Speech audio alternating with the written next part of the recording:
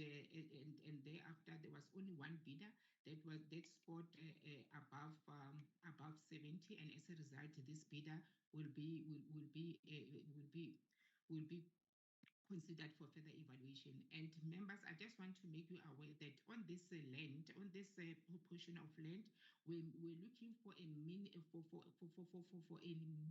upset rental of 96,600, including VAT, meaning and it was 84,000 per month, excluding VAT, and with VAT inclusive, it should be 96,600 with an annual escalation of 9%. Then we look at the price that the bidder gave us. Then we found that, meaning that on that minimal absent rental, if ever this bidder did provide us with the monthly rental that will be below 84,000, excluding VAT, then this bidder will be disqualified based on that, because the city is looking for a minimum of at least a minimum of 84,000. Then the bidder gave us 93,043 for this portion of land, and as a result, this bidder qualifies for this portion of land. And as you can see, then the recommendation, then it will go to bidder number 6, and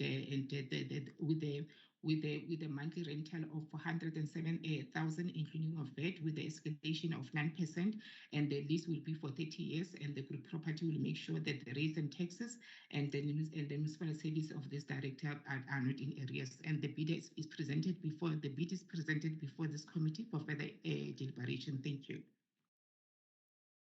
And so members, the council resolution on this property, then it is also attached as an annexure on this report. Thank you.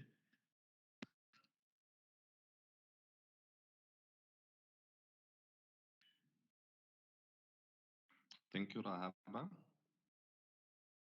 Members, the report is tabled for your comments. Peter.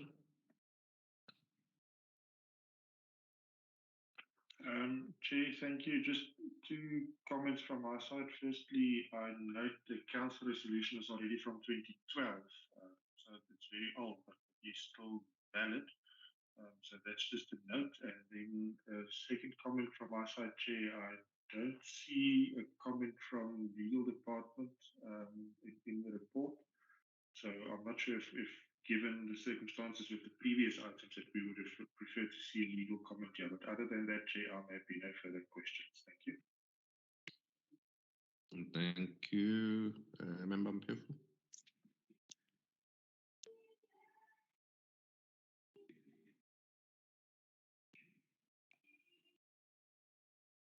Chair, I'm fine. Just wanted to confirm the issue of incorrect reference number, whether the committee found it to be immaterial. I just needed BEC to also talk to that, because this is a separate bid document altogether, because GPM 4 and 5, we had different reference numbers in the bid document. Because if we document that, then we're covered, because now we're going to have a problem when we're looking for bid information. This bid document will be saying 2021 while it's 21-22. Share. Thanks. I'm fine. Thank you. Yanni? Thank you, Chair. I've got a few questions. One, I see the 90-10 principle was used in the evaluation. If according to my calculations, the lease amount, you get to a figure excluding VAT, 30 million. That's on the 84,000 Rand. With VAT, 34,000. So it's under the 50,000, even with the 93,000 as tendered by the bidder, or the 107 as included in the recommendation, still under 50. Just why was the 90-10 used? Then on this point, as indicated, the bidder bid 93,000, but the recommendation is 107. Is that the valuation of the city that they made a counter proposal, or how do they get to the 107? Then just the comments of the CFO on page 18 of 20, paragraph 4. I think it should just be amended. This is an income, not an expenditure. And it's indicated there should be the expenditure is funded, and I don't think there's an expenditure. And then the issue of the legal the issue about legal comments already should be included. And then just the council resolution, Peter highlighted this. The council resolution was taken 9 years ago. Now, I don't know why it took so long to put this out in tender, but the question that I ask myself is, hasn't the circumstance changed to extent that the council might need this for municipal services, or is it still applicable that we do not need it due to the lapse of time? Yeah, that's my input. Thank you, Chair. Thanks, Osnonto. Thank you, Chair. One question from my side. The bidder is being recommended for to be awarded the lease at a monthly rental of 107, similar to Yanni's, but slightly different, 107,000 per month. But if you go to Annexure B, which is the bid closing register, the amount there is different. I mean, if someone can explain, maybe there's a calculation that as part of the evaluation process that gets undertaken by the evaluators. Why is the difference of prices from what was noted in the bids register and what is entailed in the recommendation? Thank you, Chair. Thanks, Rahaba.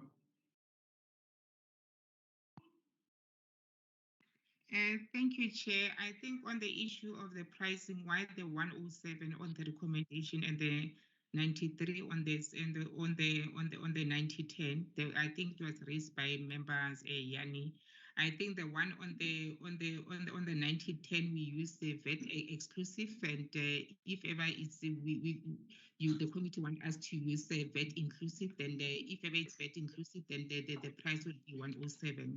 And remember, the one that member Nondo just raised now, remember as a committee, we are only evaluating the documents. Then we don't even see the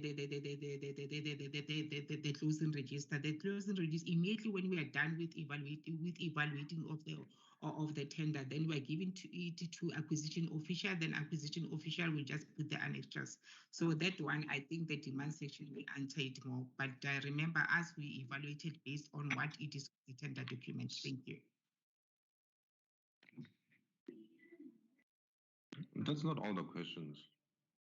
Through you, Chair, if I could just add Thabiso here. Can you just declare as well, please? Morning, Chair, morning, colleagues. My name is Thabiso Hlongwane from the department. I declare that I do not have any interest in the items that are being considered by the committee. I think I just want to deal with the issue of the 9 years. There's no legal requirement that says that when a property has been approved in council and time lapses, that there must be a return to council to confirm that the property is still not required. Once the council has confirmed that the property is not required for provision of municipal services, the department then holds on to that asset and analyzes the market. When the market is fertile for the property to be released, then the property gets released to market. So it's not automatic that once council has approved within a specific period of time, then we'll automatically release an asset. Remember, Chair, we've got close to 57,000 assets in our asset register. So we would literally collapse the real estate market in Tshwane if we were to adopt an approach that says that once council has given approval on a specific land parcel, then immediately thereafter we release it to market, because not doing that would occasion us having to go back to council, that council must still confirm that it doesn't require the property. So once council has confirmed that an asset is not required for provision of municipal services, the department holds on to that asset, it analyzes the market, it packages that asset in a manner that it will enable that asset to respond to the market demands at any given time. That's the first point. The second point is that a number of these properties that are being released now were approved quite a long time ago, as colleagues are rightfully saying, but because of the inefficiencies in the department at the time, a lot of them have since not been released. There's a comprehensive cleanup process that the department is seized with, because one of the observations that we're making is that the longer you hold on to these assets, they get invaded, they become too expensive to hold, they occasion litigations, so it just becomes a mess in the hands of the city. So we are embarking on a process of cleanup as a department. We're ensuring that these assets that have got historical council resolutions are cleaned up, also to ensure that revenue return for the city. So I hope I've dealt with the with the question around 9 years having passed and us may having to return to council. I thought that's the only issue, Chair, that pertains directly to the department. Any other issues? I thought those are supply chain related issues and they can be dealt with from that point of view, unless if I may have missed anything. Of course, then we will also add in this report, I will recommend to the committee that it be added to this report that a lease agreement be entered into before any development happens, in line with the resolution of the preceding item. Thanks, Chair. The question about the reference number.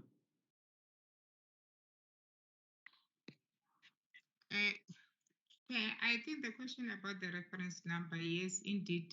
I think the DH supply chain did mention.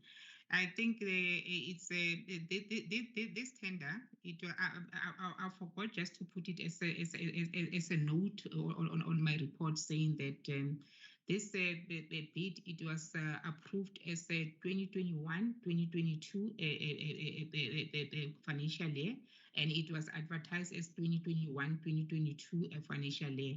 But the bid document that went out to the public, then it says 2020-2021.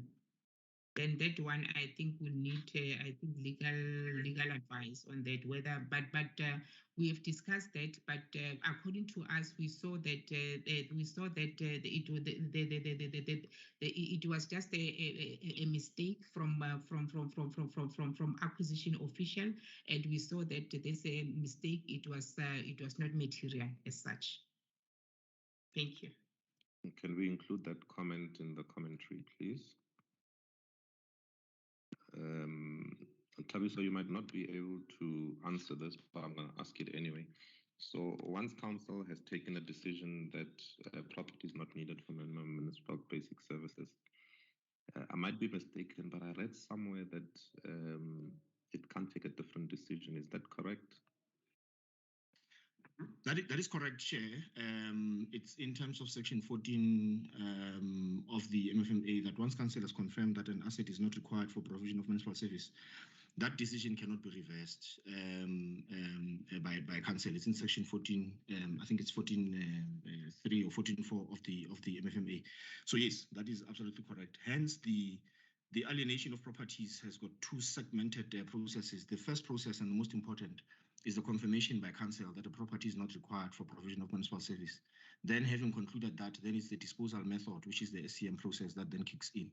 So having concluded the council approval, as to when the disposal process kicks in, it's not a regulated exercise in terms of timeframes. That is the point I was trying to emphasize in the preceding submission that I was making. Thanks, Chair. Okay. Members, any follow-ups? Yanni? Chair, Section 14.3 of the MFMA reads as follows. A decision by the Municipal Council that a specific capital asset is not needed to provide a minimum level of basic municipal services may not be reversed by the municipality after that asset has been sold, transferred, or otherwise disposed of. Now, we're not at that stage yet, so it can. So just another question, just on the valuation. The minimum figures that was included in the bid spec, was that done in consultation with the city's property valuation department? This is the 84 and the 96,000. Just was that done with their permission or their consent or their input? And then just the issue on the 9010, I haven't heard the answer to that yet, because if I work out the total amount on 107 comes to 38,519,802 rand for the 30-year period. Now, that's still under the 50 million. Now, where does the 9010 come in? Thanks, Chair. Is that including escalations, Yanni? Yes, Chair. I've tried to include the escalations. Okay. Those two, Rahaba and Tabiso. Deal with the 9010 issue.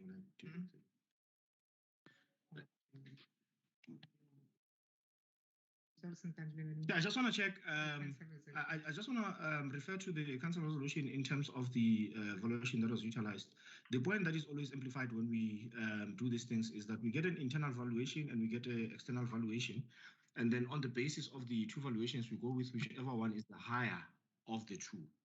Remember, the whole essence of releasing these properties to market is to make money for the city. We're not just releasing them out of the goodness of the heart of the organization. So we do an internal valuation, we get an external valuation, and on the basis of that, then we make a recommendation to the organization in terms of which of the two is attracting the higher rental. I'm just wanting to refer quickly to the valuations that were obtained so as to be able to deal with that question. Chair, if you can just give me 1 second to read through them quickly. I'll get back to the committee now. Chair, if I may, can somebody with a scientific calculator just work out the 107 escalated at 9% for 30 years, but for 12 months, 30 years? I think we'll get a quicker answer.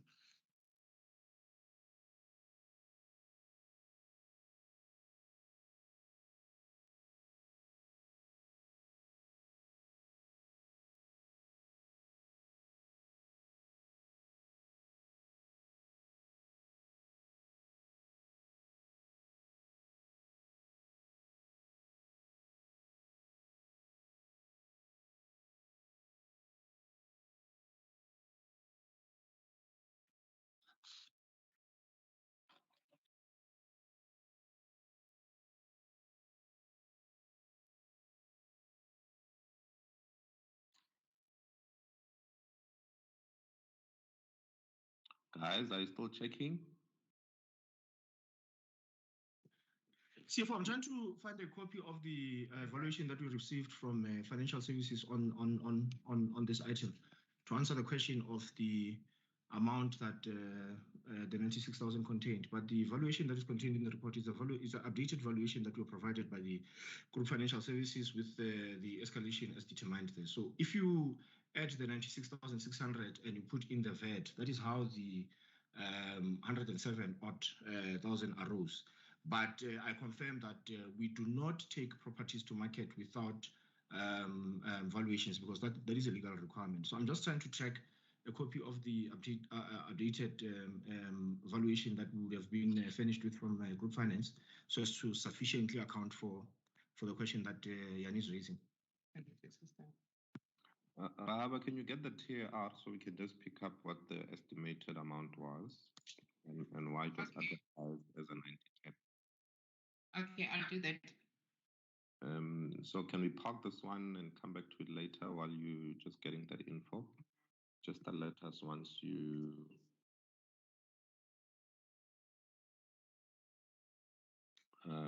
just alert us once you've got the info.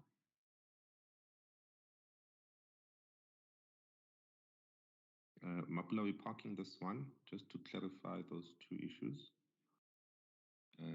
on the valuation and the reference points that were utilized? Let's do item 3 so long.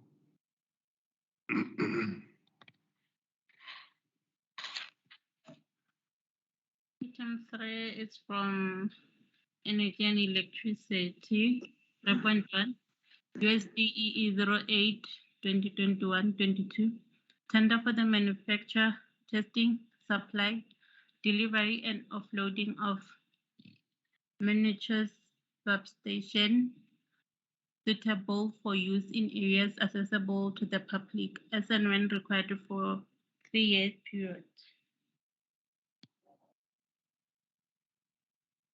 Who's taking us through?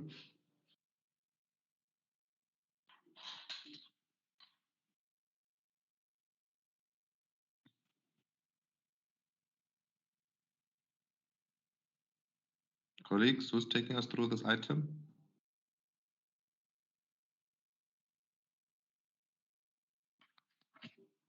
It's Mr. Ramon, Chair. Is he not in the meeting? He is. Chairperson, my apology. I'm here. What are you doing here?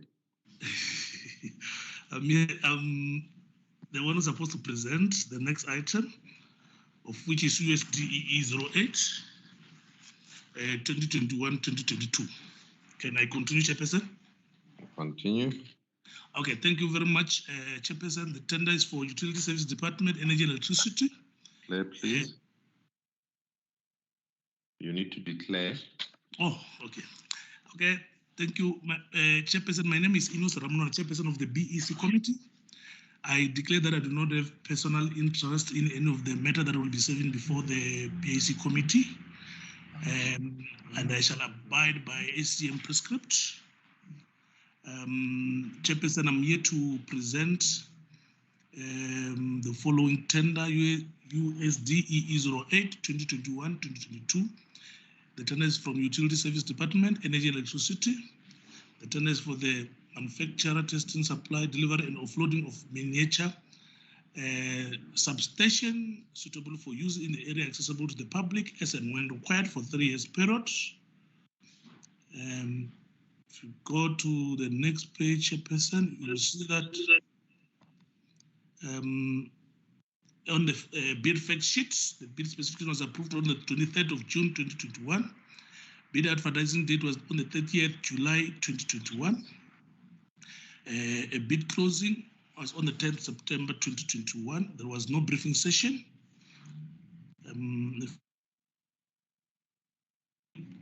Further, a little bit, this is the stock item. The GL account is 300,000 stock ledger account, and the total bid amount is 600 million. From the next page number 3, Chairperson, is the specification. Going down.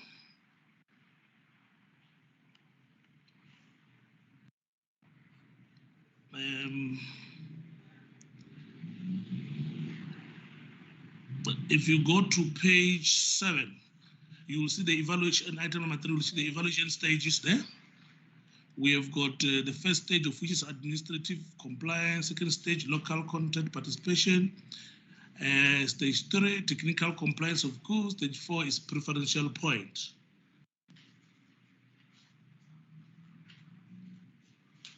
And move to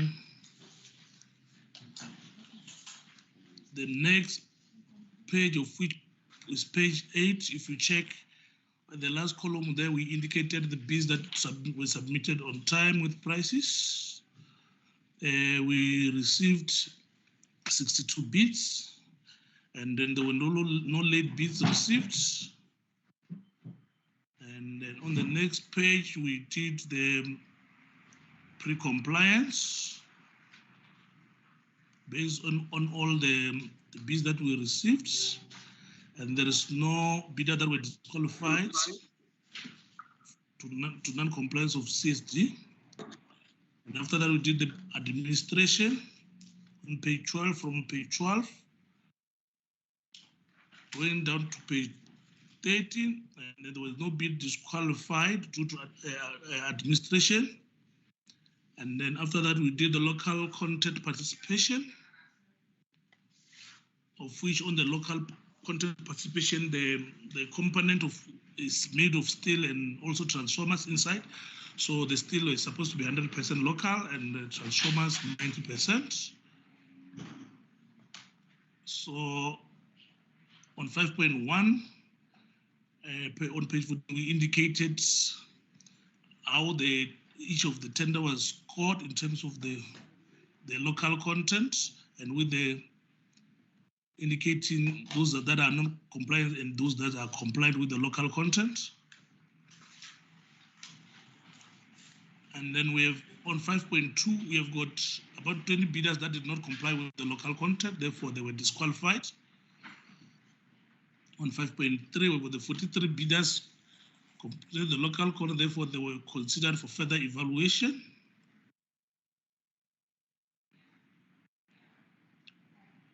And then if you put to page number 18, we did the technical compliance, where we were focusing on the 2 items that are indicated there, of which is C and D, and then remain that qualify for technical compliance.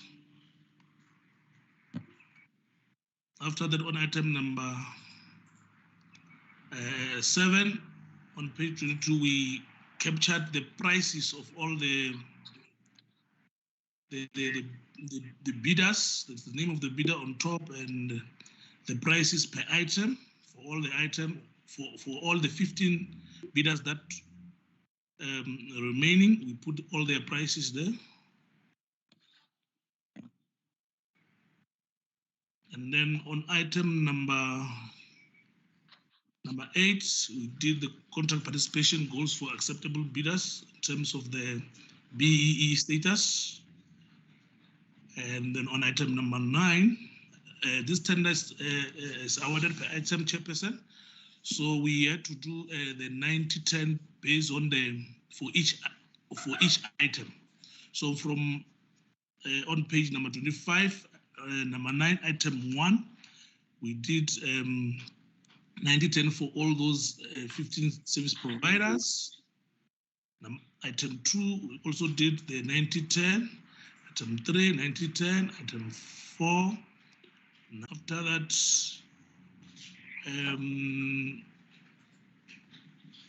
the tender chairperson require the committee the city to be able to appoint more than one service provider.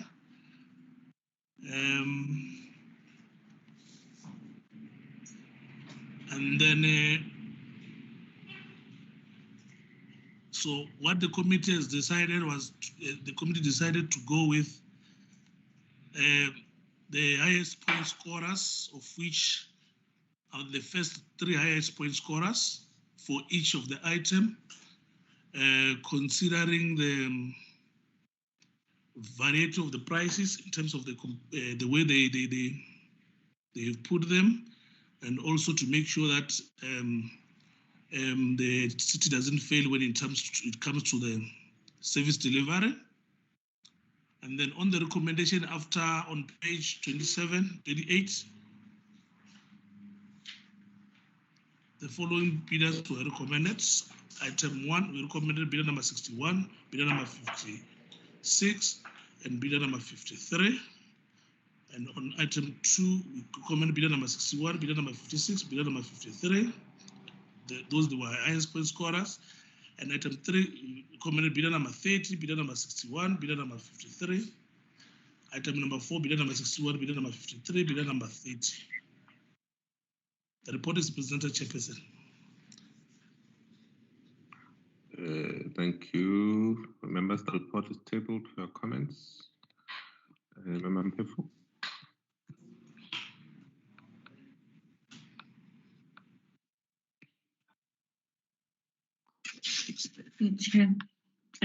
Chair, so the BEC, does the spec say you must appoint 3 per item? No, it doesn't say 3. It says more than one. It says more than one service provider to the maximum of 6. But the committee decided to go 3 per item. Okay. Mr. Chair, I'm fine, Chair. Thank you. Thanks, Peter. Thank you, Chair. 2 questions. The first is also in relation to the number of bidders per item. If we can just get clarity from the BEC as to why they elected to appoint 3 bidders per item. Something must have informed the decision to appoint 3 and not the allowable 6. That's the first question, Chair. The second question is, as the recommendations are worded now, we are appointing the bidders at different prices. And my question is, if we should not be appointing, if it is 3 bidders, if we should not be appointing the 3 bidders for item 1, for instance, at the rate of the lowest priced bidder, because as it is now, we're appointing at 3 different rates. Those are my questions. Thank you, Chair.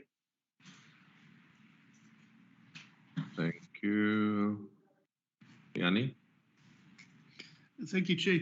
The first question is just to educate me. If you look on the cover page or the page 2 of the report, there's a date indicated 12 May. The heading or the next to it is written date on when the specifications were available. It's written 12 May, but the tender were only published later. Just somebody clarify to me, what does that mean? Where does it? The second issue is, if you look on the report, paragraph 7, on pages 23, 24, and 25, just include the item number. Somebody left out item 2 in the left-hand column. That must be just be included. Then just confirmation from the BEC that the specification did indeed indicate that it will be awarded per section. And then last question is just on the attachments. If you look on, there's an attachment on the server called attachments. And if you look on page 37 of 5.6 and 38, you'll see it's the scoring sheets for the different tenders, and that specific one on those pages are duly completed. But if you go to the next one, on pages 40 and 41, only 2 tenders, tenders 17, 19, and 42, were evaluated, and those score sheets were not signed. And somebody just indicate why were only 3 tenders out of the whole bunch only evaluated in that score sheet, and why is it not signed? Thank you, Chair. Thanks, Asnanto.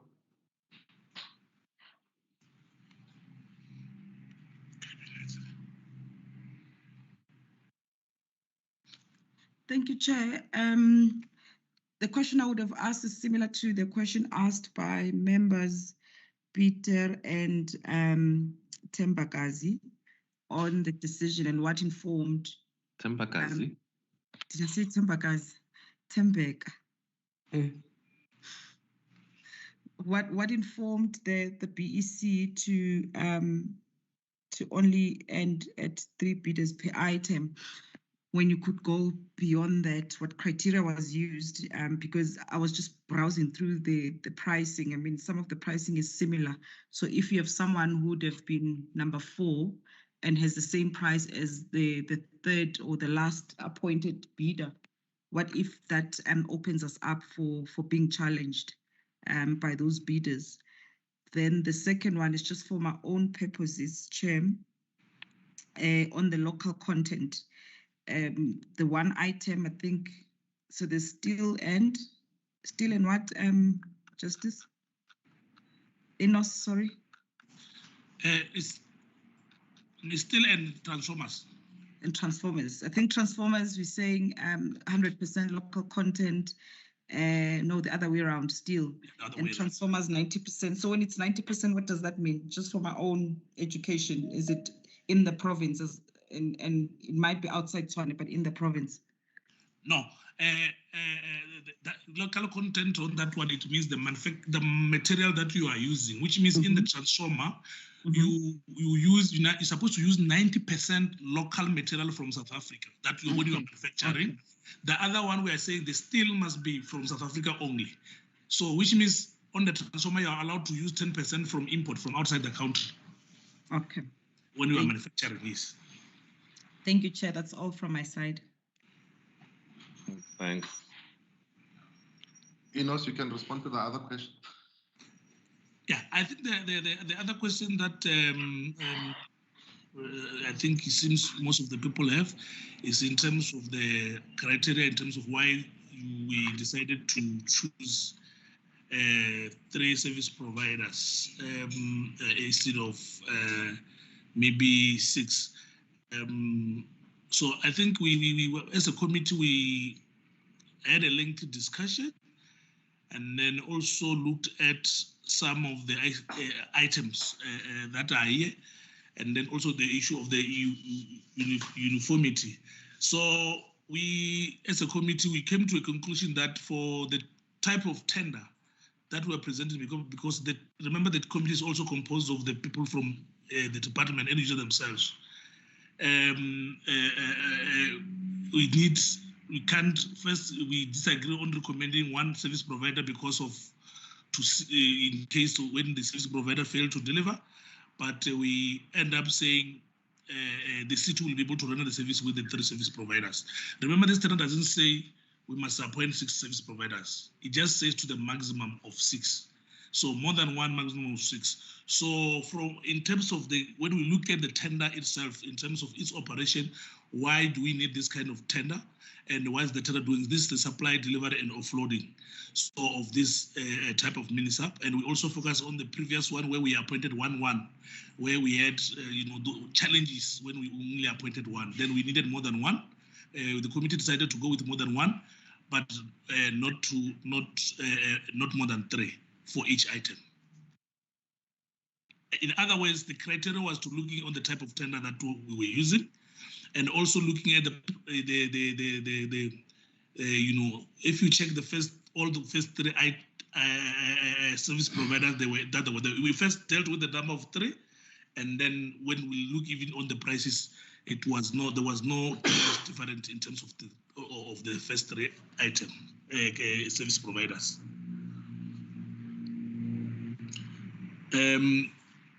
I think, I might have missed other question, Chairperson, but I thought most of the people that were talking about this. But in terms of the other question on the fact sheets on page 2, let's just quickly go there. Page 2.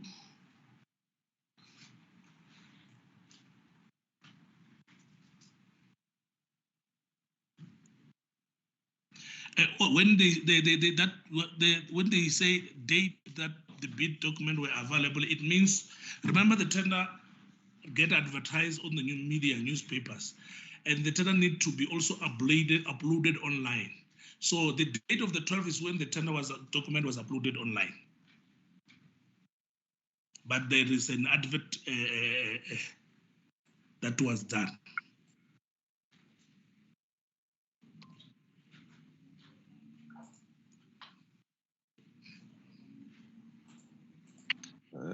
I just think it's a mistake that. Oh, yeah, okay. Yeah, I see the months. Of May. Yeah. Maybe the acquisition team and the BC must just correct that in our report. Thanks, Chair. So Robert, I didn't even, I thought you wanted to understand the difference between the available and the advert. I didn't check the dates.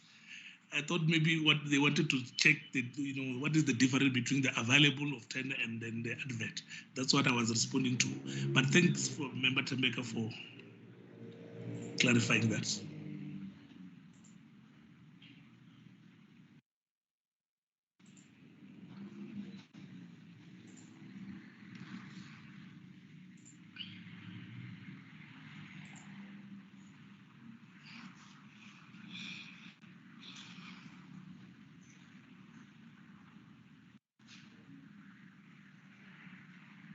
Sorry, Felix, my sound suddenly disappeared. So there was a question about the recommended amount. Oh, yes.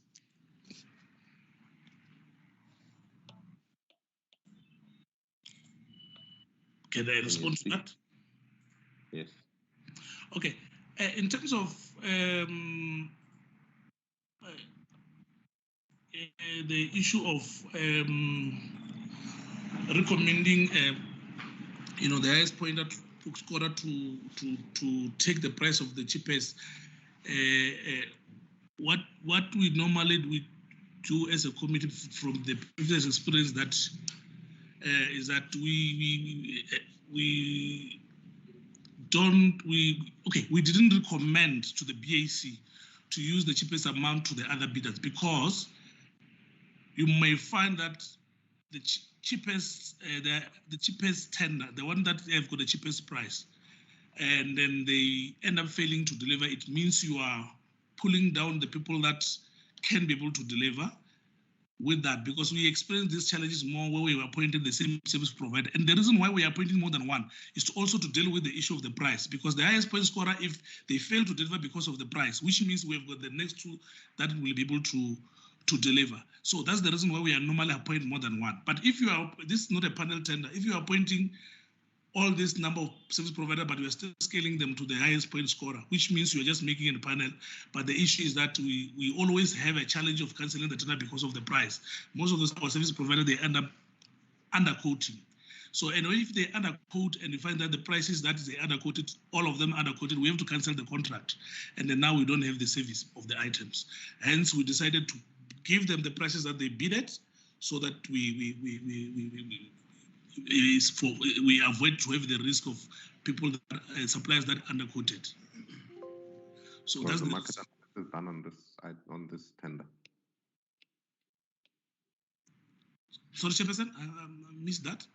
Was the market analysis done on this tender? Not from the BEC. So there was no market analysis. So your comments about the highest scoring tenderer having possibly underquoted is not factual. You know, sometimes when we do this, Chairperson, in terms of these tenders, we know the manufacturers for these tenders, and some of the manufacturers, such as ADC, they bidded for the tender. So now you look at their price, and then you could literally can use it as the basis because they are manufacturers of these things. So literally we can use them as the basis, but we didn't go out except using what was bidded by the service providers. But we literally know that this is the manufacturer, and they bidded for the tender. But remember, we can't disqualify if the tender doesn't require us to do market analysis and disqualify whoever that is underquoted. We can't go and disqualify those who are their prices that are below, so without that being factored into the tender. I didn't say disqualify. Members, any follow-ups?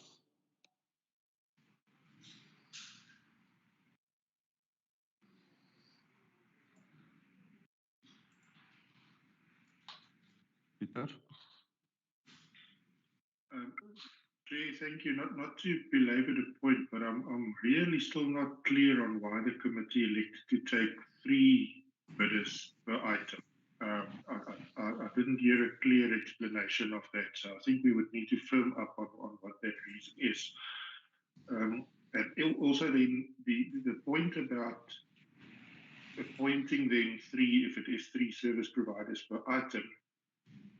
If we say we appoint the other 2 only if the first bidder fails, then we need to document it here in the report somewhere, because I couldn't see that the report documented it that way.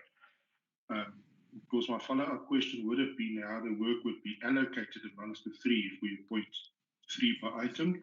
But if it's the intention to actually appoint the first one and the other 2 as a backup, we need to document that, Chair. I'm also still not fully answered on why we're not appointing at the rate of the lowest price tender, Chair. I'm not quite answered on that. Thank you. Enos, you want to give it another shot? Yeah, on the recommending the 3 service providers, I think I responded, Chairperson. Maybe the member didn't hear what I was saying, or maybe it's not how you want the response to look like. As a committee, we decided where we have got the spec dictate that we appoint between 1 and 6, actually to the maximum of 6. So based on looking at the type of the tender as the committee, as I'm saying, the committee is also inclusive of people that are coming from electricity. And then from our side in supply chain, I'm also from stores, of which we are the custodian of this item. So based on that expertise that are there when we're doing the discussion, we came to a conclusion that 3 will be able to render the service as a committee. That is the decision by the BEC committee to recommend to BAC. Looking at that, in case if we have got the the highest point scorer having an issues, but we still have two that can be able to render the service so that we don't need to rush. Also based on the experience of previous tenders that had the same problem. This is not the first tender that has been presented like this, and then for us it's working very well because we, instead of cancelling the tender, but we always have the option. But to deal with the issue of what he was saying, to say the issue of the backup, actually in terms of the I think I can say practicality or other issues that affected this issue of backup in the future. Even the report that we presented for the backup, it always people discourage it because of it seems as they will some suppliers tend to sabotage the highest point scorer. So either you go straight or you recommend all of them. Because when you have got a backup, remember these are the suppliers. So there is a risk of sabotaging, especially from the either end user and the department that we encountered before. And we presented a lot of report recommending the backup to the BAC, of which that narrative came from the same committee of BAC to say, even the department, when they were commenting, to say there might be sabotage because of people that don't like the recommended one. Hence, the BEC now we're taking the approach that we are doing away with the issue of the backup, and then we rather recommend, but we recommend them on their prices because we don't want to cripple the system based of non-performance in terms of their cheapest price. Thank you, Chairperson. So the recommendation of the BEC is to appoint all of them. Yeah, the recommendation of the BEC is to appoint 3 of them on their price. Peter, are you answered? Chair, I'm answered, but just in practice, I fail to understand why we would want to pay one service provider more for the same product than what we're paying another. And let's just take item 4 as an example. I think it's the last one. So the amounts there, that's on page 30, varies by, I know it doesn't seem that much, but it varies by about 10,000 about 10,000 per item. So we're going to pay one service provider 10,000 Rand more for exactly the same item. In practical terms, I fail to understand why we want to do that. But I'll go with the majority decision, Chief. Thanks. Thanks, Peter. Members, as recommended. Just a small amendment, Chair, on the report. I think the group head should be energy and electricity, not utility services. Okay, noted.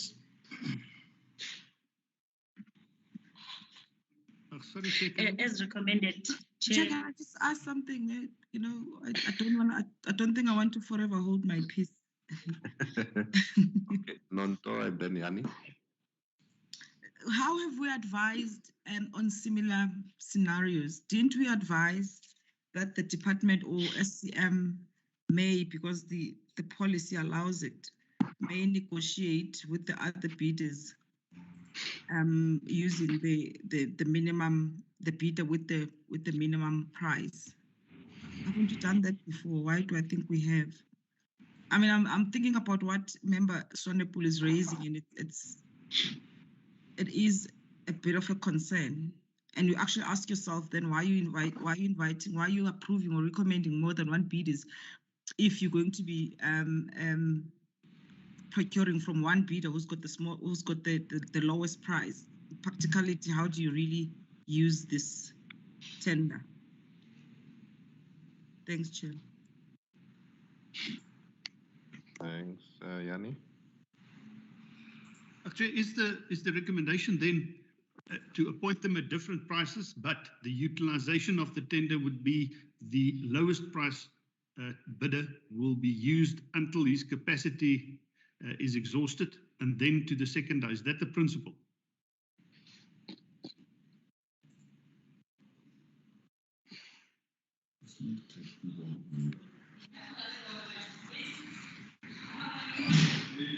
Look, I think there's a lot of noise coming from your side. Okay, I'm closing the door. Sorry, Chairperson.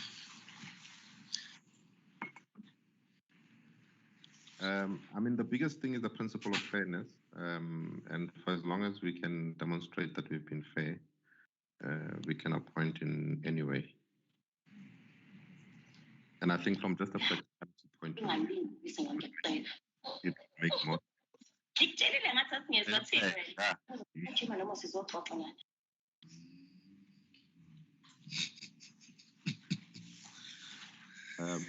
Practically on the ground, the team would be expected to start with the highest and scoring bidder, and then go to the next one. And I think to your point, we have recommended negotiations, and I think we focused a lot where the price variation is very large between the highest and the lowest scoring bidder. I guess it's up to the committee to decide whether there should be a negotiation or recommend on condition that we max out the highest scoring bidder before we engage with the other bidders. I think the recommendation by Member Yani does make sense to put it as a condition of appointment.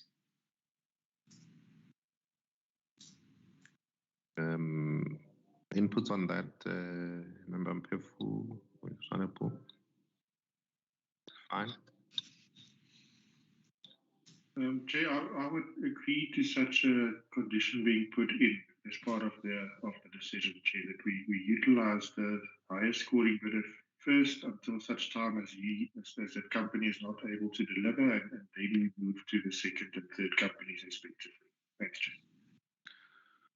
Thank you.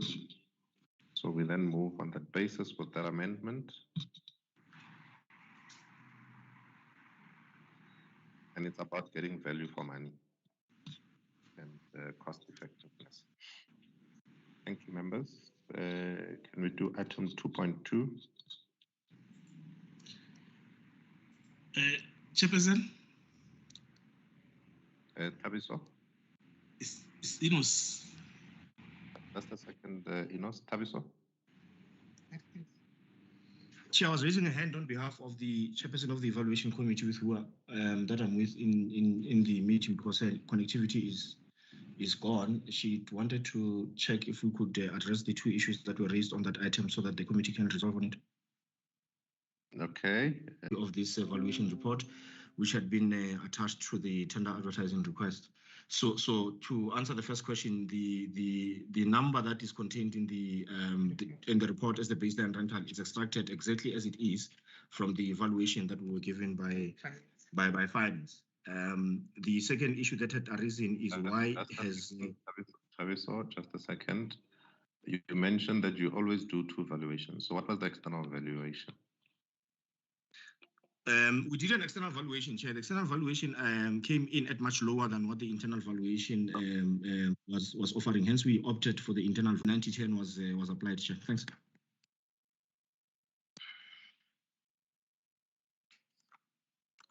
Members, those are the responses. Any further clarity from the BEC?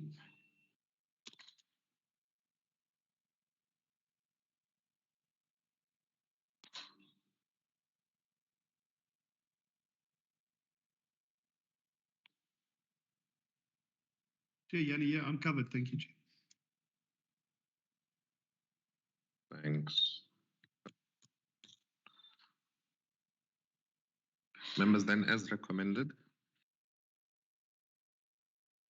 As recommended. As recommended, Chair. As recommended. Thank you.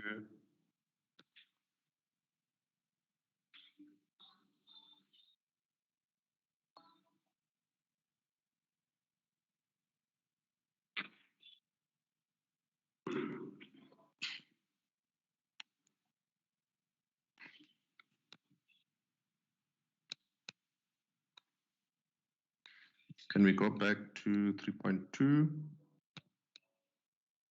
Item 3.2 USDEE 21, 2020-21, tender for the supply, installation and commissioning of cable and accessories required for joint and termination of cable, as and when required for the period of 3 years. Thank you, Osmapula. Thanks, Chair. My name is Pamela Nkabutla-Rakwele. I declare that I have no interest on the item that I'm presenting today, and I will abide by the rules and regulations of the committee. The report is from the Department, Utility Service Department, under the Division Energy and Electricity. The reference number is indicated, USDE 21. Tender for the supply, installation, and commission of cable and accessories required for joint and termination of cable on an as and when required for a period of 3 years. The tender was advertised on the 12th of May 2021, and then it closed on the 15th June 2021. There was no briefing for this tender, and the responsible official from the department, we have Fanny Fenter. From acquisition, we have Edwin Makaha, and then members of the committee are stated there. And then the tender is still valid, Chair. It's expiring on the 10th of December 2021. On the scope of work is documented between page 3 and 17 with all technical requirements of the tender, and the evaluation stages for this tender is also indicated on page 15, which is the admin, local content, technical compliance, functionality, and preference point. So starting from page 18, we have bids that were received on that day on the time of closure, which is at 10. Then we have 20 bids that were received on that day. There were no late bids received for this tender. And then as our number 3, we have pre-compliance. Pre-compliance was performed on all the 20 bidders that submitted their bids on that day, which is a restricted state supplier, state employee, and tax compliant. So the result are no bidder were disqualified due to non-compliance of the CSD. Then the bidders also, the 20 bidders were also evaluated administratively, and then the result are also no bidders were disqualified under the mandatory. And then they were then measured for the bidders were then evaluated as mandatory, which is Annexure A, and complete B, which is where the bidders were supposed to complete it in full. Then the following 20 bidders were evaluated on Annexure B. Then 6 bidders out of this were disqualified because of non-completion of Annexure B in full. Then we were left with 14 bidders. And then the 14 bidders were then considered for further evaluation, and they were also measured for local content. And then the result were as follows. The following 14 bidders were evaluated on local content, and then out of this, 1 bidder was a number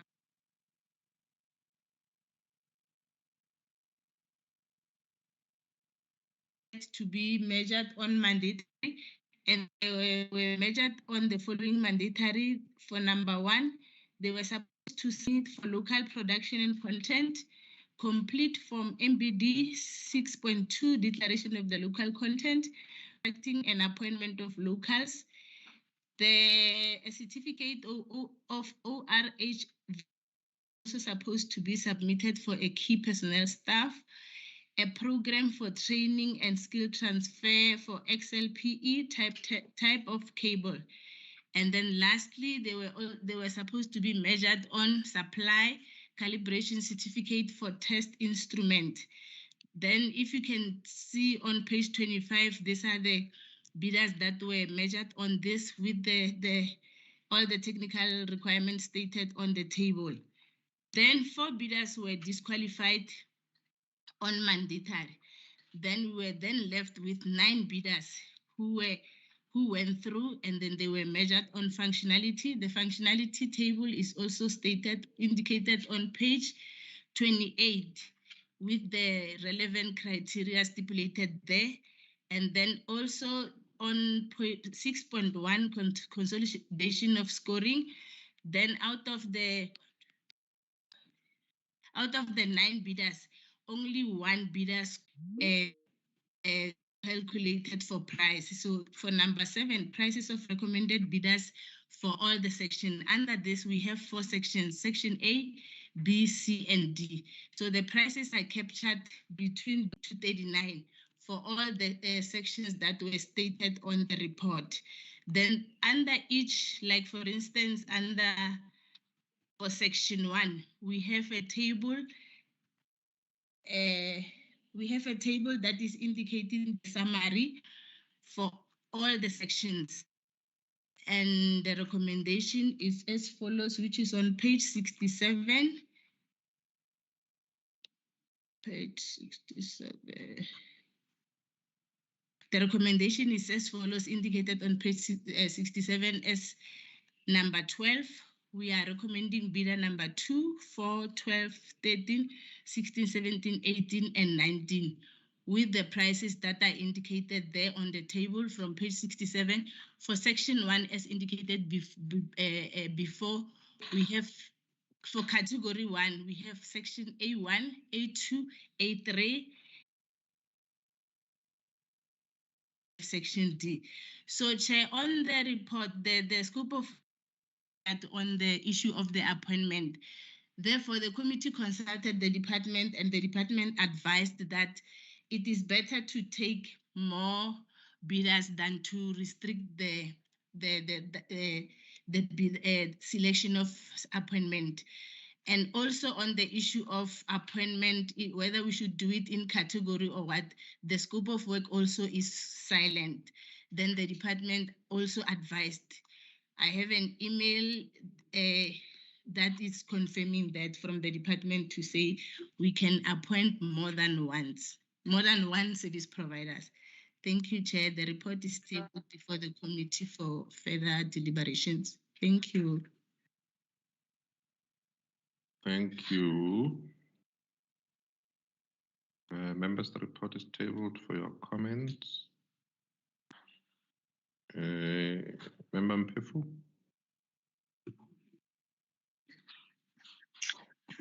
Chair, page 13 of the scope of work, I'm not sure there's a scope of work. It says the tenderers to price completely per section, as the awarding will be done as one tender cable group. And maybe BEC, before we look at this recommendation, getting number 6, Pam. And Chair, I think as we continue to adjudicate this item, we are seeing a trend that the BEC are not evaluating according to the spec. They will consult with the department. Remember, a department will come to BSc, table their item, and all the considerations or anything that needs to be considered is obviously looked at a BSc level. It's becoming a risk that the BEC, as and when, and it's becoming a trend, they're involving departments in the evaluation process. I am not saying do not seek advice, but in an issue of them wanting to appoint more than one, they always involve this department. Can they maybe first explain to us what does that sentence or that paragraph mean before we can look at this particular recommendation? Because, Chair, if you want to award a group, there must be specific requirements in the tender document that talks to how you're going to be able to select those particular service providers and the pricing thereof. So can maybe just, before I continue, get an explanation of what does page 13, number 6, Pam, what's the meaning of that paragraph? Thanks. Thank you, Chair. Per group is referring to, if you can check under section A, it's section A1, A2, and A3. And then under B, we have B2 to B14. Under C, we have C1 to C3.11. And then under D, we have D1 up until D.1.3. It's on page 67. It seems the recommendation, the way it's written here, is for 1, 2, 3, 4, 5, 6, 7, 8, 9 bidders to be appointed. But I'm not really clear here on exactly. Well, I think I need to get some clarity on the way the recommendation is worded, because there's a table with 9 bidders included, and then it starts with the category. So if we can just we talk through the recommendation specifically in more detail, please, Chair. Thanks. Pam, can you just clarify that? I didn't get it well clear. Can the member just repeat what he has just said? Because I was trying to page through to page 7. Chair, through you, just in short, Pam, if you could just talk us through the recommendation. The way it's worded is not very clear. So it's page number 67. If you could just talk us through the recommendation, please.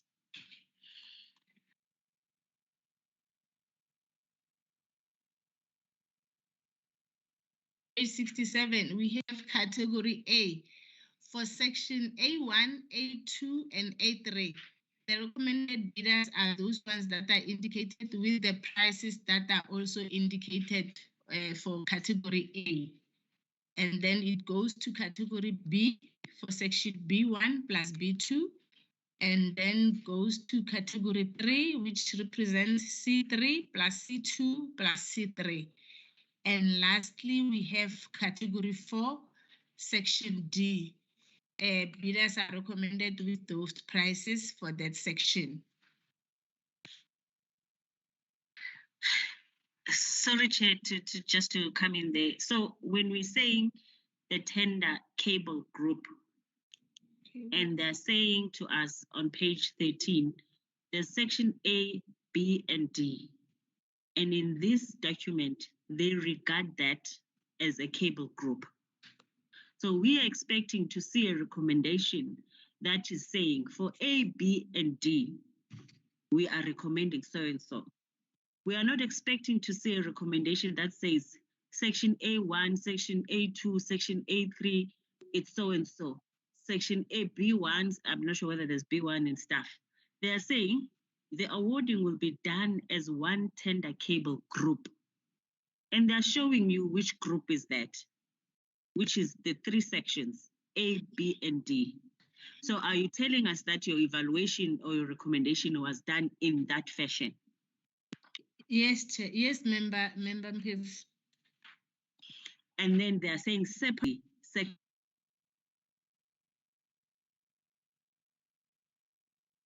different from your section D. Exactly my point, Chair. Member Mpiv. Okay.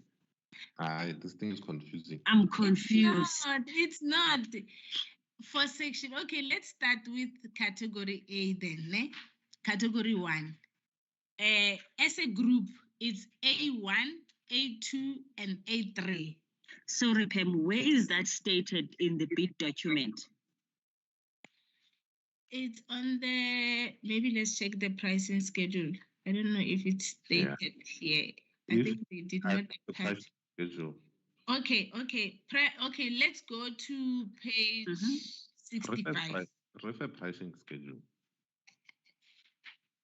Okay, let me ask Edwin to forward because I don't know why it was not part of this. But if you can go, okay, firstly, before we can get the pricing schedule, let's get to page 65, number 9, schedule of particulars and prices of acceptable bidders.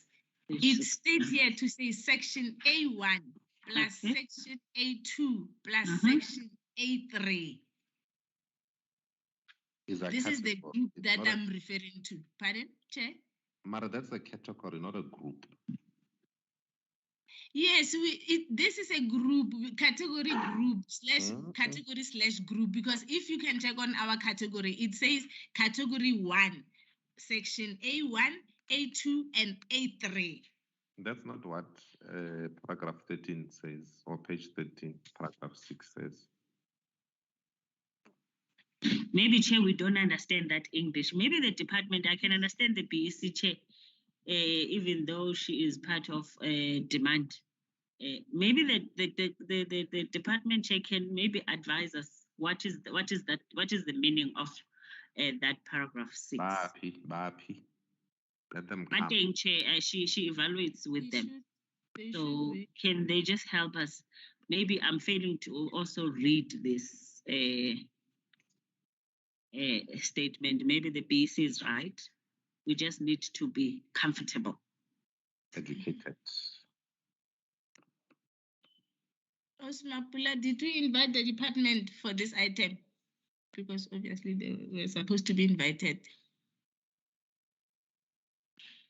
Is there anyone representing the department for this item?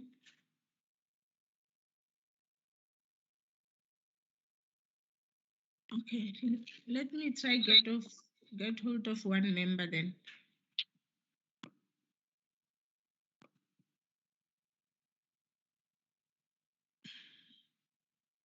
Nondo, can you help me there? Non-total educable. Nondo Beko. Oh, guy, Nondo Che. Nontobeko is in the office but has stepped out of the meeting Nala because is she's attending to an AG matter quickly. Okay, Nondo Beko. So she's not paying attention for the next 10 minutes, although she's in the office. Nondo Beko, myself has. Oscar Ulela yalo, pero let's see. Itu ke kopa o log in ko BAC. Because there are two types of cables. One are the XLPE, one are the PIO.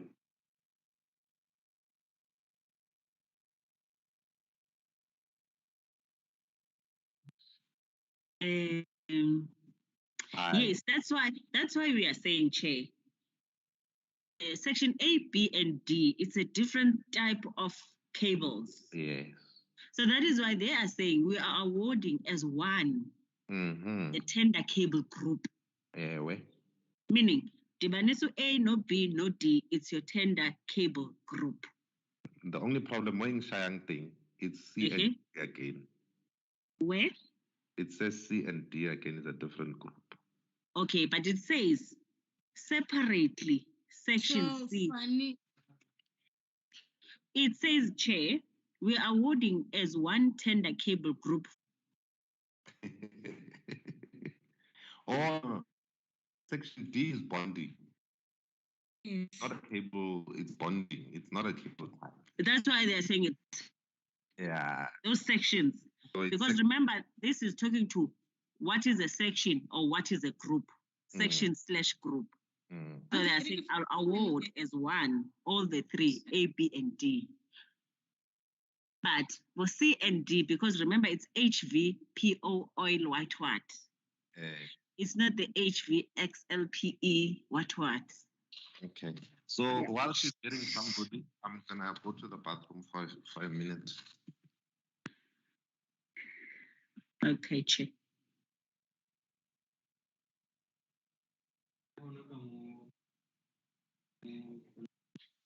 There's no need to be technical when you are just speaking to the award criteria. Chair, can I ask, because it is driving, I've sent him the logins. I don't know why the department was not invited, and I'm trying to get hold of Fanny. He also is representing the department. So one of the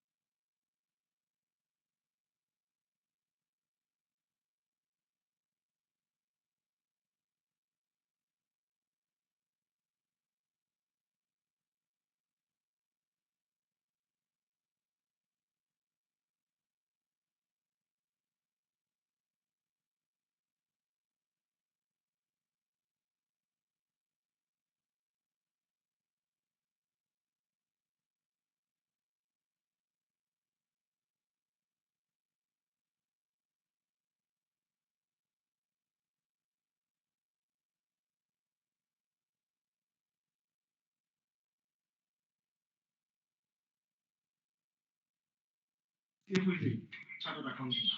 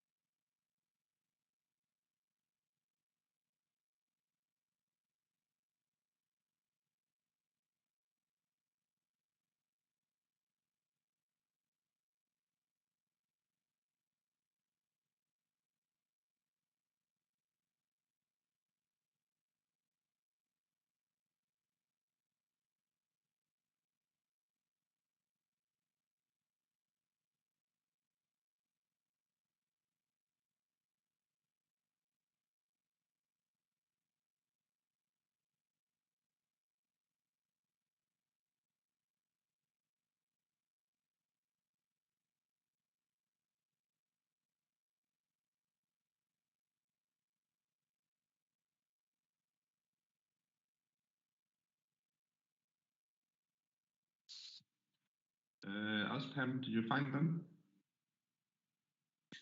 Chair, Pam requested we move to the next item while she's still getting hold of the department. Chair, we were doing so well with time. I don't want us to lose that momentum. Can we maybe then go to 3.3 so that Enos can table the cancellation? Maybe Pam will be ready after that. Thanks, Chair. All right.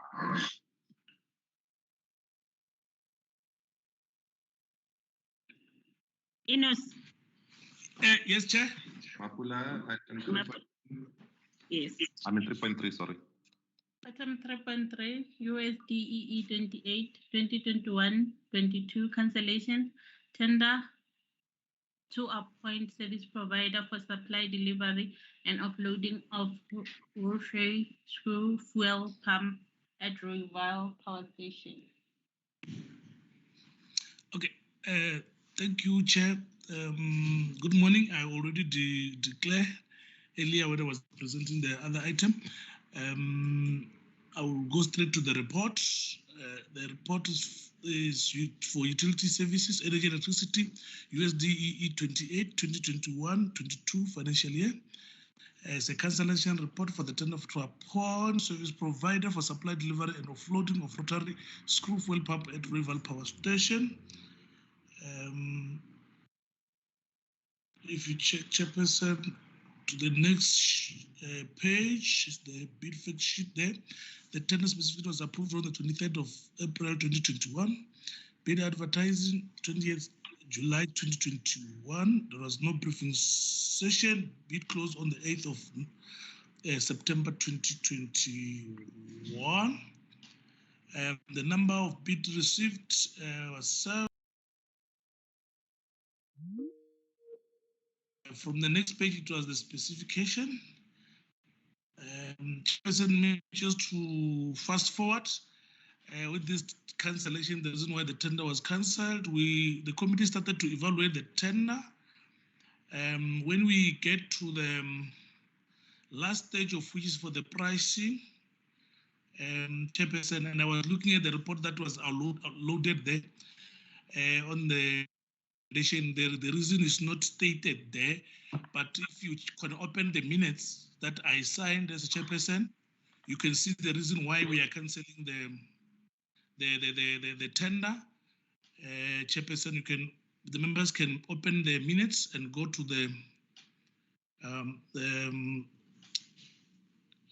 minutes on the cancellation report. Just a sentence above the cancellation report on the minutes, where it stated that in today's meeting on the 28th of October 2021, the committee noted that there is a discrepancy of the price for bidder number 7, of which is Lale Pty Ltd. The price looked like it has been tampered with, and the committee agreed not to further evaluate this tender due to the discrepancies on the price for bidder number 7, Lale Pty Ltd. And then the committee decided to recommend this bid for cancellation and re-advertisement on the reason of material irregularities on the tender. So what transpired, maybe quickly, Chairperson, is that when we came to the last stage of the companies that went to the last stage of pricing, and then on one of the bidder, of his bidder number 7, we realized that the price was tampered with, and then the integrity of this tender already has been compromised, because we could see with the naked eyes. We even tried to consult the SCM just to, the SCM advice, including those advice, the committee decided to recommend for cancellation, and then the tender to be re-advertised within 14 days after approval by the BAC. Thank you, Chairperson. Can we see that pricing schedule? The one that was tampered with. I believe Justice should. I don't have the tender document with me now where I'm sitting, but I'm not sure if the acquisition director is. It's not attached to the document. Oh, you mean the reports? It's not attached to the item on the agenda. So we must just believe you. No. What I'm saying, I indicated earlier, Chairperson, that the report that has been loaded, it indicate the reason. Then, hence I said, I'm directing the members to look at the minutes that I signed. We want to see the document that the BEC saw. Oh, the document is not attached. I can quickly go and get the document and come back. Can I get 5 minutes, please, to get the document, and I will try to. Just answer any other questions from members. Sorry, Chair, Justice is in the meeting. Can you then assist us with the document? And then Enos can continue with his business of the day. Thank you, Chair.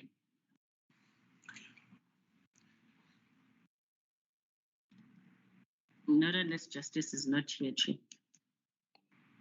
Chair, I'm in this meeting. If you say he's here. Can you get the bid document? It cannot be. Okay, thank you, Chair. The bid document is available, Chair.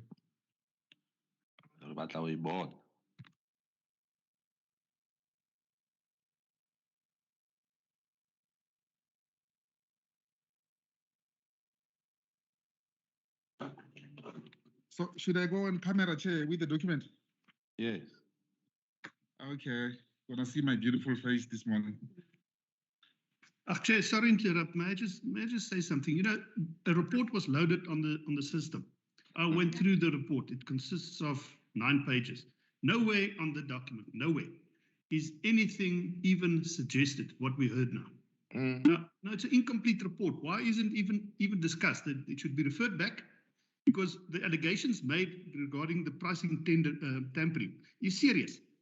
That's serious stuff. That's not a by accident issue that was not detected or that happened. This is serious stuff.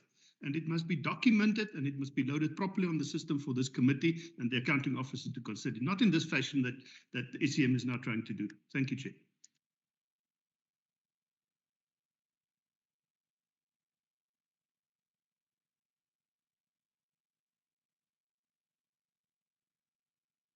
Ratupetsani, Chair, I'm with you. now I still want to see it. Okay, here is the document. I don't know if you can read there. It says Lalefa. I'm going to take you to the page where we experienced a problem. I don't know if you can see it there.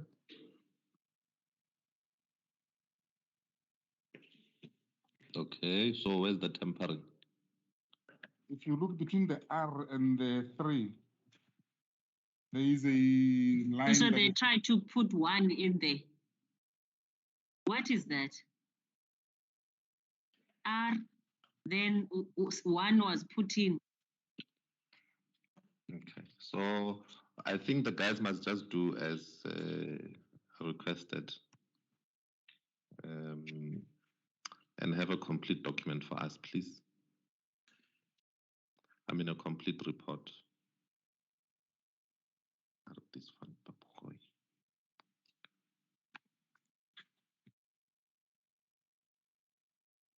Seconded chair, I mean, the chairperson of the BEC, when he was tabling the report, he did allude to the fact that the report is not complete because the reasons for cancellations were not included as part of this report. So this item, Chair, we then get to refer it back. We request the BEC to give us a full report of the reasons of cancellation and refer to that Chair pricing schedule. It must be part of the submission to the BAC so that we're comfortable that we had a look at everything, obviously, that resulted into this cancellation. Thank you, Chair. Thank you. Can we move? Refer back.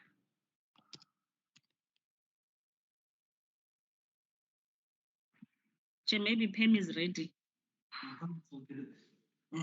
Pam is not ready. I'm not sure. Now I'm ready. I don't know if the department is here. You were supposed to get them. So how can you be ready, Gengo? They are not. I called them. I don't see them logging in. Hence I'm saying they're not here. But I called both of them. Let's go to item 4. Okay. Item 4. 4.1. 4.1 is from coordination, ROC 07 2018-19, rehabilitation of sinkhole, appointment of a service provider for the rehabilitation of sinkhole at Clifton Avenue, Linton Manor, Centurion, City of Tshwane.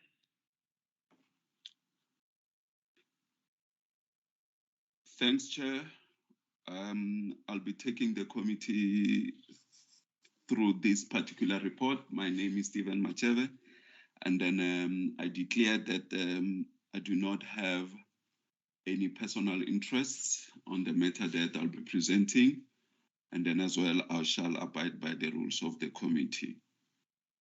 If I'm allowed, can I proceed?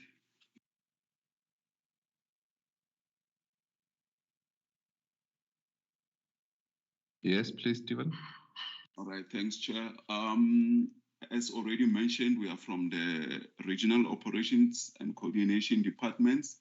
And then this is an appointment through a framework contract, ROC 07 2018-2019, for the services to undertake the rehabilitation of a sinkhole at Clifton Avenue, Linton Manor in Centurion, scheduled for a 9-month duration in time period. The requests were sent out on the 12th of August, and then the coast closed on the 20th of August, and then on the 7th of September, we did the evaluation, but unfortunately, due to the recommended bidders problems, which we'll talk to later, we had to relook at the the evaluation again. Out of those, 4 quotations were received, or 6 bidders were basically invited because of the panel consists of about 9 bidders, and then 4 submitted. And then we even give our budget there that we are working on is 22 million, and then it's under cost center 92512, cost element for 15929. That is the cost element for rehabilitations of sinkholes.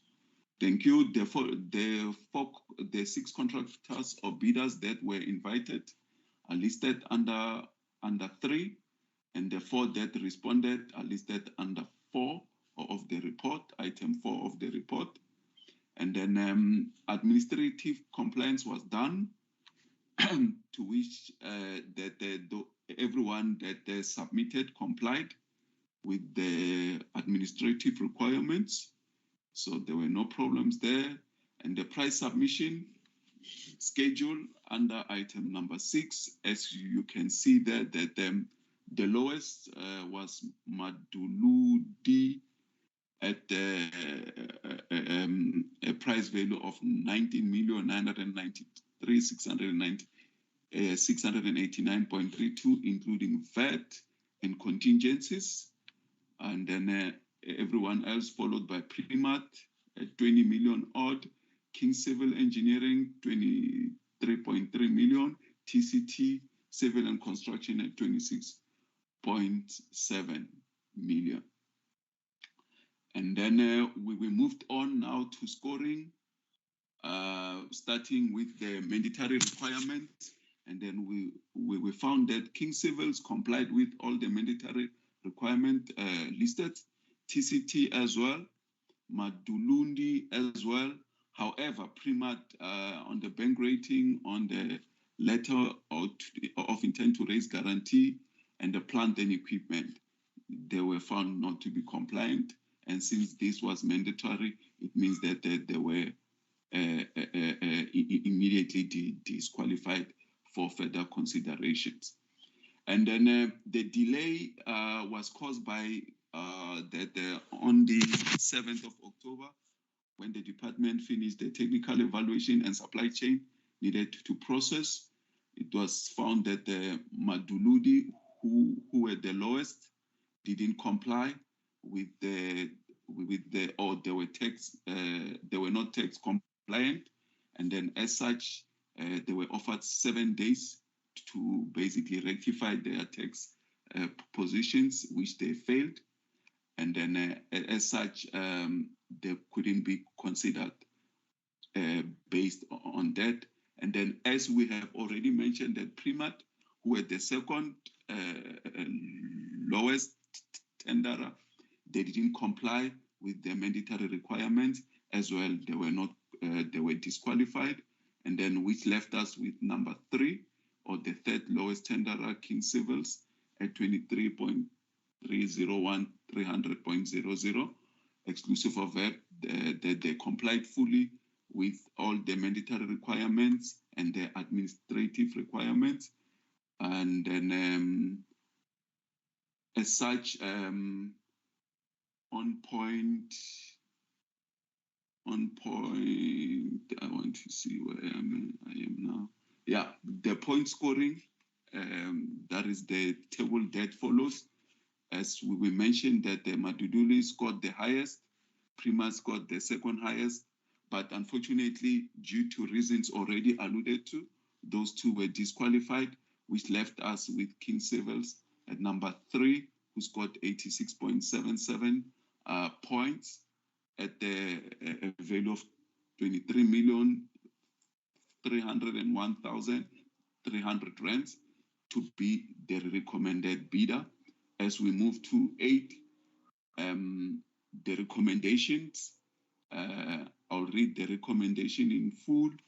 The bidder, King Civil Engineering Contractors, Pty Ltd, registration number 1982-00369807, vendor 12897, is therefore recommended for appointment for the rehabilitation of sinkhole at Clifton Avenue, Littleton Manor, Centurion, City of Tshwane, at a total price of 18,420,000 exclusive of VAT and 10% contingencies, and at the price of 23,301,300 rands, inclusive of VAT and contingencies. The above recommended in accordance with the municipal specifications and conditions of quotation as submitted, that the group head regional operations ensures that all municipal services one or any direct area Stephen, paid up during the Chair. You had disappeared. I don't know what happened to you. Oh, okay. Am I audible now, Chair? Yeah. As I finish off reading the recommendation that the group head regional operation and coordinate ensure the management ensure and manage the expenditure incurred for the duration of the contract within the available approved budgets. Yes, and then number 10 is the issues of national treasury. Maybe before I move to number 10, as we said, the cost center where the amount is, the budget is available is 925.12, cost element for 15929, and then the National Treasury database confirmation that everything on the CSD for King Civil is correct and that they are tax compliant, and then those are all the annexures that support the report, and then the approval regime recommended, and then hence we are here, Chair, with you yourself as the Chair of the BAC. Thank you, committee, for hearing us today. We'll take any questions, if any.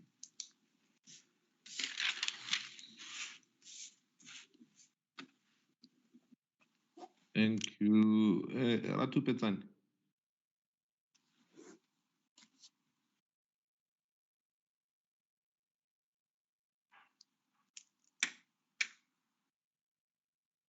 Justice. Oh, okay.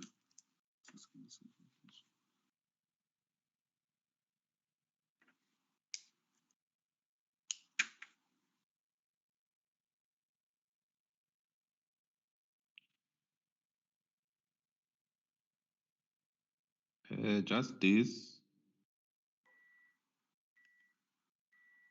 Or anyone from SCM.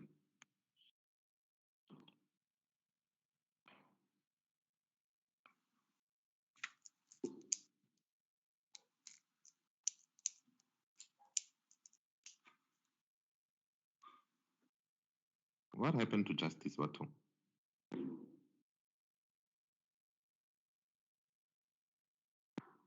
Or Stephen, maybe when you'll be able to answer the questions. I'll try. If they are technical related, I will do so, Chair. First, you said there are 9 bidders on the panel. Why did we only invite 6? It's because according to the strategy adopted is that others had already been afforded an opportunity, meaning that they have already been awarded work. Can we include that in the report, please? Otherwise, it becomes difficult to read it without that information. Now, there was an evaluation date on the 7th of September and re-evaluation on the 27th. Can you explain? It's almost 2 months apart. Why did it have to be re-evaluated, and why after such a long time?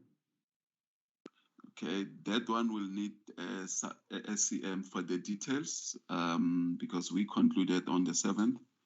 But the reason was due to the lowest bidder, Maduludi, struggled with the tax compliance. So I'll take it that in that process they were busy engaging with the service provider on the tax compliance issue.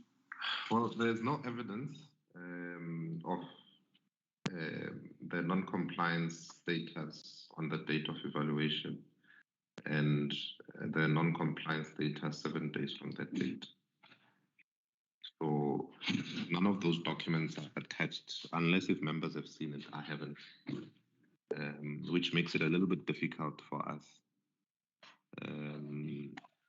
to take it at face value without that additional documentation being attached to the particular report.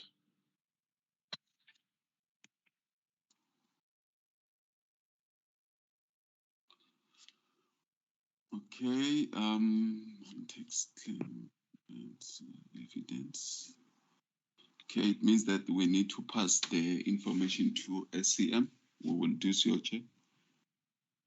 So you have that information with you?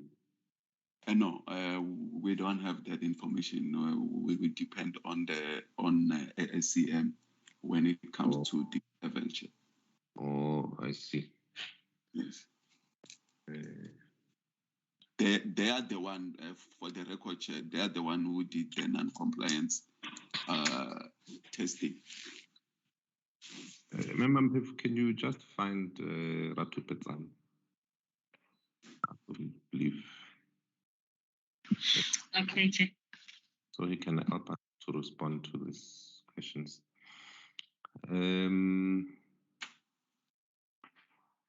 Members, you can ask your questions in the meantime.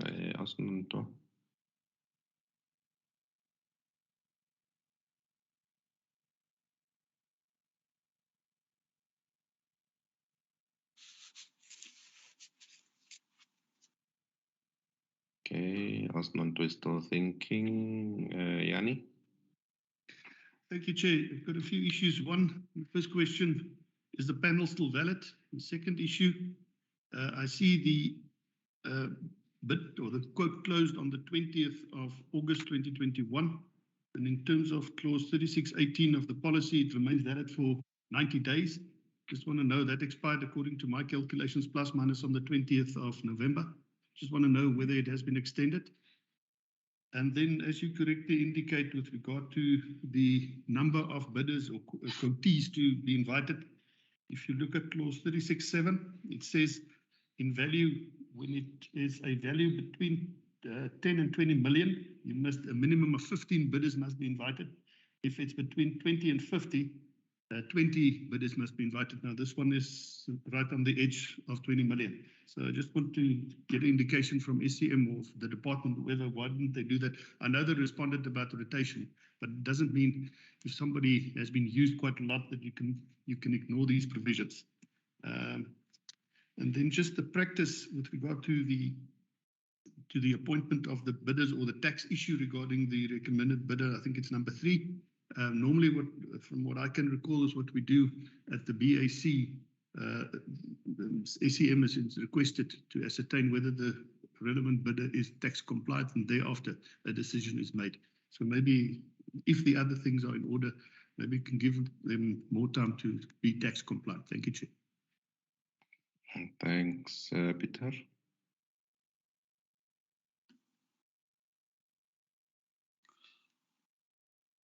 Thank you, Chair. No, I'm covered by the questions already raised. Thank you. Thanks. Member Mpefu.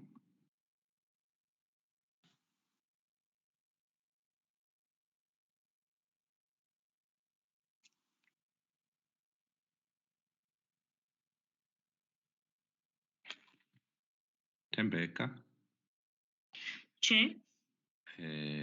Questions? No, you Chair, your questions have covered me and Yanni, so I am cool. I'm really interested in seeing tax compliance of Maduladi and law. And I just wanted to find out, Chair, the second highest scoring bidder was disqualified because of the T2. I'm not sure whether that copy is attached because it is a disqualification, so we should expect to see whether what is the requirement of T2, page 29 of 30, or maybe the department can assist us in trying to understand what is that requirement. Thank you, Chair.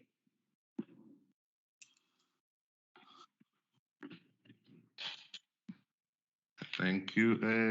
Justice.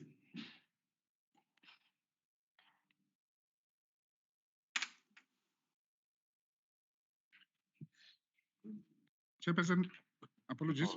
How are you? I'm all right, sir.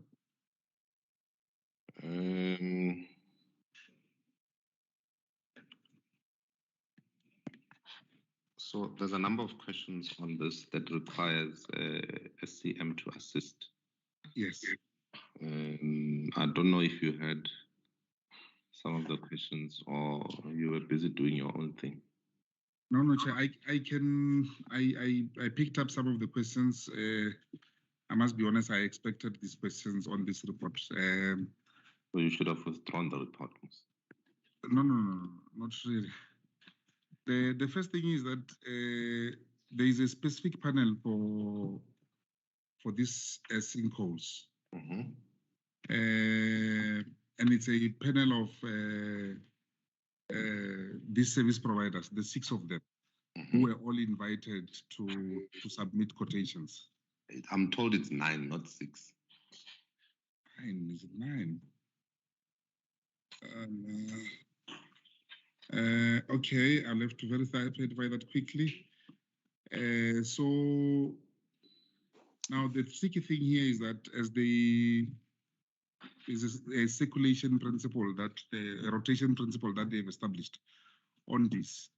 But now when they did codes, only 4 responded, and the first bidder or the high scoring bidder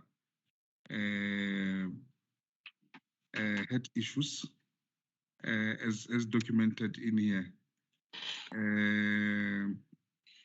Because they were given 7 days to comply for tax and they failed to comply.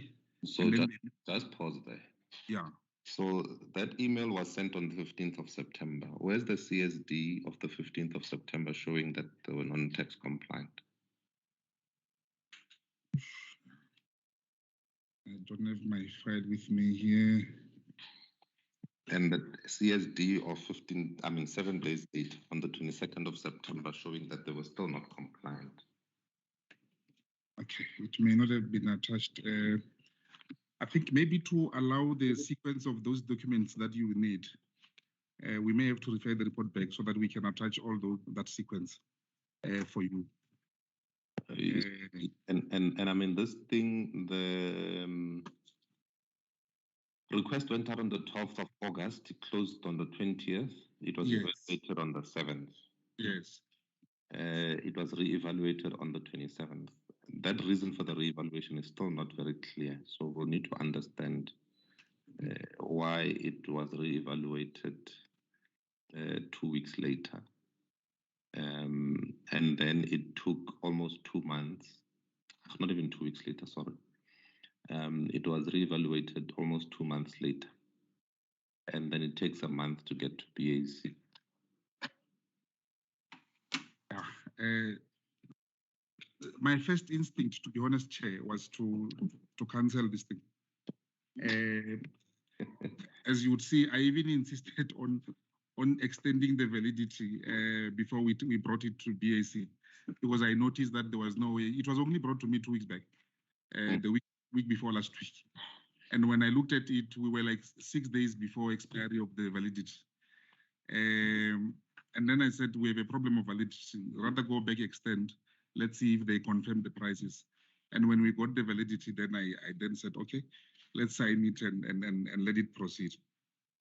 But yeah, your challenges, your concerns are really valid in terms of the time it took to process and get it to BAC. The same way I asked, 2.5 months later, that's when it was brought to my attention for signing. So, but we can refer it back, then we can just document the sequence properly for you and attach the proof for all that. As for the T2, the bank rating form, the returnable T2, I did check that it is indeed attached in the documents. Just to show that Primat did not comply with that. I checked that myself. But for the sequence and the CSDs that shows the different dates for Matuduli, I would need to get those and attach them for you properly. So now there's also a problem of consistency, and that only you can help us with, because some items come to the committee without or with bidders that are non-tax compliant for us to officially request them to correct their tax compliance status, and others supply chain decides to send that communication. Can we just find a consistent way of doing this so that it's not up to an official's discretion to decide whether to send that note or not? Agreed, Chair. I cannot agree more. I think it's a limitation within us.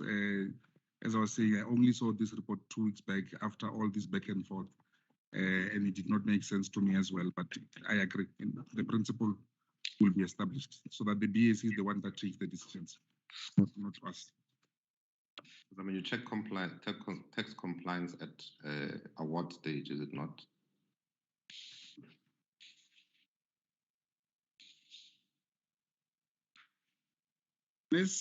Unless we just cancel it and we reissue it completely. I mean, considering that some were excluded on the basis of rotation as well. The rotation one, I don't have a problem with it as long as it's an established practice and we are utilizing it. It is on this one. And there's a document that, because I mean, the policy does say that with all panels, the head of supply chain must also ensure that there's rotation. So that would be in compliance with the policy. So I don't have a fundamental problem as long as we are doing it correctly.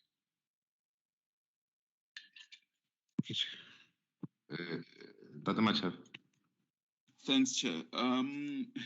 Okay, thanks for that, especially on the rotation, because of we need to make it clear as the department that at this stage a lot of time has lapsed since we started with this process, and then I don't think there are actually any valid reasons that we must cancel. If the report needs to be changed, we go back to the first one. If we follow through on the consistency with regard to tax clearance, we go back to the first bidder and they are given a chance to sort out their issues. We have an extension already. That must be done, and the report will come back with that issue to say the bidder is given time to sort out. But the service delivery, people are affected, businesses are affected, movement of people, if it's affected with this sinkhole, actually people's lives are disrupted and they are waiting for this service. We cannot afford to start afresh. And then a question that was raised was that, is the panel still valid? Yes, the panel is still valid. And then I think the gentleman justice responded to almost all the other questions. So Justice, you're not muted, no? Don't forget. So basically, I'm like, we seriously plead that let's rectify the small mistake that could be there in terms of the tax compliance, and then justice is committed to provide all the tax evidence that he used in this regard. We are always prepared, as we did. We've been following up on this matter almost in the last 2 months, maybe every week. I've been with my team to say, let's follow up what's going on. Maybe that's the reason it ended up with justice, because we've been following up on this because of it's very critical now. So thanks, Chair. We can refer back. We will work with the SCM on any aspect that they need our assistance with. We are always available and committed to finalize this report and have it back next week. Thanks, Chair.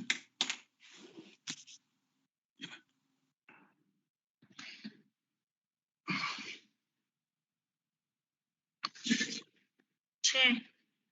Yeah, boss. I guess the issue of modulate compliance is clear. Maybe we should then assist with ensuring that there's consistency in terms of how do we then get to verify tax issues.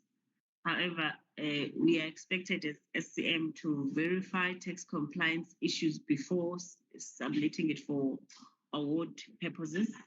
And should we find out that the matters are not in order, we are required to send the bidder a request to look at their tax matters, and we must give them 7 days. And that information must be part of the evaluation report. That also proves that we followed that process. And for this particular one, the report is drawn today.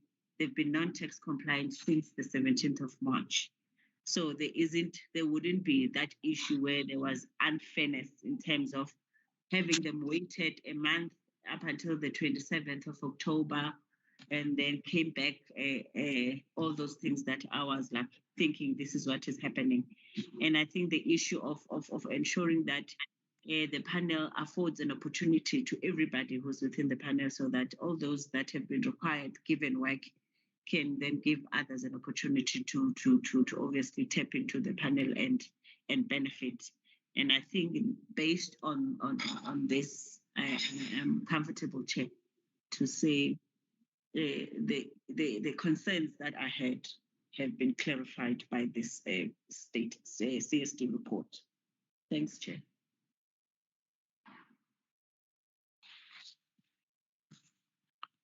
Thank you, Sisi, even though I did not recognize you, but it's fine. Apologies, Chair. So what is your proposal?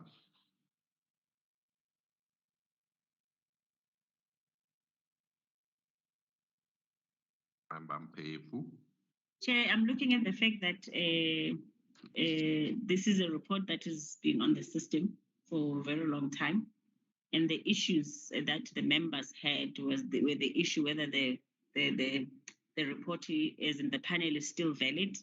I can confirm that it is still valid. And our concerns around the date of evaluation and re-evaluations, I think that has been clarified. I think they delayed in making sure that they come back ASAP. But I can see that the modularity has not been disadvantaged in this whole process because that was my main concern. And then I think the issue again would be the T2, where we're not sure, because remember Moduluti was the first or the highest scoring bid. Number 2 has also been disqualified based on the T2. I think that's where we don't have enough information as in what is it that this T2 requires, Chair. Because then if we can get clarity on that, I think we can proceed with the report, Chair.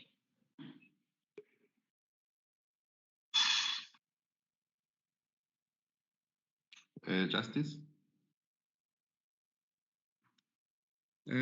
Thanks, Chair. In addition to what the DH has indicated, member DH has indicated, if you go to item 7, which lists mandatory requirements, which is on page 4, we have tried to summarize the issue around the returnable documents. And you can see that the first 3 bidders complied and submitted those, but Primat Construction, which is number 4, did not submit their bank rating, their intent letter to raise performance guarantee, and plant and equipment. They were required to submit this as part of their returnable documents, and these were not in the document. Hence, they were then judged to be non-compliant. with the mandatory requirements and therefore disqualified. Thank you, Justice.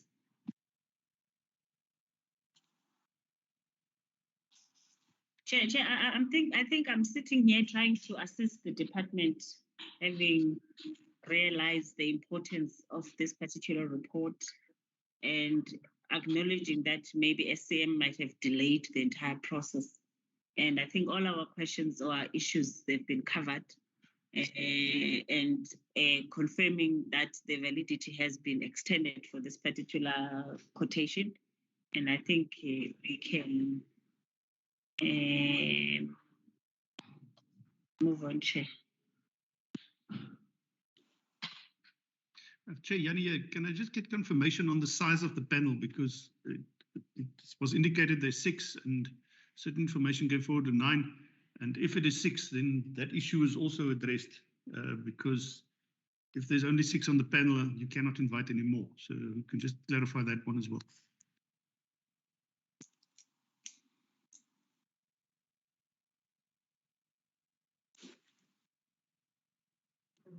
Peter, do you have any follow-ups?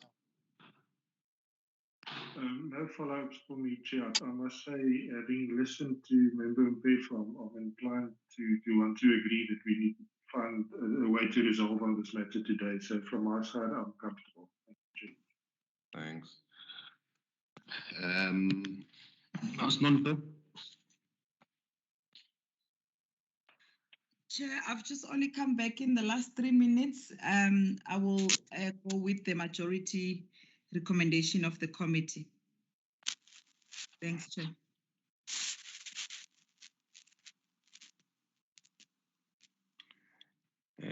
Justice?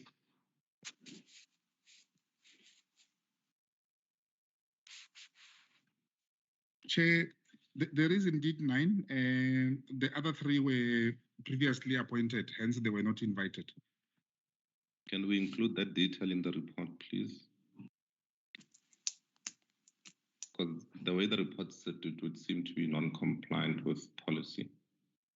I will include it right where we did invitations, why the others were excluded.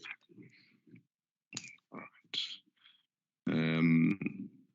With that inclusion, colleagues, can we then adopt the recommendation for King Civil Engineering at 18.4 exclusive with 23.3 inclusive for a period of 9 months, you said?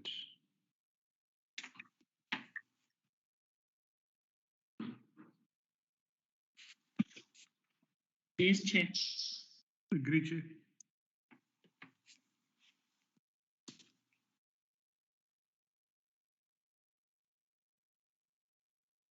Thank you. Do we have somebody from electricity?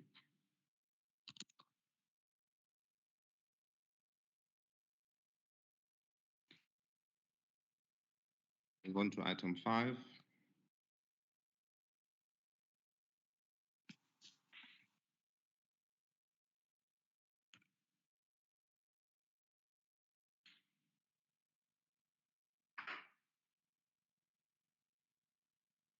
Item 5 is from Human Settlement, 5.1. Request for refund due to increase in statutory fees, Metro Plan town planners and urban designers. Mabopane Station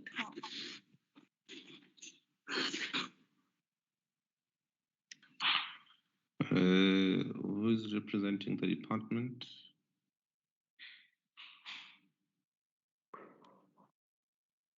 Morning, Chair. My name is Opa Apis. I'm representing Human Settlement, and I'd like to make a declaration, but I don't have personal interest in the matter to be presented. I'm with Franco Eswanopul.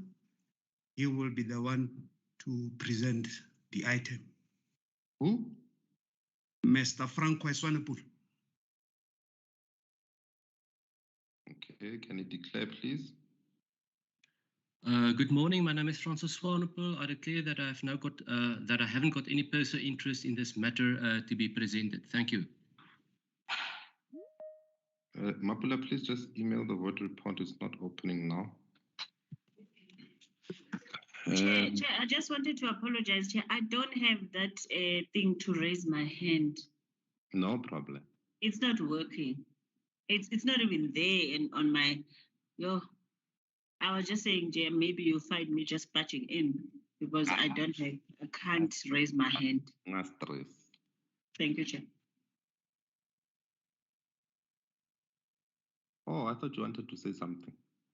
Yes, I do. I wanted to say something, Chair. I'm glad that Francois is like the one presenting the report. I was gonna to say to Apis, I hope he's got a better way of presenting the report because whenever he comes, he reads the entire report. But I'm glad someone else is presenting the report. Thank you, Chair. Can the department be protected, Chair, please? So who's delegated to present this? I can.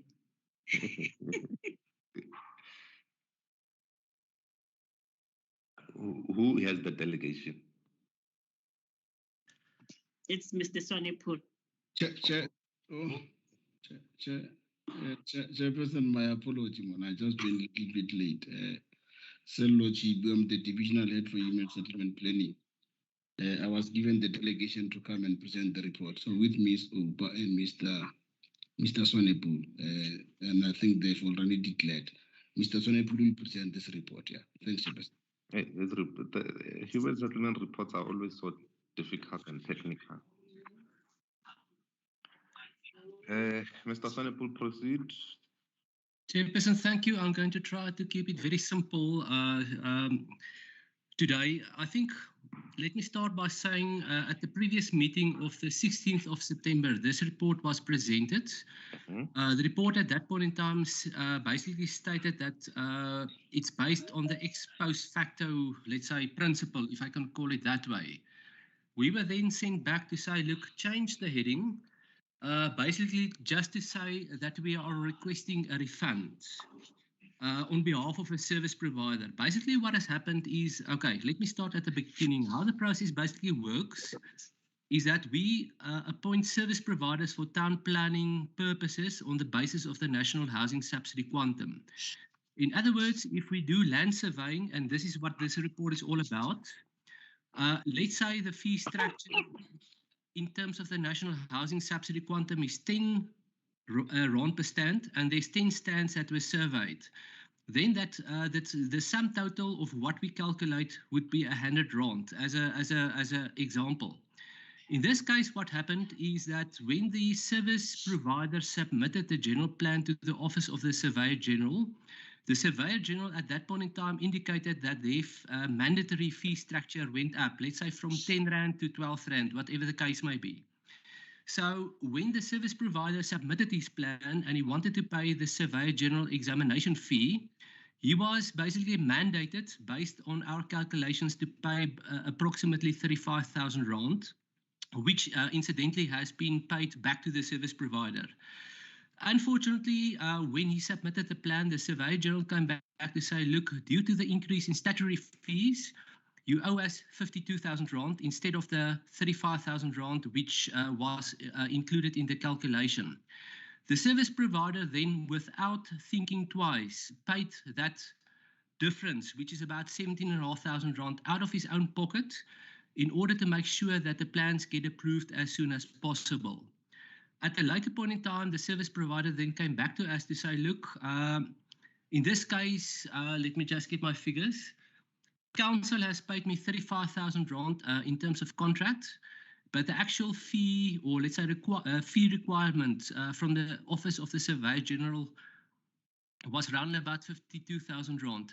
Therefore, here is an invoice for what I had to pay out of pocket. Basically 17,500 Rand. So as I said, the previous report we submitted in September, basically from our side stated that it's ex post facto. Our payment should we then get approval from BAC to, let's say, to repay the service provider. But then a decision was taken basically to say, look, it's just it's no more ex post facto. It's just a request for a refund. So in short, and I think in summary, basically what happened is that we worked on a certain amount. The statutory fees changed, and the service provider then out of pocket paid the full amount. At this point in time, therefore, all that the BIC report requires, or which we require approval for, is to refund the service provider for the 17,500 rand he had to pay out of pocket. I think that's sort of in a nutshell. All the details are in the report. Thank you.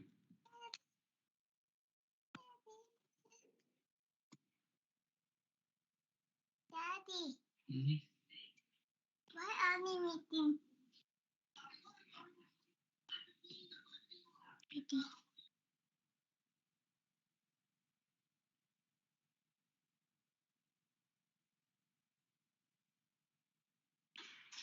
Thanks, Francois. Yannick, comments? Chairperson, yes. I support the report and the recommendation. But what I miss is the legal comments drilling down to the core of this matter. I haven't got the report in front of me. I can't access it. My connection is, so I'm reading from my notes. In the legal comments, they talk a lot about irregular expenditure and irregular procurement and so forth. This has got nothing to do with irregular expenditure or irregular procurement. This pertains to a contract that was entered into between the city and the service provider. During the execution of this contract, certain additional fees came into light, not fees for the consultants, but fees for the government. So I would imagine, I would expect that legal services would give us a proper contract analysis to say, listen, the contract between the city and the service provider indicated the following, and you can read it into the contract that we must pay the fees or you cannot. And I would expect something like that from the Legal Services Department to provide those comments. It's not there. They speak about irregular procurement, and there's nothing irregular about this process up to now. In actual fact, if this report wasn't submitted to this committee and to the accounting officer, it would be irregular. So my approach from this is that it be referred to legal services for them to, from a contractual perspective, not from a irregular perspective, just from a contractual perspective, guide this committee whether there will be a fundamental flaw in us paying the 17,000 rand. And I've got no issue with it. In actual fact, I think it should be paid, but I think we need the legal backing for that. Thank you, ma'am. Thank you, Yanni. Peter? Chair, thank you. Having listened to the explanation given by the department and having looked at the report before, I'm actually happy with the content of the report. I have no problem supporting the recommendations. Thank you, Chair. Thank you. Asnanda?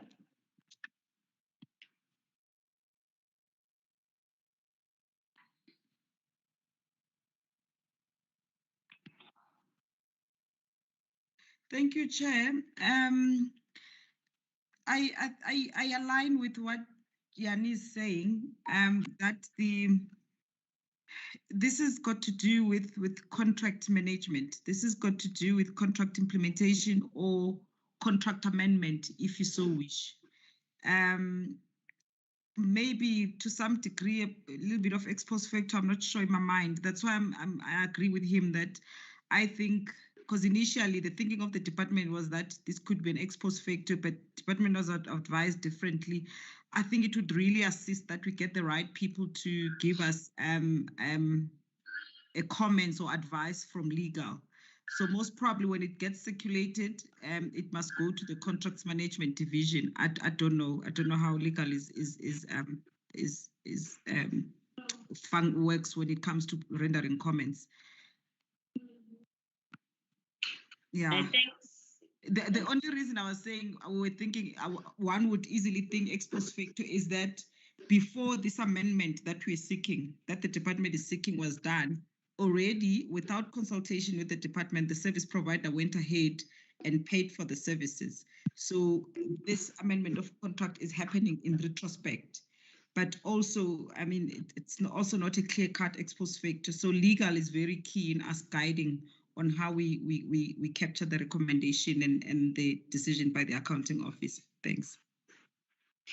Thank you, Nando. Yanni, can you then please foster the recommendation so that Mapule can draft it? We obviously support the report. However, we do need that written confirmation from legal for us to be able to be comfortable in terms of us moving forward and recommending.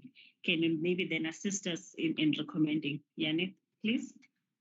Well, thank you, Chair. I think something to the effect that the report be referred, the report be approved in principle by the BAC, but it be referred to legal services to assist the committee and the accounting officer to indicate within the contractual sphere whether the payment of the 17,000 Rand as indicated by the service provider can be accommodated in the current conditions of contract that exists between the city and the service provider.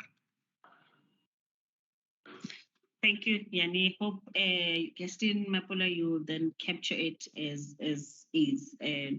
Thank you, members. As amended or recommended. Amended. Thank you, Mapula. Take us to the next item, please. Thank you, Chair. Sorry. I muted myself. I was talking to myself all this time. The next item, 5.2, request for cancellation of the panel procurement HH01 2018-19 for appointment of a project management consulting firm for completion and handover of sewer infrastructure inclusive of pipe checking at Ramat.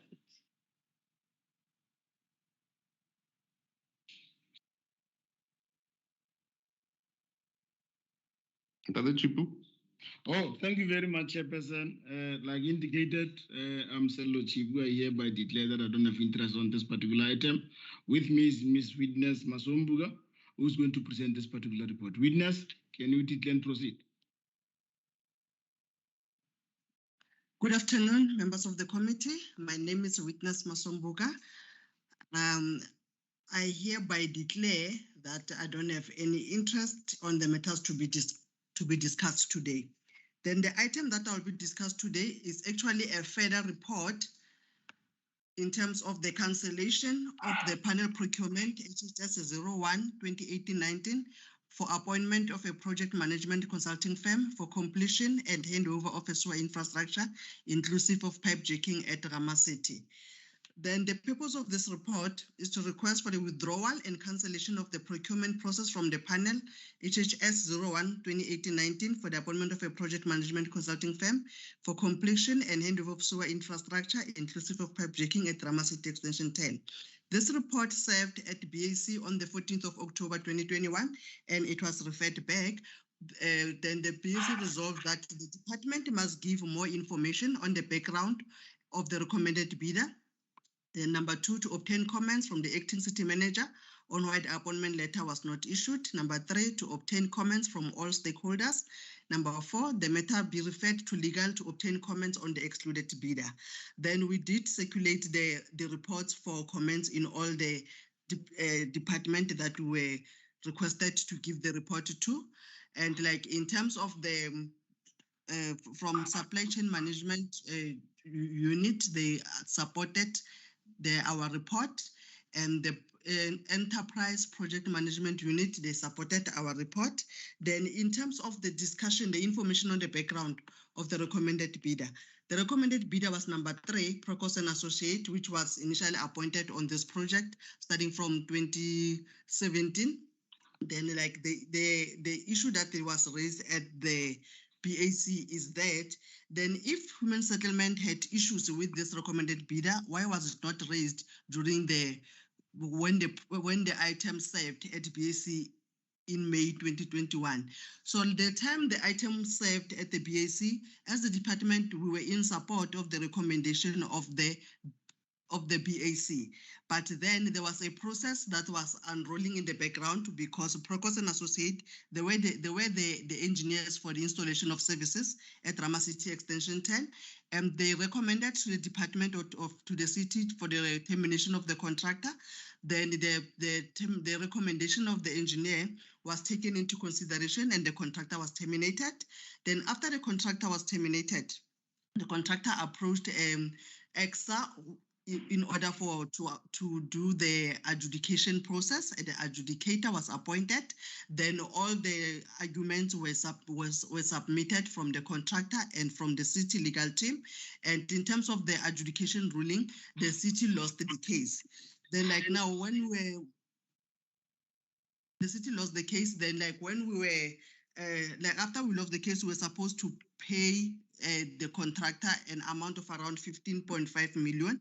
Then we entered into negotiations with the contractor in order to negotiate a fair settlement and to protect the city in terms of spending a lot of money in terms of settling this matter. Then like during those engagement, then like it was then that it was established that the engineer, Procos and Associate, like they were not a credible witness in terms of presenting the city.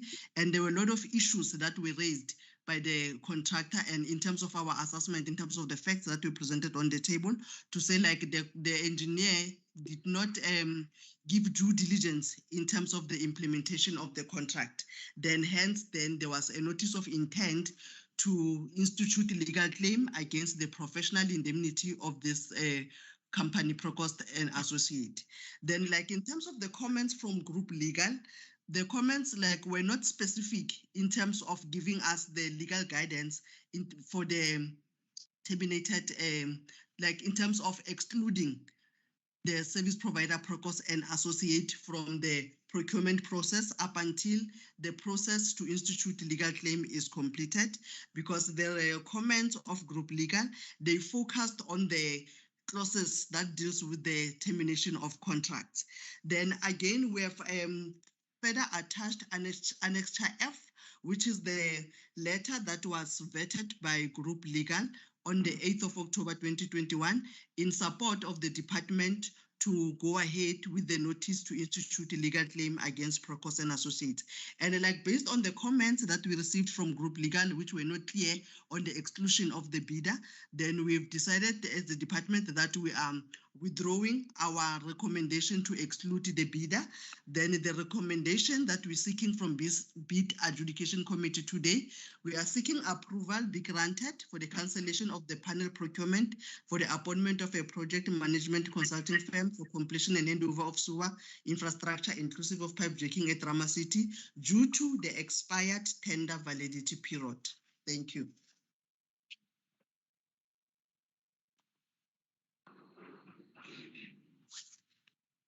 Thank you, members. The report is tabled. Your comments, please.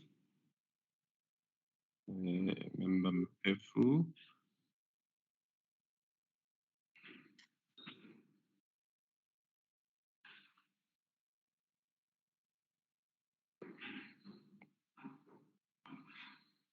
Tembeka.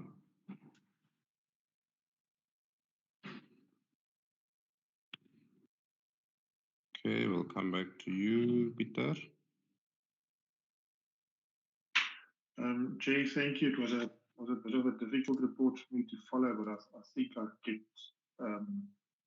kept with what was presented. So if I look at the recommendation contained on page 7, I think it's clear enough. I listened to the description given as to why the recommendation or the second recommendation that served before was removed.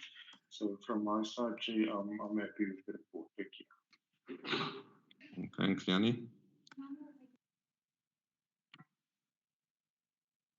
Chair, I'm working from my notes because I can't access the portal. I don't know. I'm also struggling with the report when I read it. And my notes indicate, is this a cancellation of a tender or is the cancellation of a contract? And if I understand now correctly from what was verbally said, it appears to be a cancellation of a tender, of a quote, let's call it that. And because of the validity period of the quote that expired.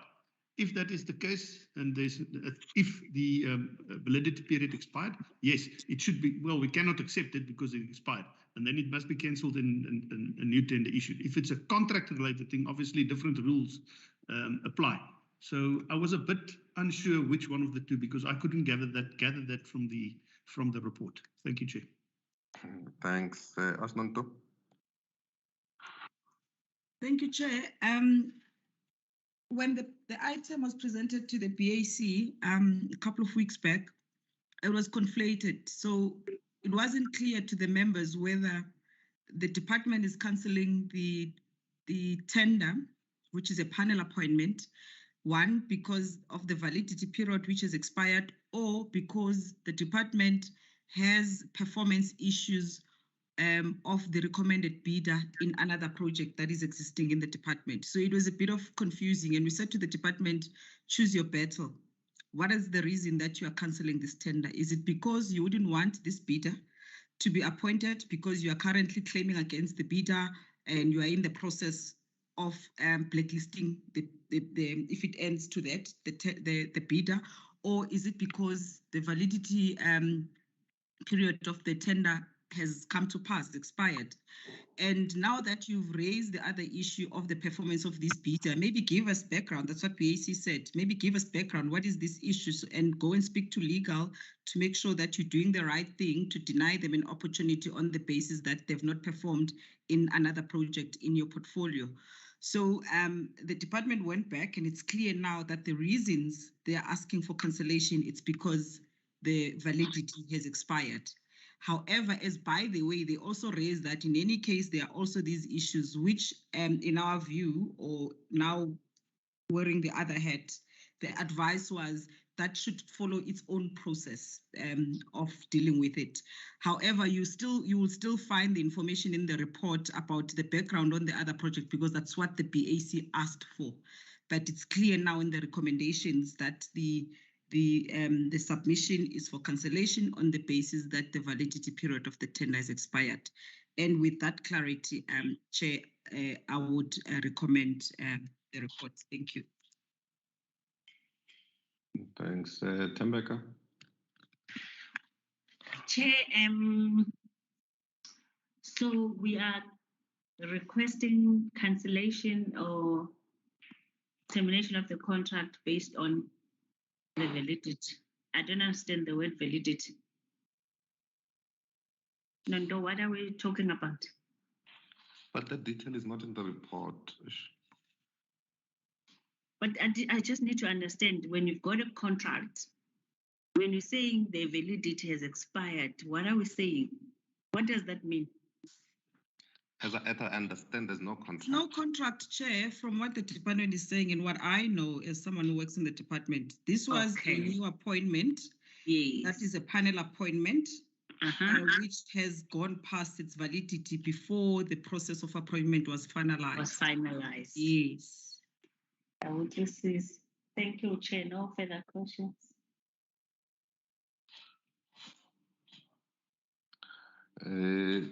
We must refer the department to TLMA to write reports that are clear. I second that, Chair. I don't want to be seen to be a member that is protecting the department, but the information that the department is put in there was asked by the committee.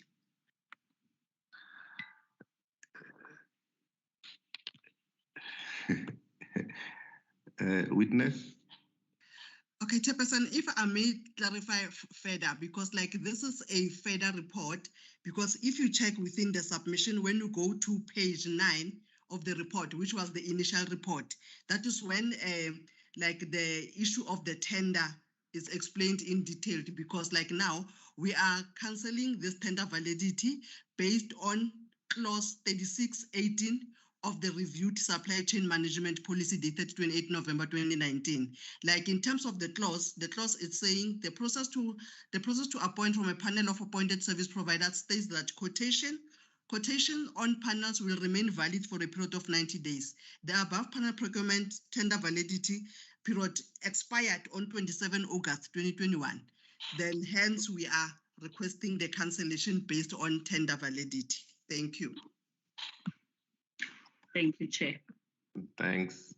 Your further report comes after the original report, but it's fine. Members, as recommended, cancellation. As recommended, Chair. As recommended. As recommended. Thank you, Chair. Thanks. Colleagues, as I mentioned earlier on, there was a request to bring forward item. Where's my index now? Mapulan 2, so I can't find my index. Chair, there's 5.3 under the same department.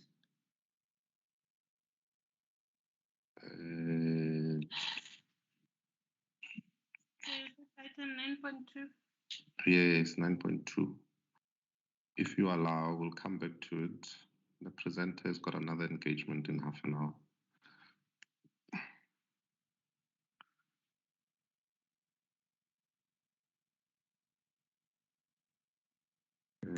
Chair, then it means I must excuse myself to that national engagement. I thought Chip would present this report and jump off to the USDG meeting with national, which is starting now at 1.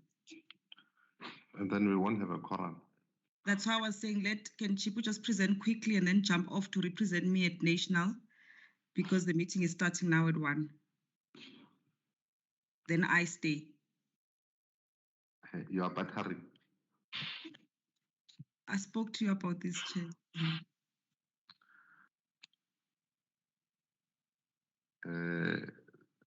You can go ahead, Chipu.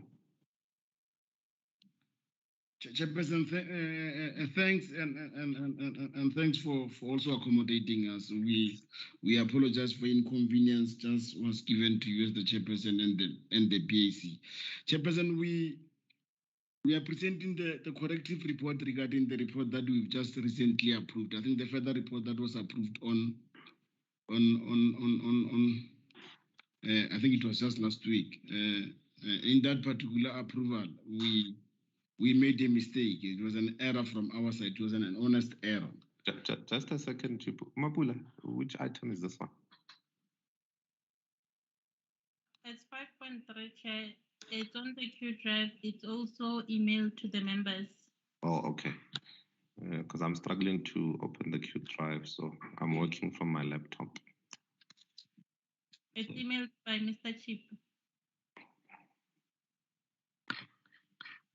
Okay, can you just introduce it for the record? Item 5.3. Corrective report of approved report to request for a deviation in terms of the regulation 36 of the Municipal Finance Management Act, Act 56 of 2003, to approve the appointment of workspace to provide additional rental accommodation units to accommodate beneficiaries evicted from portion 147 of the Farm Middleton 381 GR in terms of court order dated 02 June 2020. All right, proceed. Thank you very much, Chairperson. Yeah, the purpose of this report, Chairperson, is to request the Bid Adjudication Committee to recommend for correction of the approved report requesting deviation from a normal supply chain management process in terms of Regulation 36 of the MFMA, and appoint quick space to provide additional 36 of 3 meter by 12 meter, which is equals to 72 rooms for rental accommodation units to beneficiaries through temporary housing units at F8 Sunderland Ridge. And this is for period not exceeding 6 months in terms of the court order, and also to allow for rectification of the issued appointment letter to align in the corrected report. Chairperson, on the 19th, the city manager approved the recommendation by the BIC to proceed with the approval of the further report on deviation. However, the challenge from our side, there was a discrepancy from our side. The quotation that was provided was in fact providing that this must actually be done. The total amount for that for this particular job is 2,073,24, which include the 10% of annual escalation, return of transport, and damage of deposit. So we then made an error from our side when we were preparing the report, because it was just done in a rush. We put the grand total, which was 1 million, instead of this 2 million. So when we issued the letter, we've realized that we've actually made that error, because 1 million was only the money that was supposed to be given up front. If you refer to that previous report, you'll realize in the Annexure E, the quotation that was provided was that it must actually be 2 million. So on that basis, we realized that we will not be able to proceed with this except to ask for comeback to the BAC for them to recommend for the city manager to then be able to allow the correction of this amount so that it's properly reflected. And that's where we are now recommending or requesting the BAC to recommend that the approval of the correction of the report approved to deviate from normal supply chain management process in terms of Regulation 36 of the Municipal Finance Management Act and appoint quick space to provide additional 36 3 meter by 12 meter, which is equals to 72 rooms for rental accommodation units to the beneficiaries through temporary housing units of F8 Sunderland Ridge for a period of 6 months at a cost of 2,073,240,00, which is exclusive of VAT for contract rental fee, including 10% annual escalation, return transport, and damage deposit, instead of the initial one that we have provided, which was 1,024,236, and that the rectification of the issued appointment letter to align with the corrected report and approval be approved. That's what we are requesting, Chairperson. The report is presented.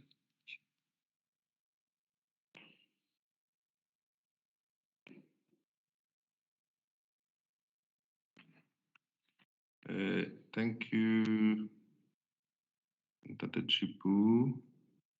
Members, your comments? Member Mpefu?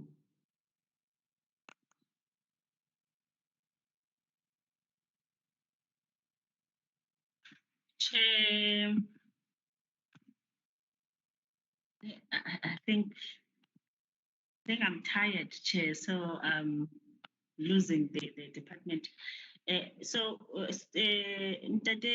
Chipu, the 1.9 that was recommended in terms of the previous invoice or quotation, we are here to say it's not that amount, it's 2 point something excluding VAT.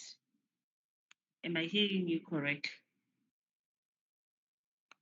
Yes, Chairperson, it was an error from our side. If you look at the quotation as well, the previous quotation, yeah, it was an error from ours. That's why I said upfront, I apologize that it was an error from our side. We should have actually put that 2 million instead of 1 million, because 1 million is only the deposit. Yeah, it was an error. It was an honest error from our side.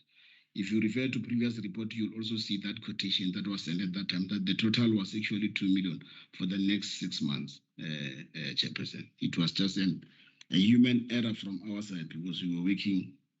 You saw the way we even requested you to sign the report up front. It was just an error from our side. And we apologize profusely. Yeah. So our error, it's an error of a difference of about 1 million. That's what we are saying. Yes, which is the contract value, yeah, which is the contract value for the next 6 months. So 1.2 million in terms of the quotation is only the upfront in terms of the deposit. Yeah. Yes. So which then say, in terms of cost effectiveness, I don't want to say in terms of it being a competitive price. It's possible that BAC, when they looked at this matter, they saw that it's this item you brought last week. I think so. And yes. Then when we looked at this, we deliberated, we looked at the amount as well. We thought we were comfortable with 1. And now, a week later, you've made an error. It's not 1, it's 2. Chair, I'm not sure whether the BAC is comfortable at just accepting 2 and not having looked at the cost versus the benefit, or having looked at the how is it which I mean, like a very English word. I want to say this 2 million, is it the best bet for the city? I'm not sure. I don't have a problem, Chair, with the report, but I'm worried about us jumping from 1 to 2 and having been at the BAC last week. Are we confirming that the 2 million is worth the accommodation for the 6 months, Chair? Thank you very much. Chipu, can you confirm how we get to the 2 million? If you see annexure C, I think on this report, which would be the quotation provided. Yes. Remember, the details in terms of this report came when we submitted those further deviation reports. So if you look at the annexure C, this is the quotation that was approved at that time. But the error was from our side in terms of putting 2 million. We then put 1 million, which was the only upfront payment. But the analysis says, in terms of the previous report, we have indicated and demonstrated that based on the court order and based on the historical challenge of this particular matter, the city didn't want even to be able to comply with it. Unfortunately, we are now issued with the contempt of court, which said the 125 million. Chipu. Hello. Simple question. How do we get to the 2 million? No, the 2 million was on that quotation. No, but how do we get to it? Because that quotation is very confusing. The 2 million, Chairperson, it will then be able to accommodate the contract, which is the total value, including the rental fee, and there will be a 10% of annual escalation, including the return transport and the issue of deposit. Chair, sorry for chipping in. Chipu, assist the committee by putting up the very same quotation that was presented at BAC last week, which is the very same quotation that is attached, and show BAC which one is the amount that that was erroneously put on the BAC report last week, which was not the final contract value, which now you are correcting.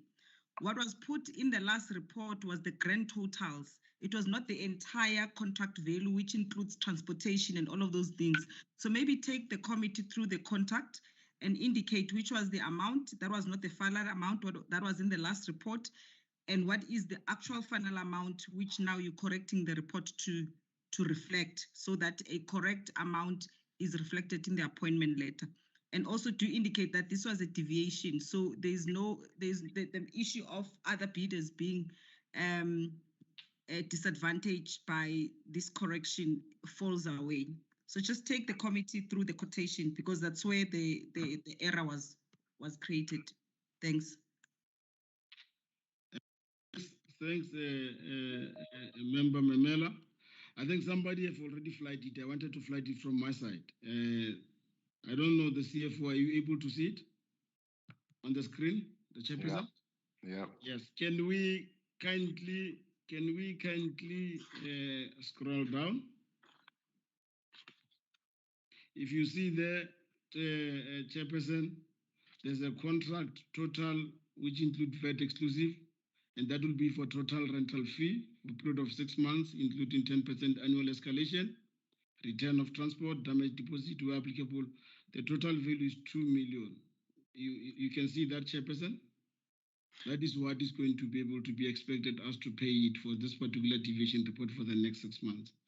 But our mistake, Chairperson, was that we looked below, which is the grand total. If you look at the grand total, it will then be able to say the subtotal of 890, 640, plus the VAT, and ultimately it will give us 1.24236.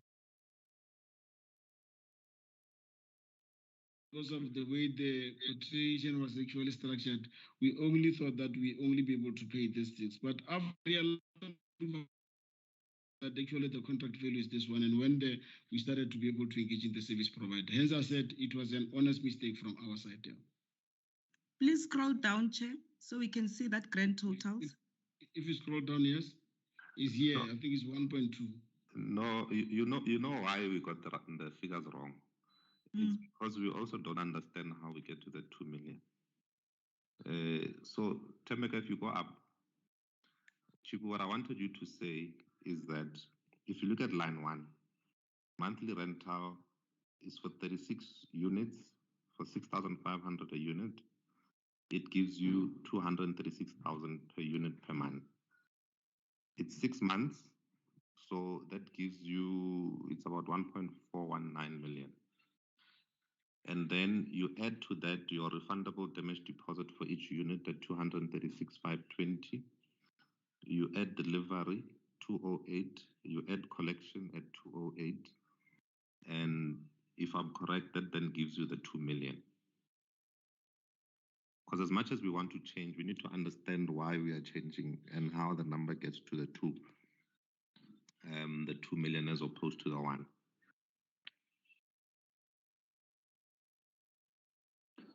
Yes, Chairperson, that's what I've said, that these are the line items, but we thought this 890, which is must actually be able to be the upfront payment, inclusive of it of VAT, will make 1 million. We thought that is the total amount for this contract, and only to realize later that the total amount of all these items will actually come to this 2 million. That's where we have actually made an error, Chairperson.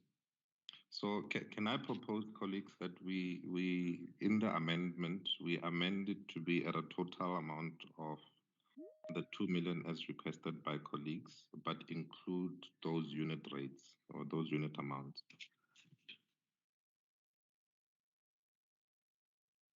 Because the expectation is that we must, at the end of the contract, get a refund of the 236, and we must only pay for the delivery and the collection if all 36 units have been delivered and collected. Yanni? Chairperson, I'm working offline, so I was just wondering, when the initial deviation was submitted, if I can recall correctly, and please help me if I'm wrong.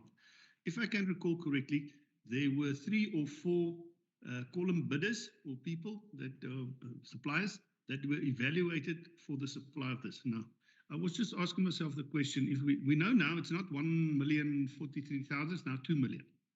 Would that have affected the appointment initially if we knew what the correct amount is or was? Members will have to help me. I missed last week's meeting. I'm going to try and open the report. I guess it wouldn't have, because Nondo and Silo, you said this was what, an instruction. What was this court order? Yes, it's the court order, Chairperson. Hence, we requested for emergency. Emergency, yeah. Yes, yeah. We are responding to the court order. And ideally, we should have actually delivered it on the 15th. Unfortunately, like we have indicated previously, and the memo that we have presented from legal, we were advised, and that we took it from the cost-saving measures to say we can be able to provide 40 units, and all those people can be able to share the unit. Unfortunately, the lawyers of human rights came back to us and said they will not be able to agree to that. Hence, we had to come quickly to then be able to ensure that we procure this 72 so that we can be able to accommodate that part of 109 and comply with the order for the next 6 months. And the views that will then get the refund. So we thought it will actually make sense to then be able to proceed with the service providers who are already on site to make life easier and finalize it. The challenge is that we are now under pressure, and the city is actually in a position to losing 25 million if we don't agree on the contempt of court, and the city manager and the executive mayor and the MEC might actually be arrest. My ding is aan en af. Ek weet nie eens waar is ons nou nie. So that's how it is, Chairperson, yeah, and colleagues, yeah. So the only mistake that we have made is because we, instead of 2, we have actually made that error, and that's what created us a problem. Yeah.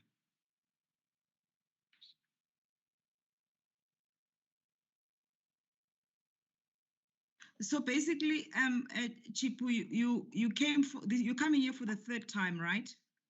You came here for the first time asking for emergency procurement for the 40 units as advised by the lawyers, which was a small number than what is contained in the court order. And the reason you went for the 40 units was because the lawyers advised that people will share, and the fact that we're taking into consideration that the city is constrained financially. So that was approved by the accounting officer. On the 15th, when you were ready to evict and evacuate and relocate, lawyers for human rights said, but no, you are in transgression, you are not in compliance with the court order. Court order was very clear about the number of units. We're not buying the story of sharing. We never agreed with your lawyers. Your planned eviction actually fell through. You could not. So you advised in that memo, when you brought the report last week, you brought a memo from the lawyers who said, let's rather comply with the court order and increase the number of units. That was the report that you presented to this committee last week. Unfortunately, it so happened that you recorded an incorrect number, which is not the total contract value. And you're coming back here for the third time to correct that. But it's the same report that served last week. That was for the increase of the units in order to comply with the court order. So that as committed to all the stakeholders, you are able to relocate again on the 1st of December. I think that's your storyline, if I'm summarizing it correctly. Yes, Chair, yes. Wait, yes.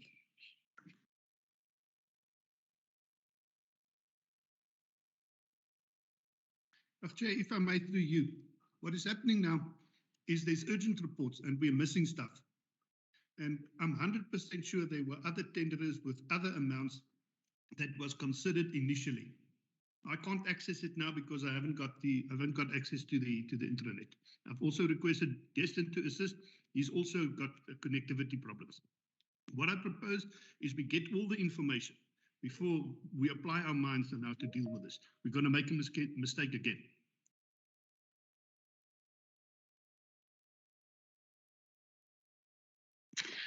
My understanding is that the department did not look for other quotations because that was what I had raised first. Because it was an urgent requirement, they decided to take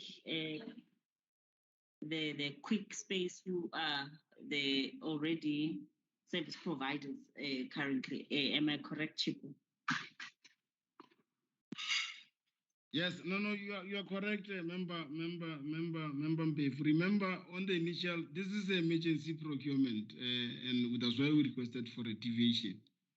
And how did we handle that, Member Jan? You will remember that we came here and indicated that the city was actually, there was a court order, and based on the first court order, the city was requested to relocate all these people to F8 Sunderland Ridge. The city complied with that court and provided the tents. The lawyers of human rights on behalf of the occupants appealed that. And after appealing it, ultimately the matter was heard. And after the matter was heard, the High Court in 2020 took a decision and be able to give a clear order that the city must then be able to relocate those people to F8 Sunderland Ridge and provide 109 units. And provide 10 points of water, 10 of chemical toilets, and then ensure that there's a proper security and access plan. The city didn't have money. We didn't have money for that. We said we will want to be able to proceed of providing the tents. However, we were advised by our lawyers and senior counsel that it rather for us to be able to comply. But we were not able to comply because during that time, it was during the time of the disaster regulations. The argument from the lawyers of human rights was that these people must be relocated to Sunderland Ridge, and the same activities that they are doing in Sunderland Ridge, they are doing in like Littleton, which is the recycling, they must do it in Sunderland Ridge, which the city didn't agree with them. Then the city agreed that we can be able to provide them with the temporary emergency accommodation, not exceeding 6 months. So as soon as the regulation come to an end of the disaster management, we then be able to came back and we got advice from the lawyers that now we are sitting in the contempt of court. And we are actually moving from the flat fee because the order is very clear. Rather, let's proceed with the acquisition of that. Then we started to proceed with the deviation process. And the deviation process, how did we handle it? In the report, we have indicated, we have requested the attorneys to say, attorneys, can you kindly go to the market and look at all the people that can be able to assist in terms of providing this. Preferably, get the 3 people who can be able to advise us. They came back, they came with 3 people. I think it was 3 companies, including this one. But all other companies were not actually complying with the court order. They were having the units, but the units were not fully. But this was the only one who's doing that, which was presented to you. And then we then ultimately said, let's go to the BAC and the city manager requesting for approval of the deviation, which we presented to you. Then you recommended that indeed we can be able to proceed. Then when we arrive on site, this is the narrative that was presented by the member Memela, only to find that the laws of human rights are now technical to say there's no one who's going to share. We need one owner and units fully. Then we had to come and be able to say, let's request you to do the further deviation. And when in that particular report of further deviation, this quotation is attached. But our challenge on the recommendation, like I said, we're working under pressure. We, instead of writing 2073-2400, we then write the subtotal. And that's where we actually created a problem.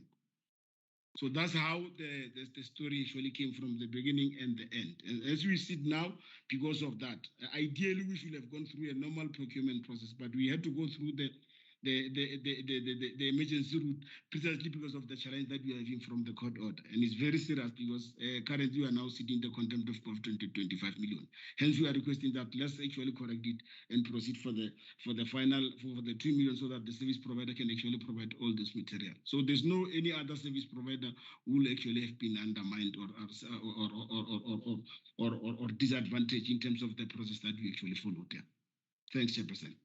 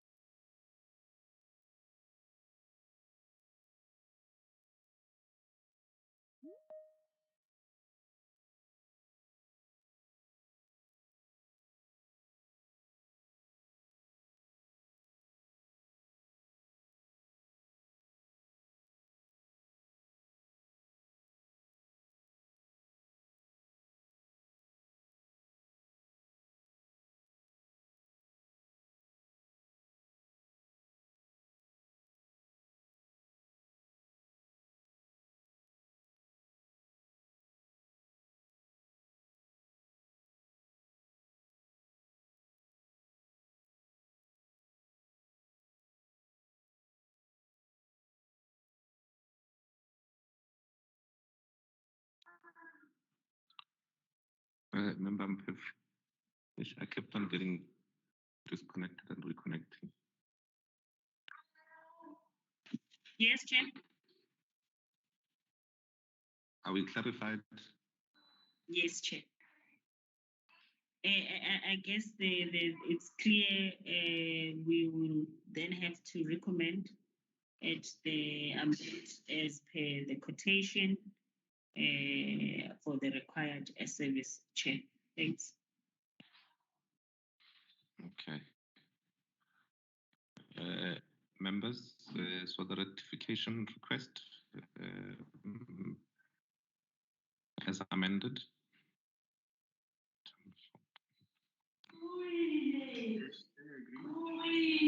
As amended.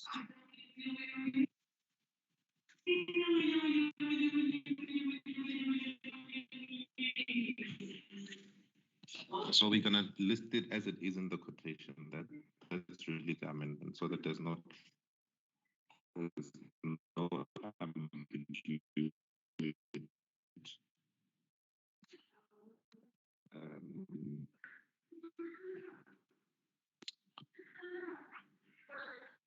Moving on to the next item, Mapula 9.2.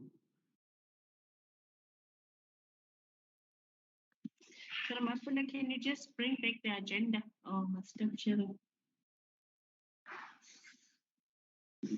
Can you bring it back on the screen, please? Thank you.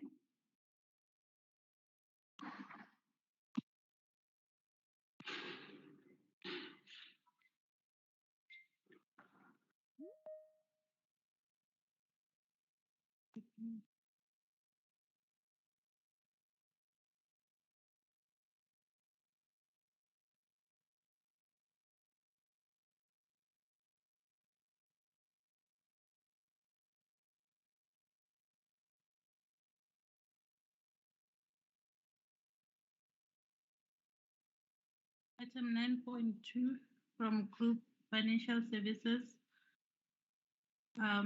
Approval of extension of contract term period from 1st January 2022 to 31 July 2022. TFS 01 2015-16 Comprehensive Asset Management Service and an enabling computerized solution.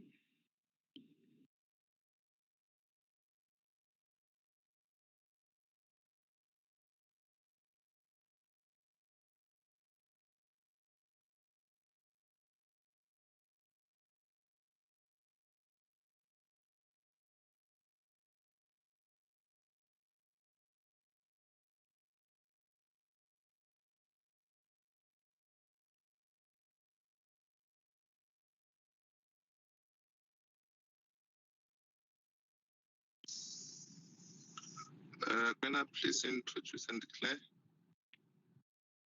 Thank you, Chair. I'm Gwena Mokgoko, Divisional Head for Financial Reporting and Assets, and I declare that I don't have interest regarding this report that I'll be presenting to the BAC.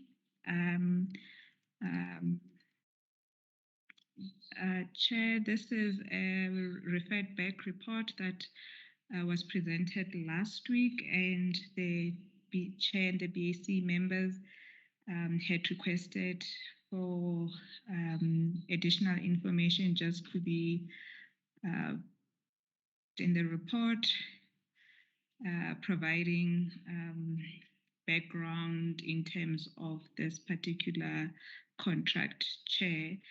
The members will see that in terms of the purpose, we are still just including the items that we are requesting extension for.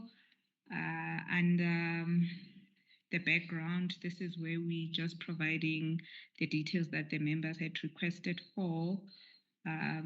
We are indicating under the background, I think it's paragraph number 3 of the background, to indicate that there was an initial appointment that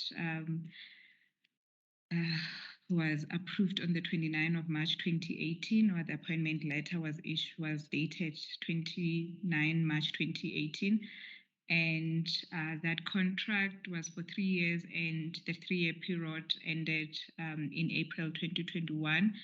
And before it ended, there was a report presented to BAC requesting extension of the contract term from May to December 2021, and that was approved by the accounting officer. And that report was also requesting additional service to the value of 15% of the original contract, Chair.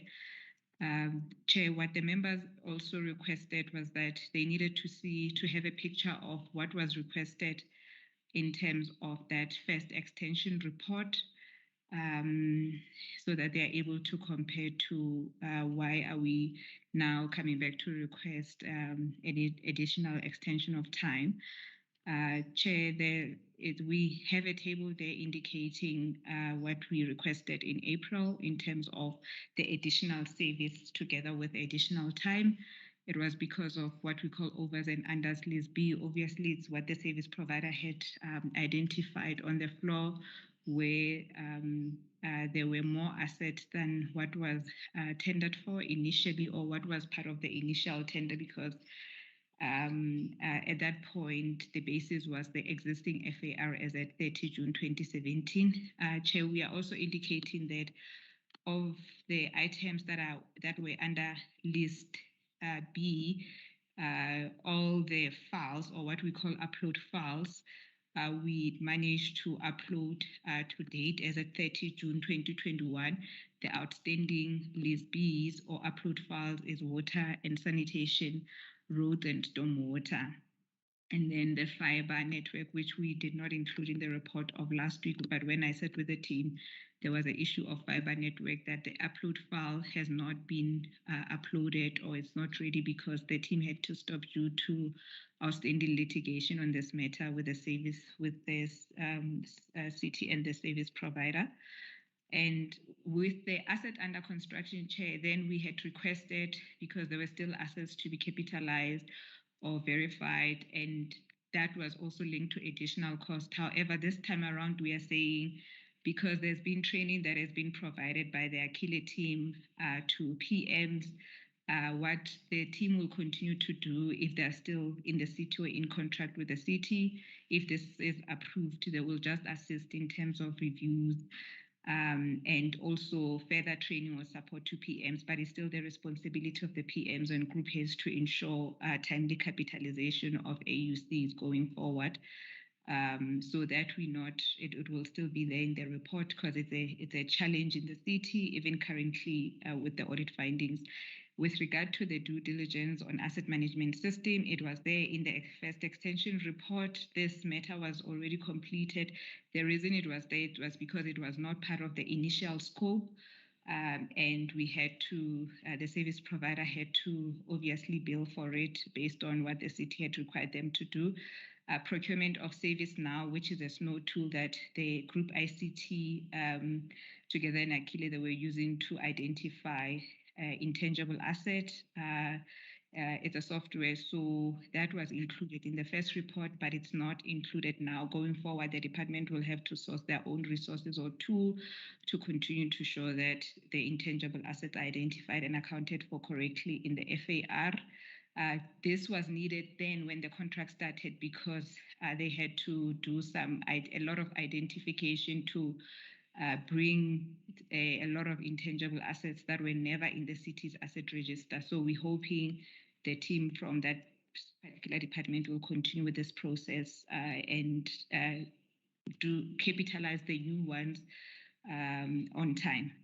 And with regard to the investment property register, it was not part of the scope. It's the unbundling of the investment properties in terms of GRAP 17 was not the initial scope. It was then part of the first report, but then because of additional cost, and it's still part of this report that we bring into BAC today, Chair. Reason because there were delays in terms of verification and unbundling process that the team is currently undergoing with group property and finance, Chair. And the verification of underground asset, which was only a pilot, it was not in the first contract or appointment, then we had to include it in the first, in the extension report that we brought in April to the committee. And this part was concluded, Chair, and the report was submitted to the city and the relevant departments that had to take the recommendation from the report forward. Chair, under discussion, we are then, it's still the same information that we have presented last week of why we are coming for the extension. Obviously, we have indicated it's because of the delays in the upload file creation and sign off of the water and sanitation file. And to the members, 4.2 was not there, but when I discussed to the team, we realized that we missed it in the report that we presented last week, the linear assets Chair file that still had to be looked at, and there was quite a lot of delay on this one because initially we did not have guidance as to how we needed to deal with the linking of the linear assets and the upload file. And we had to engage with National Treasury, and National Treasury engaged with ASB and Auditor General at National Office on our behalf. Only this happened last year, and the feedback that we got, it still left us as a city to take our decisions, and based on that, we had to take a decision in terms of how we're going to deal with this particular upload file. So the team is still busy with it. The asset management plans and the SAMP, I explained last week that it was still part of the original contract. Hence, you'll see there's no additional cost. So the team, they only started with this after they finalized the upload files of the other streams that we were able to upload to date, because you need an updated asset register to be able to start looking at your asset management plans. And AUCs I've explained earlier, Chair Investment Property I've explained. And obviously with the asset management strategy, this is something that was also not in the initial appointment for the service provider to develop the strategy for the city. However, through many discussions that we've had throughout the contract, we realized there's a need for this strategy. And Chair, it's also one of the action plan from the city manager's business review meetings, and there has been delays because of a number of meetings that we have not been able to have because of other commitments in the city, because this is a process that requires I think the entire senior management of the city to sit and deliberate on it. And then the policy, obviously, on a yearly basis, they assist us to update the policy based on the inputs that we are gathering throughout the project in the previous financial year. So if they are still in the city early next year, they will be able to help us to update the policy during that budget process so that we can submit it on time. Thank you, Chair and members. I've presented the report and the recommendation. They are still the same, that we are requesting an extension of time from January 2022 to 30 July 2022 without additional cost. So we would only, because there's still outstanding amount in terms of the contract, the initial contract and the extension report, that as soon as or when the service provider completes those outstanding milestones, there will be the city will, and they invoice, the city will have to pay those invoices or honor the commitment. Thank you, Chair. Thanks, Kwena. Members, the report was here last week. It's back. Your hands. Member Mpefu.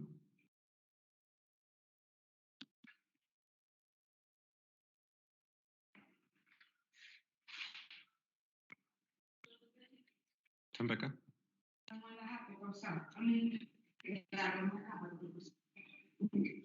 Chair, I'm covered. Thanks. Thanks, Yani.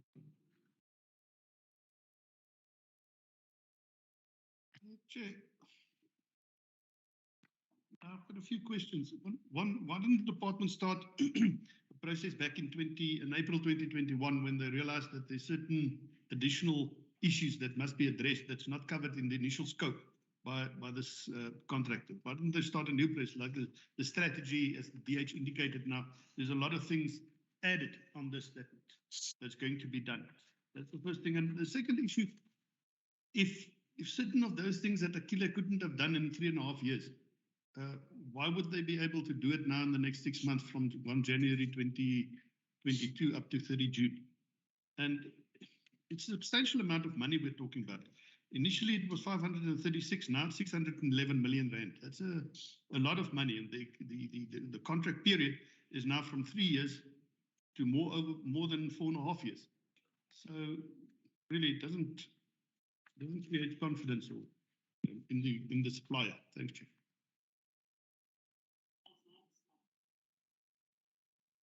Thanks, Peter.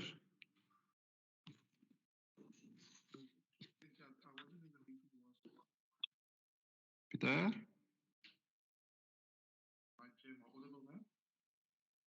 You sound very far. Faint. Is it now better? Yes, Chair, yeah, sorry, I wasn't in the meeting last week, so I didn't have all the background.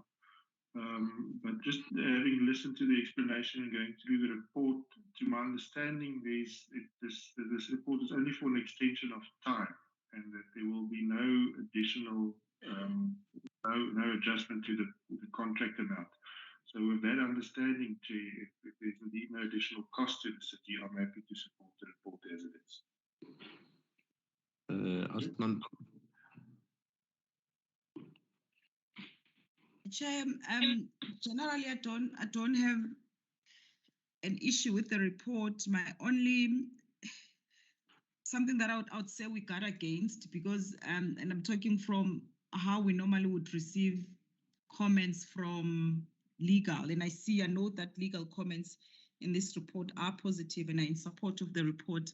The minute you start, and I'm listening to the department, the minute you start talking to items that were not in the initial scope of work, items, and it's quite a lot. I've been listening and reading. It's quite a lot that were not. Legal would say to us, those should have been foreseen beforehand, and it disadvantages other people who bidded at the time. And if it's not practical to go on a new process, and you've done a cost-benefit analysis, it makes sense that you continue with the current service provider. The only way to rectify or to amend that scope would be to apply Section 1163 and go to council. And I'm looking at this and thinking, I mean, are we cautious that we're not supposed to be applying that route in this case? I mean, I take it that this particular extension does not have financial implications, but maybe even with the first extension, that should have been thought about, that you don't only consider that it's within the threshold of 15% increase, but you are amending the scope. You are including items that were not in the initial scope, and doesn't that disadvantages other people who might have bidded higher or who could have found it that they were disadvantaged by the fact that someone's scope is added during the life of the contract. I'm not saying it's the case. Legal doesn't think to be the case, but let's just be cautious of it, because in similar projects that we've taken through, we plan to take through to BAC, and we ask for legal comments. That's how they would normally render their comments, that it should follow Section 11C3 route. Thanks, Chair. Thank you. Kwena, can you just clarify? Thank you, Chair. I think the question asked by Member Yani, if why do we keep on adding things? I think it has been explained on the report is things that, like Member Nonto is saying, that were not part of the initial scope. So those things, if you look at them, they were added in that first report.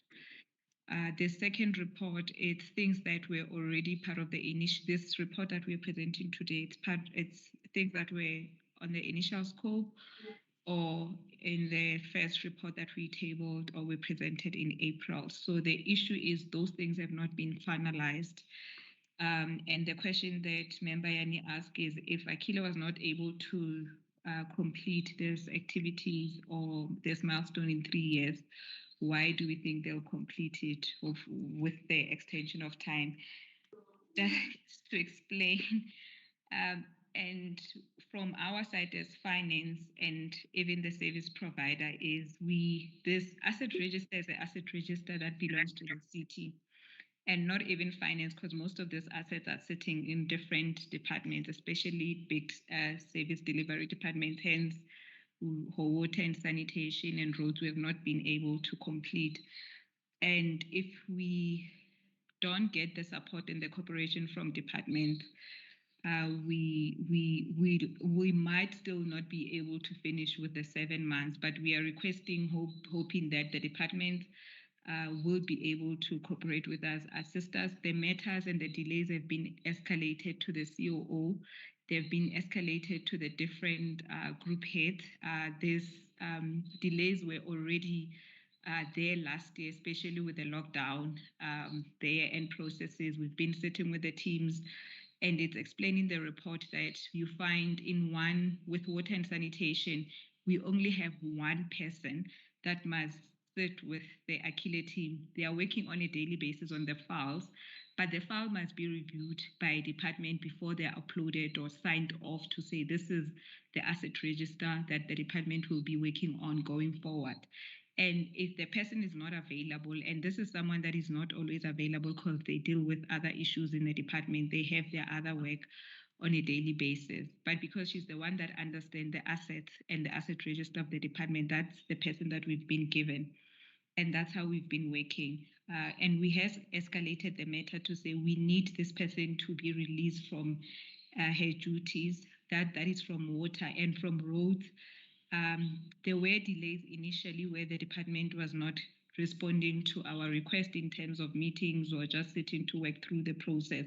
However, to date, for the last 2 months, we've been sitting with them on a weekly basis. But this is a lot of work because they had to do verification, and from verification, they had to link the files, and then to be able to do the upload file, then present to the departments for departments to review. So it's a lot of work that requires people to be dedicated on it on a daily basis.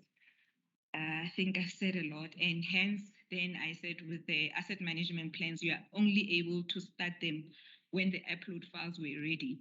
So most of the upload files were only finalized with the 2021 financial year. Last year, we only uploaded, I think, not more than 5 because of the delays of COVID and also the delays in department in general. So the team only started with the asset management plans only this year to start compiling them. So they need to finalize them. They will start presenting some of them to department on and now in December. But for those 2 files, it means we can only do the asset management plans when the files are complete, reviewed, and updated.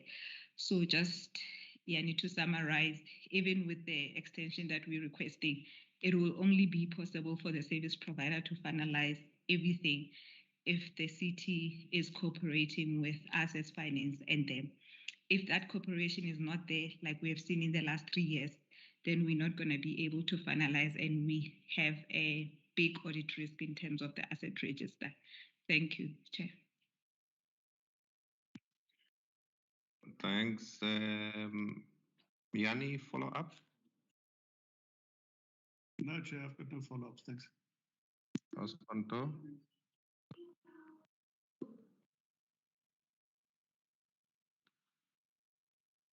Sorry, Chair, my screen is frozen, but no follow-up. Thank you. Then can we adopt the report as recommended?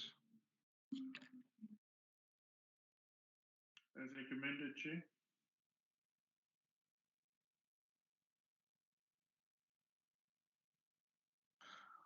Can I get a seconder, please?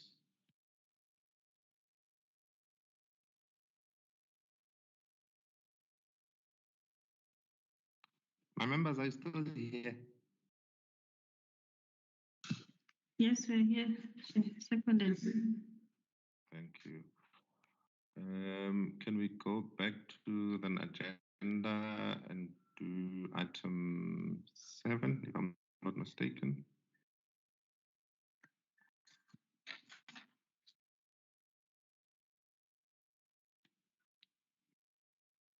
Oh, 6, sorry, 6.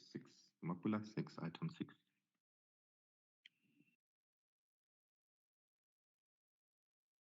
Item 6 is from Emergency Services, 6.1, ES 10, 2021-22, tender for the supply, delivery, and uploading of uniform to the city of Tshwane Emergency Services Department for a period of 3 years on an as and when required basis from date of appointment.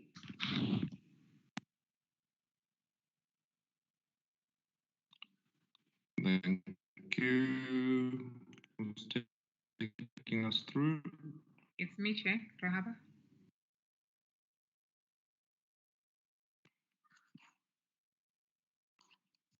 Continue, Rahaba. Thank you, Chair. And the tender that I'm presenting now is ES 10 2021-2022 is from the Emergency Department. It's a uniform for Emergency Service Department for a period of 3 years. And I'm presenting it before this committee, which is the Bid Adjudication Committee, and the contract duration is for 3 years. Members, if you move to the second page, it shows that the specification was approved on the 25th of May 2021, and the bid was advertised on the 30th of July 2021, and there was a non-compulsory briefing session date that was held on the 18th of the 8th of 2021, and the bid closed on the 31st of August 2021.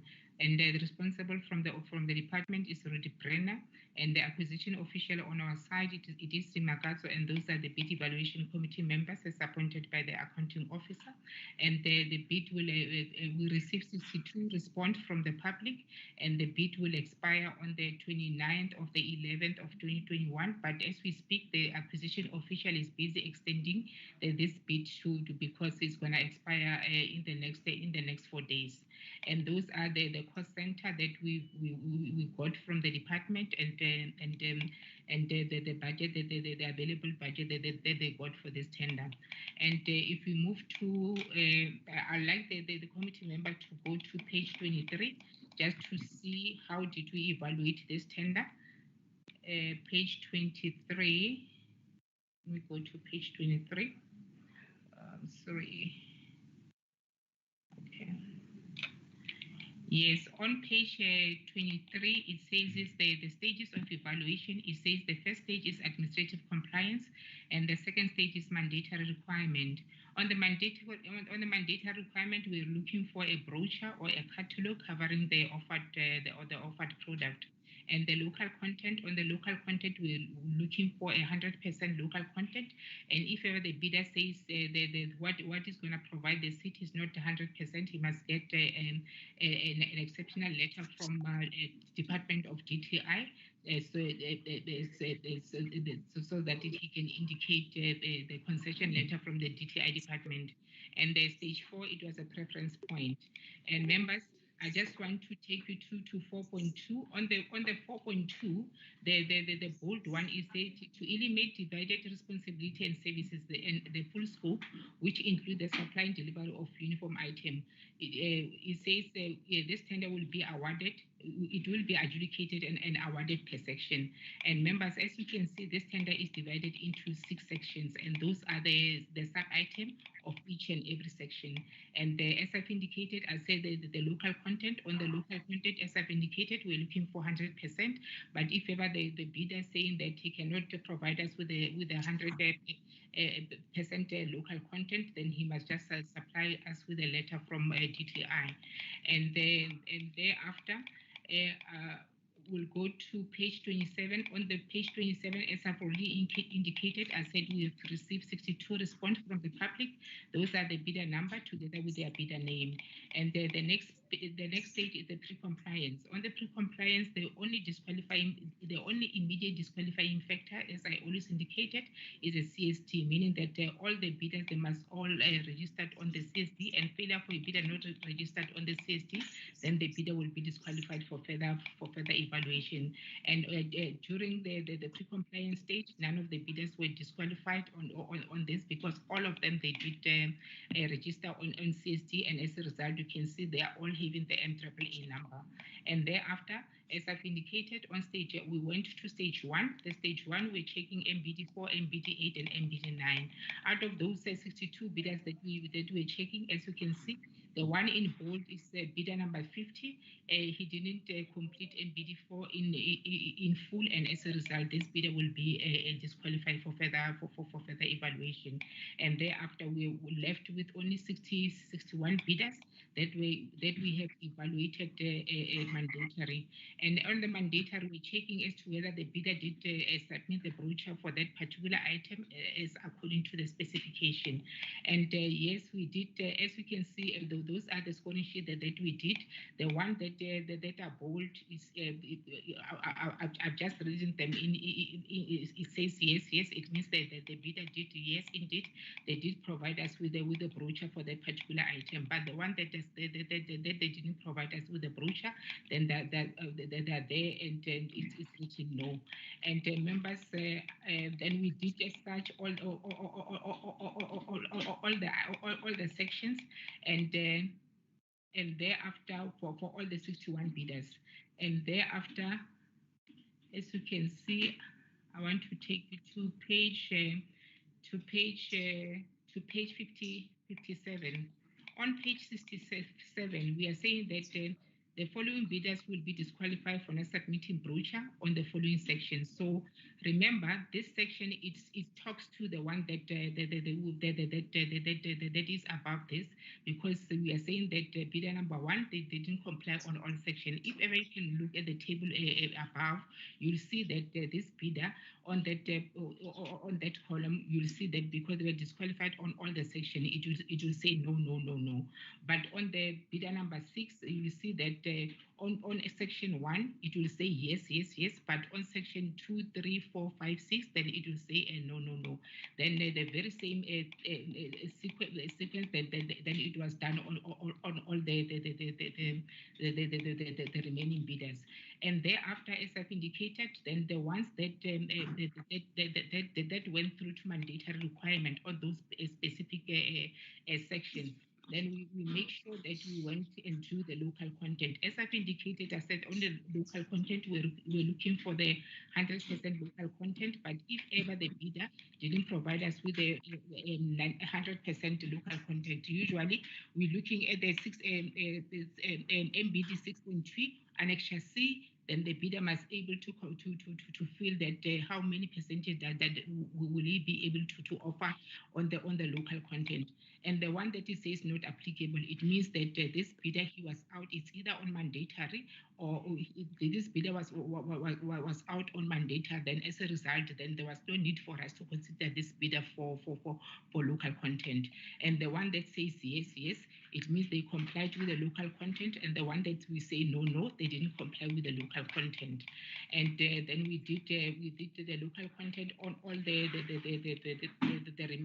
remaining bidder that passed the mandatory requirement.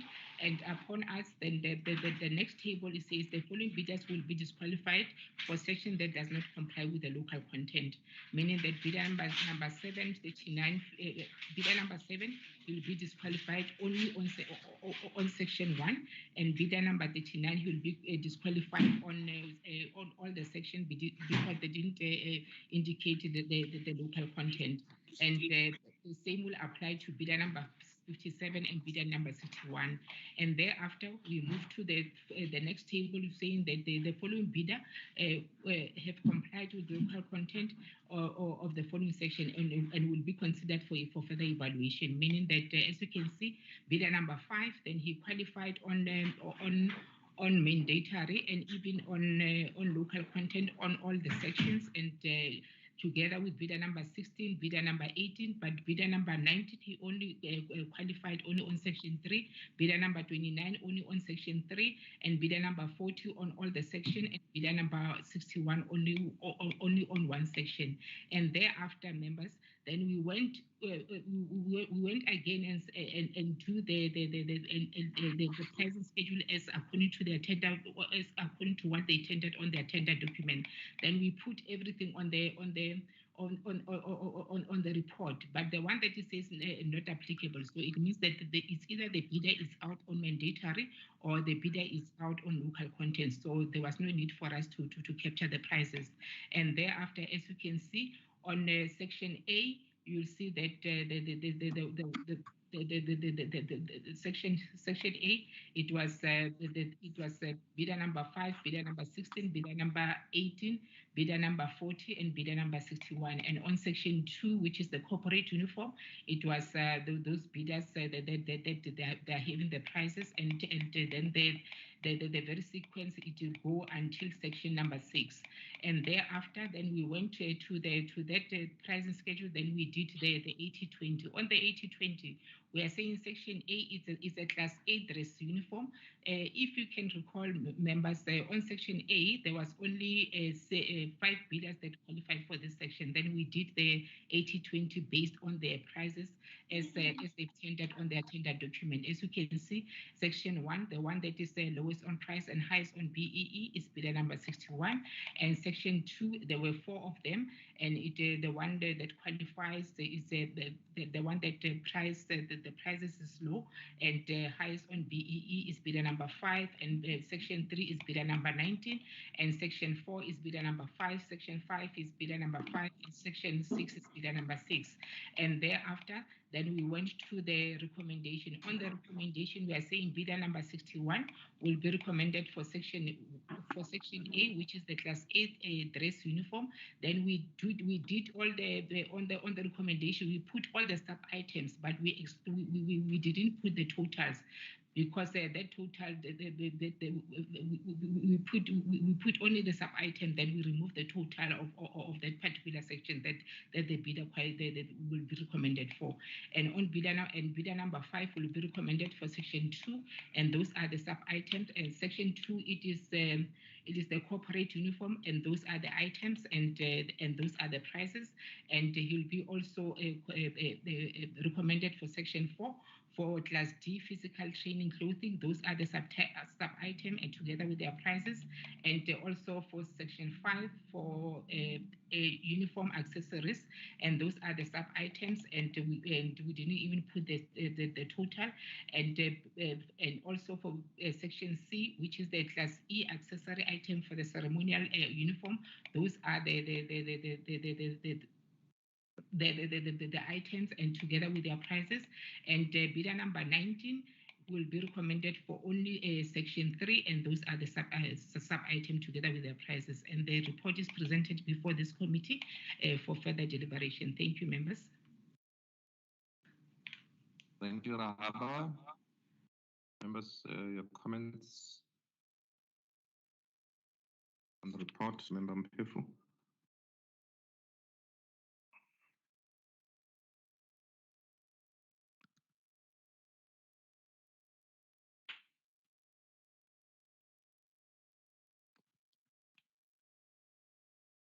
Rebecca.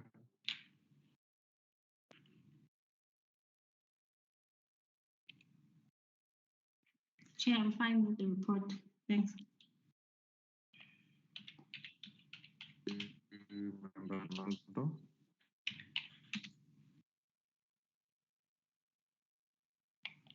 Thank you, Chair. I'm fine with the report, but I'm actually wondering how, unless I'm comparing apples with bananas, on this tender, how come they managing to standardize the prices?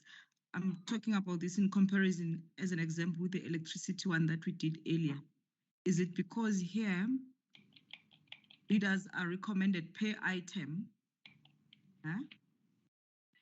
Only one bidder is recommended per section, whereas in the other tenders, it's more than one bidder is recommended per section. Is it the difference? Because this is clean and neat. It's clear how it's going to work. It's a well-presented report. Thanks, Chair.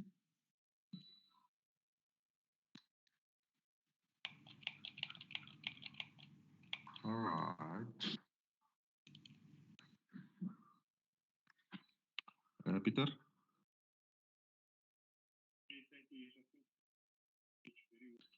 Yeah? He's getting deeper and deeper into that hole. Yeah, maybe he's on the beach. Oh, that would have been good. Chair, am I audible now? Yes, now you're fine. Okay, thank you. I'm just saying a very well presented report. So just one question from my side. On some of the sections, as an example, if we look on page 64,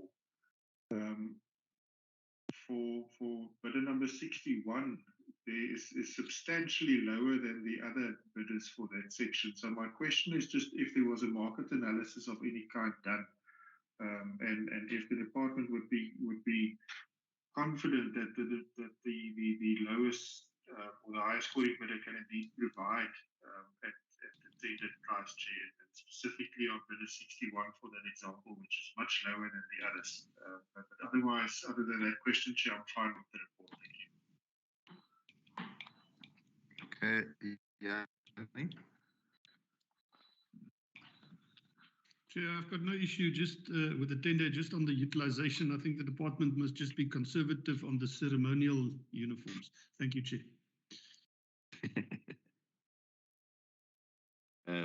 Do you want to comment, Rahaba? On the issue of market analysis, no, the issue of market analysis was not done. We just recommended as according to the prices that they offered to the city.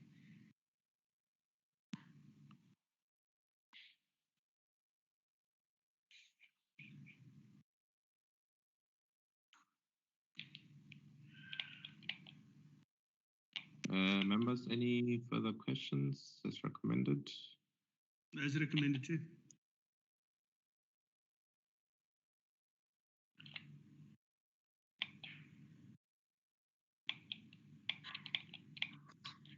Can I get a seconder, please?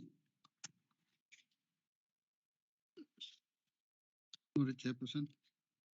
There was a question whether the service providers will be able to provide, or if the department and this is comfortable that they will provide at a low cost, at a lower price.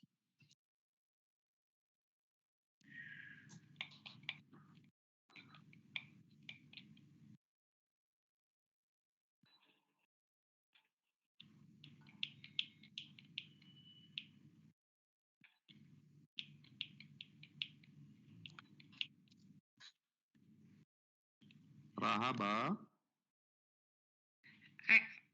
I think that one, remember, I'm not sure about the prices of this item. I think the department will be better in answering that question, whether the recommended one will they be able to deliver. Deputy Chief, are you here? Yes, I'm here, Chairperson. Just to start off with, first to declare that I have no interest in the tender that's presented. With regards to the price, I am a bit surprised in terms of the evaluation, but at the end of the day, we don't know the service provider, and obviously once the awarding has been finalized and we meet with the service provider, we will only be able to view when they produce a sample of what we specified in the tender. But are those prices kind of in line with what you've seen before? Chair, yes. A high level? Chair, yes, they are in line. Okay. Members comfortable? Can we adopt the report? I'm covered. Thank you very much, Chair. We can adopt.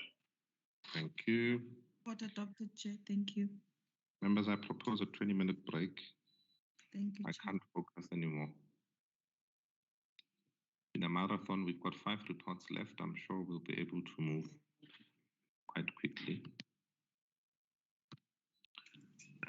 So can we reconvene? At 1:30, Chair. But that's not 20 minutes, Ms. At 25 to.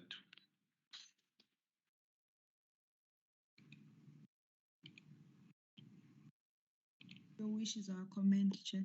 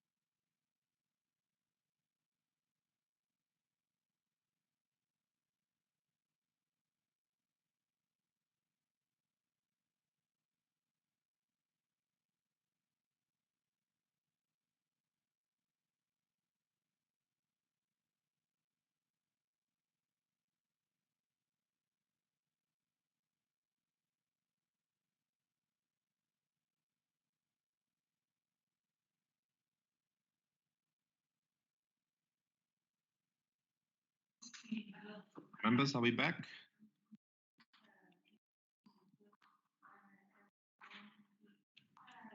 Back 2 minutes ago, Chair. I'm back, Chair. Yes, Chair. Mapula, can we do item 7?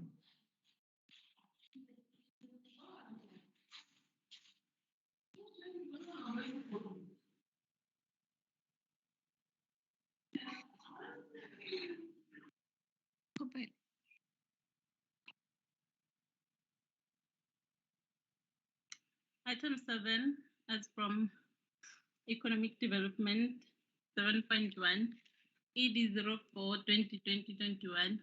Further report, tender for the appointment of a service provider for the supply and delivery of dual frequency programmable magnetic tag readers to the Tshwane market for 3-year period.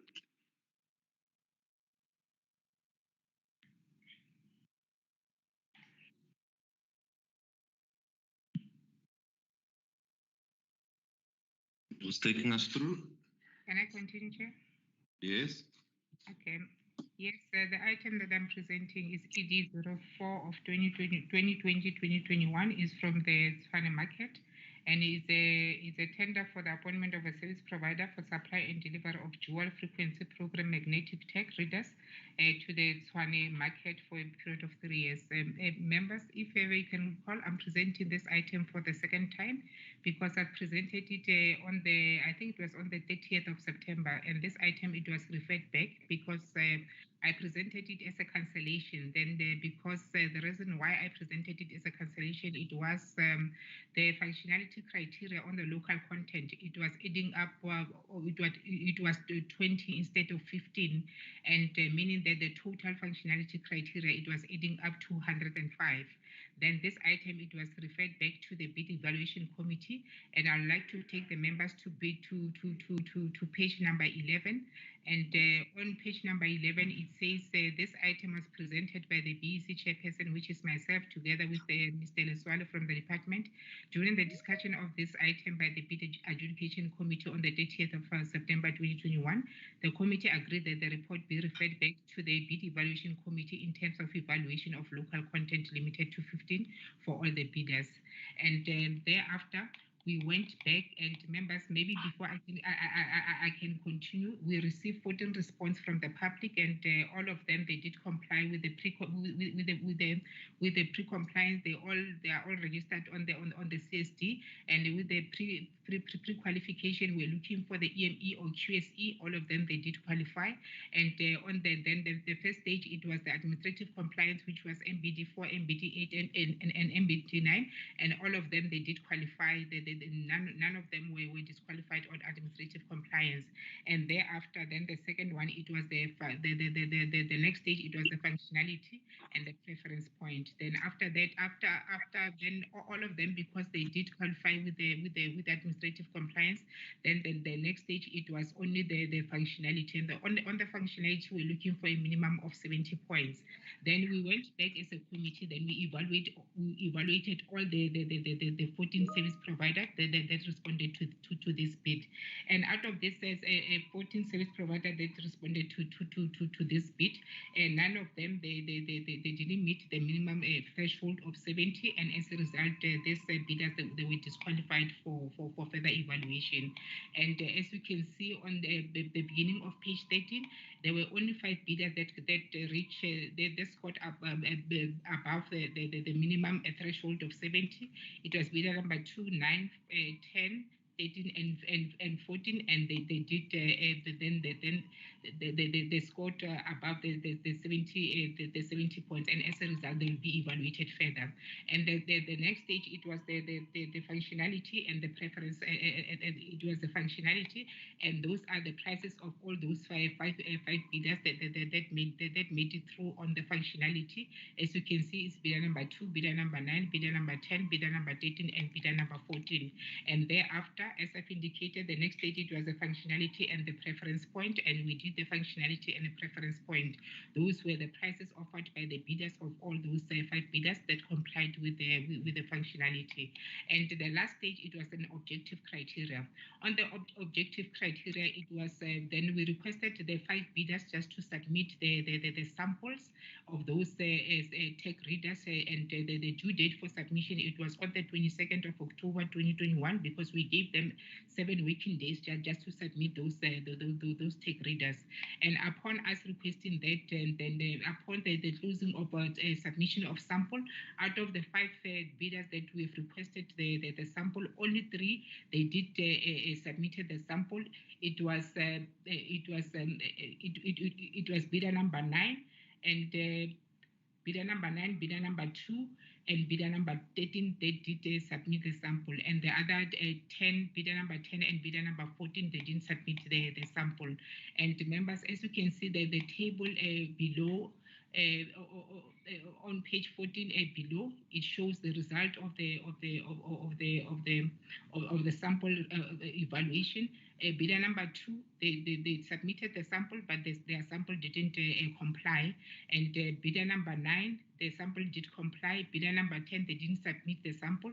And bidder number 13, the sample they submitted, but their sample did not comply. And bidder number 14, they didn't submit the sample. And as a result, there was 1 bidder that submitted the sample, the sample did comply. It's bidder number 9. And as a result, this bidder was the one that is recommended for this bid. And that on the recommendation, it says that bidder number 1 will be recommended for RFI DS tech readers with that price, with that unit price excluding VAT. Thank you.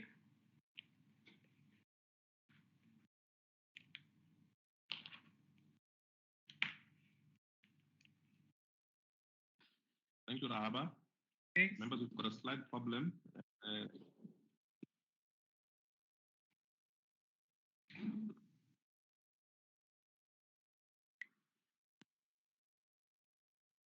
Yanni?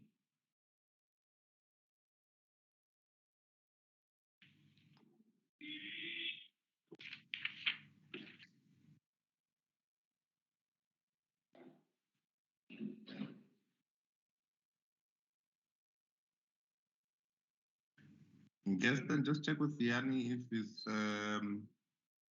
issue is resolved before we proceed. Will do, Chairperson.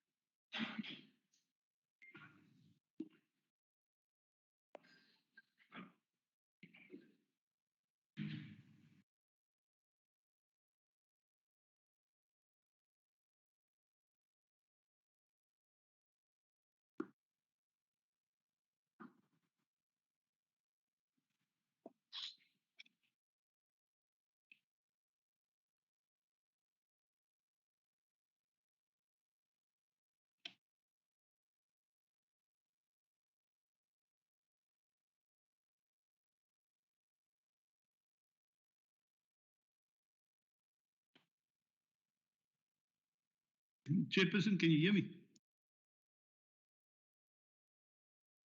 Can hear you. I'm back, thanks. I'm in and out. Okay. I don't know how much of the presentation you heard, but I'm sure you'll be able to ask questions. Sorry, Chair, which item are we on? 7.1.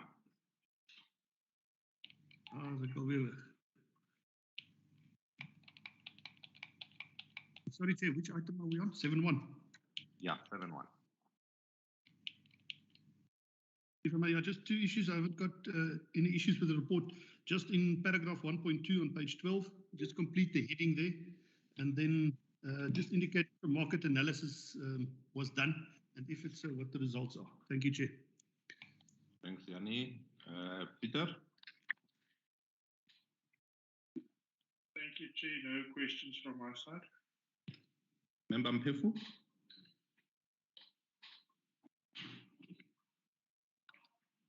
No questions from my side also, Chair. Osnonto? No questions from my side, Chair, but maybe for my own education, the objective criteria does become part of the specifications that it will be used as part of the evaluation process. Pages. Thank you. Rahaba? Member Nonto, what are you saying? I'm sorry. I beg yours. Member Nonto? Rephrase. Oh, Sis Raba, I was asking if, for my own education, not that I'm saying there's anything wrong with it. Oh, yes. The objective criteria, does it form part of the specification that it will be used as part of the evaluation stages? Yes. It was the last stage of evaluation on this tender. Okay, thank you. Otherwise, nothing on my side. Thanks. Rahaba, can you just update the information on the report as indicated? Okay, I'll do that. Then I'll send the updated one to Mopule now. Thank you. Member, that's recommended. Please recommended, Chair. Thank you. 7.2.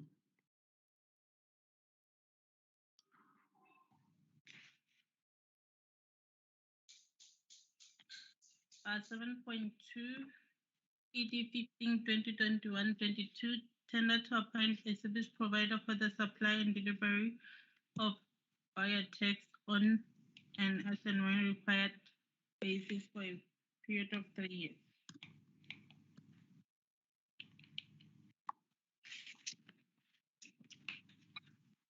Who's taking us through the item? It's me, Chair.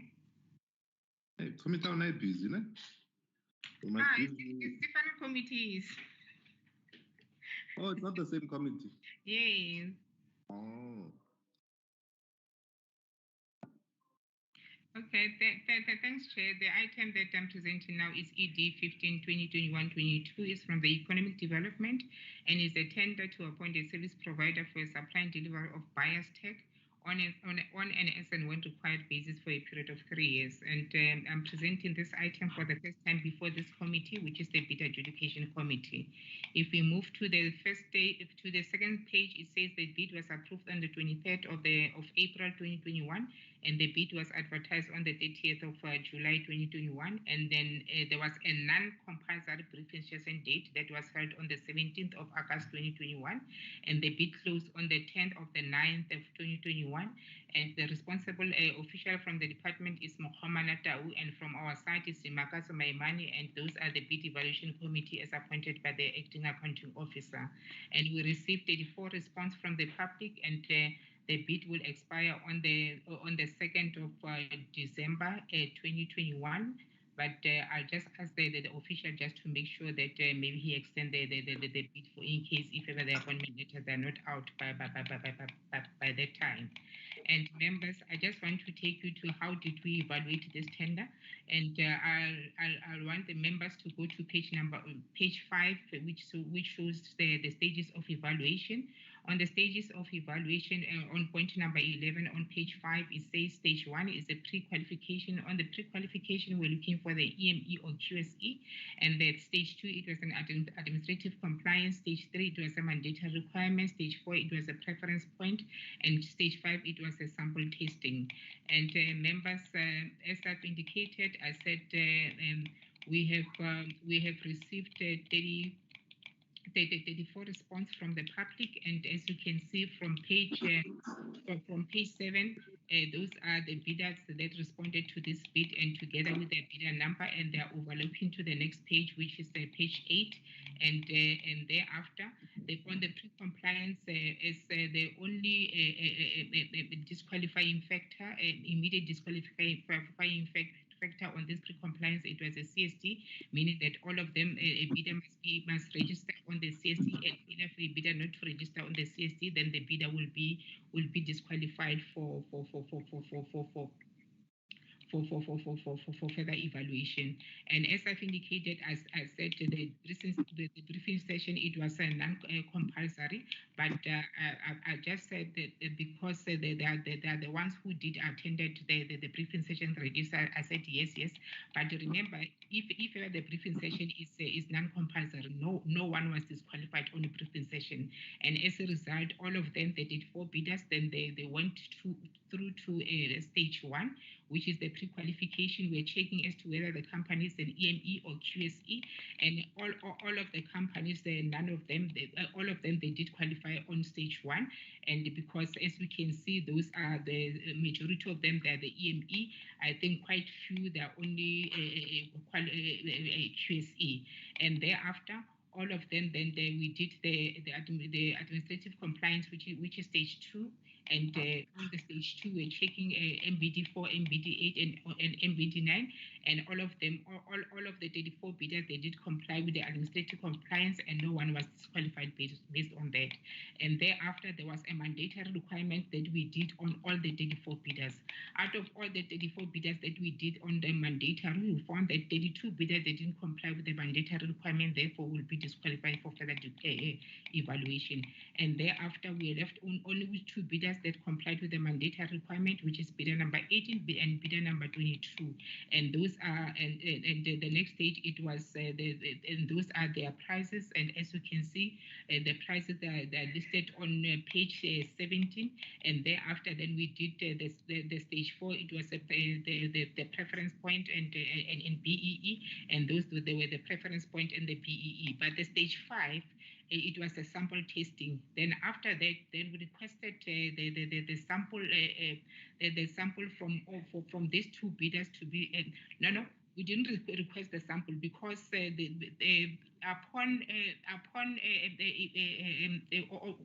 this document, upon submission of this document, one of the requirements, it was that we are required to submit the tag on submission of the document. And thereafter, this one we didn't request the sample. Then after these 2 bidders, then we took the samples from their tender documents, and thereafter, then we requested the department to on the 17th of November 2021 to come and take the 2 samples so that they can go and test the 2 samples.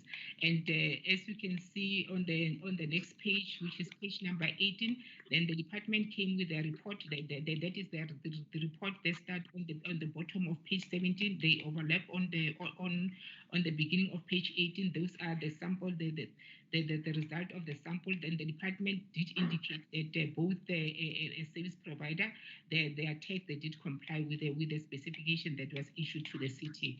And then as a result, then after that, then we went back again. Then we are saying that we recommended bidder number 18 because bidder number 18 is the lowest on price and the highest on BEE on that price excluding that. The report is presented before this committee for further deliberation. Thank you. Thank you, Rahaba. Thanks. Members, the report is tabled for your comments.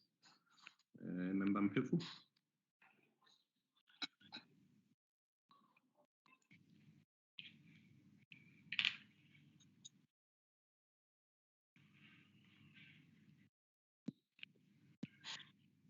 Tembeka. Or maybe I should call you Tembeka.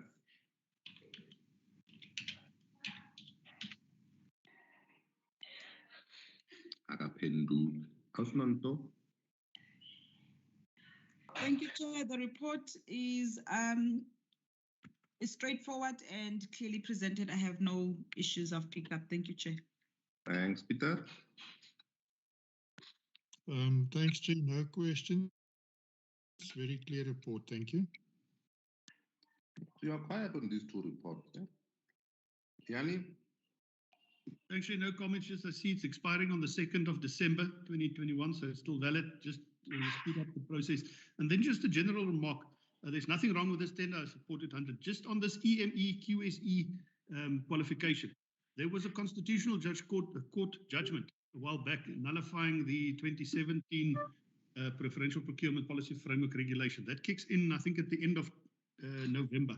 So supply chain must just ascertain from legal services. I don't know whether they issued new regulations or what will happen, but I think it's the end of November that those regulations will not be applicable anymore. So, but this one I'm 100% happy with. Thank you, Chair. Thank you. Colleagues, and as recommended. As recommended, Chair. Thanks. Mapla, item 8.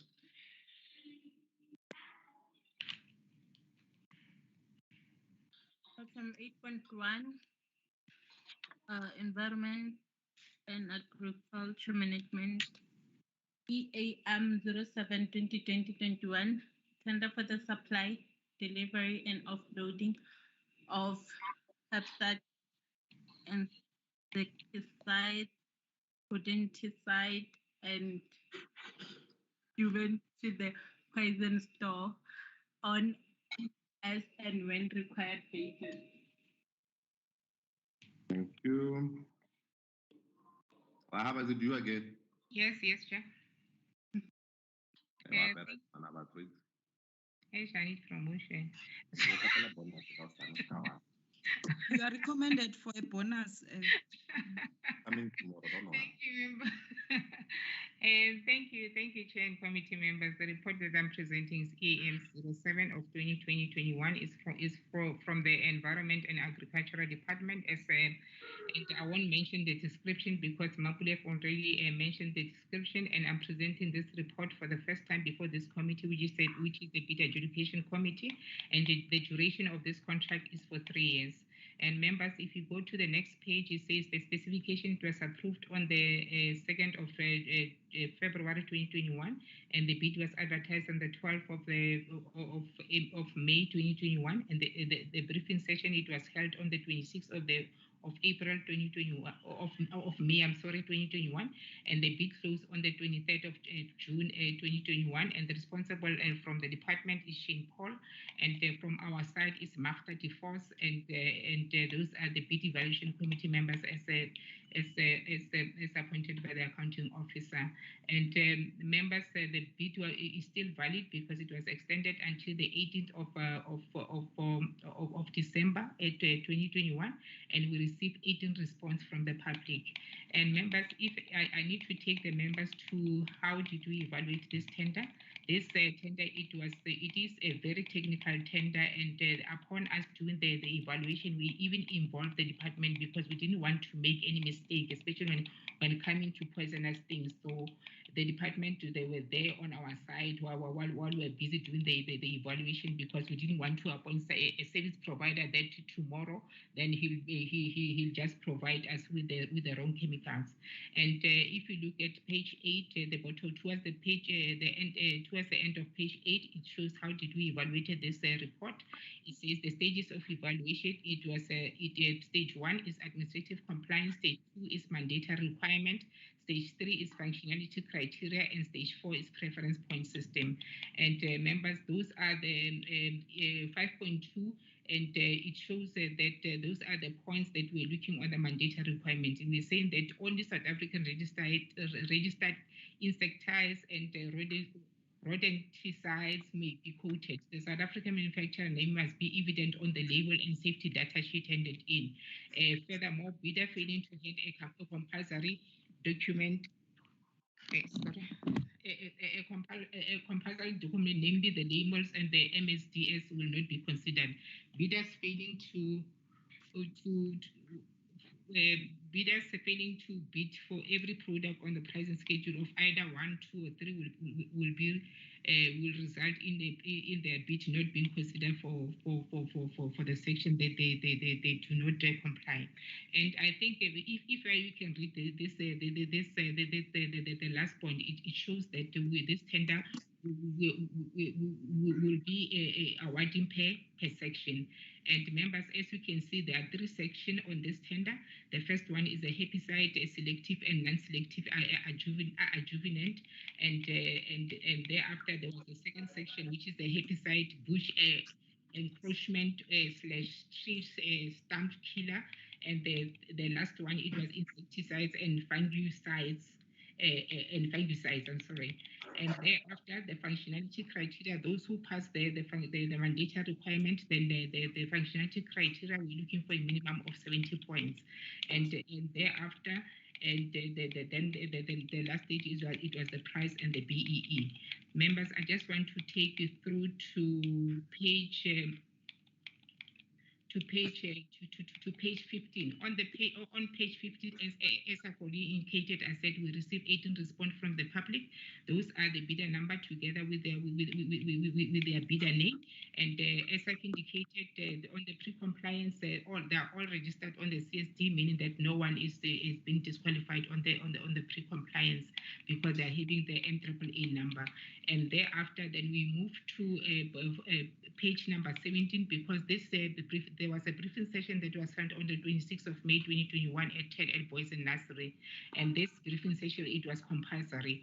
Upon us checking the briefing session register, we realized that there were 3 bidders that they didn't attend the briefing session. They didn't attend the briefing session, and as a result, this bidder will be disqualified for further evaluation. It was bidder number 14, bidder number 15, and bidder number 17, meaning that they won't be considered for further evaluation.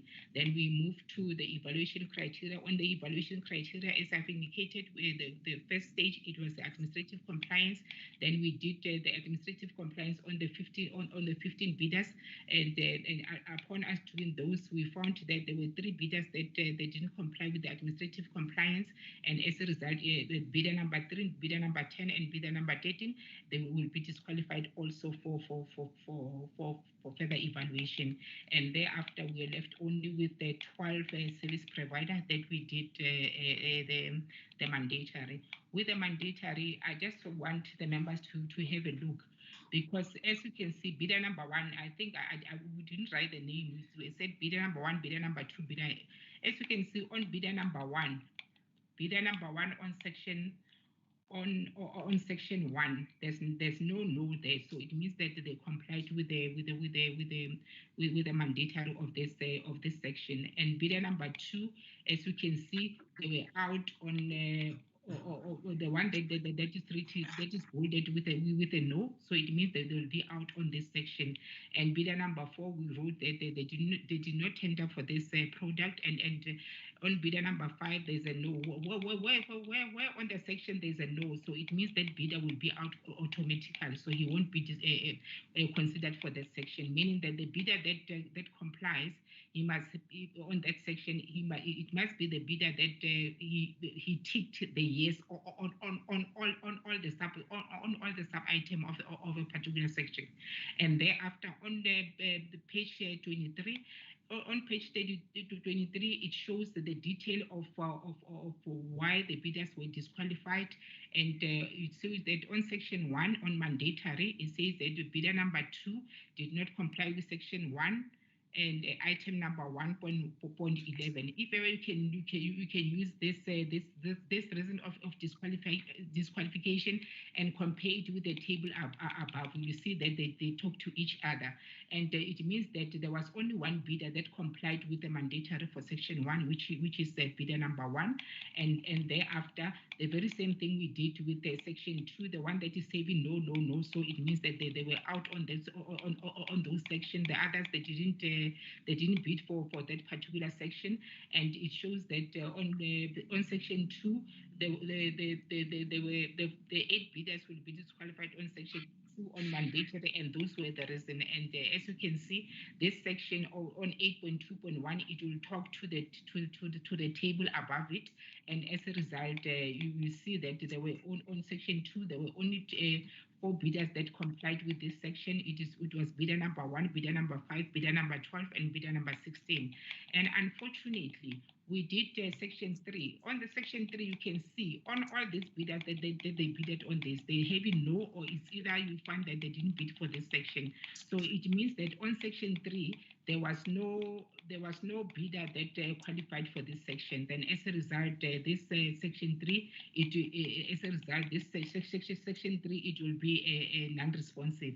And thereafter, then we went to the functionality criteria. On the functionality criteria, we took the one that qualified on the on section 1 and on section 2. Then we did the functionality criteria.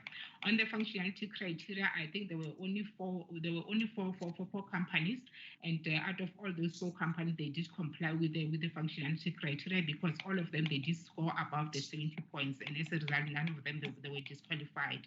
And members, as you can recall, I said on section 1, we are left only with 1 bidder, and that is bidder number 1, and that is the prices, and according to their tender documents.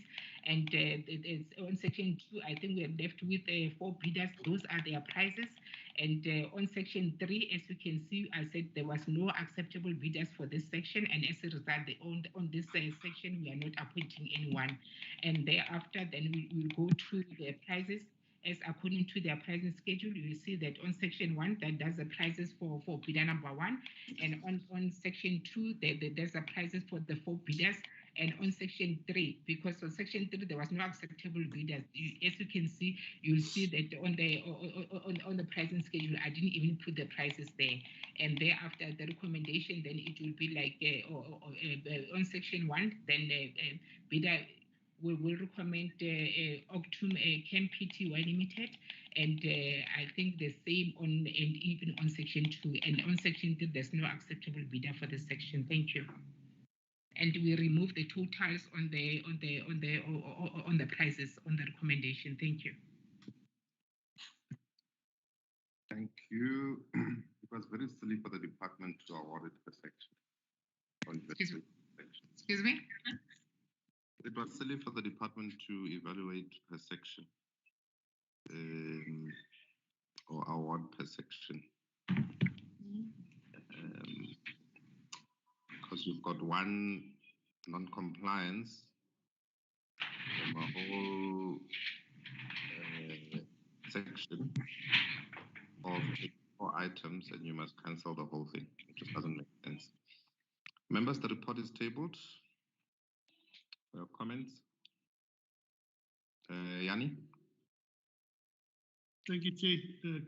Just in paragraph 5 on page 17, it's indicated there in the pre-compliance table that tax was included as a pre-compliance issue, but the tenderers were not disqualified for that. And I don't think it was a requirement. So if it's not going to be used for disqualification, I propose it be removed. Then section 3 must be cancelled because there's no acceptable tender, and it put out on tender again. I think we should include a resolution like that in the recommendation to the accounting officer. And then just a small comment to the bid specification committee or SCM. If you look at the section 2, the pricing and the evaluation is skewed. Just simply because they are using 1 unit for every product that we are purchasing. And the city is not going to necessarily purchase 1 of each item. We've got a certain amount of these units that we purchase per annum, and we've got the information. I think when the specs are drafted, those quantities should be indicated. One of the electricity tenders have it in, where they indicated that 300 will be used for this. And I think it will be a more appropriate way to evaluate tenders if we've got the actual expenditure taken into consideration. But with regard to this tender, there's nothing wrong with this one, can proceed. Then the price differences. I see there's a substantial price difference in certain of the products. And just want to know if they did a market analysis and if there's a issue with regard to the risk for the city, if it can be supplied. And then the tax compliance issue and and there's just financial comments. I can't open the full comments on the portal. Thank you, Chair. Thanks. Peter, I see you had your mic open a long time ago. Thank you, Chair.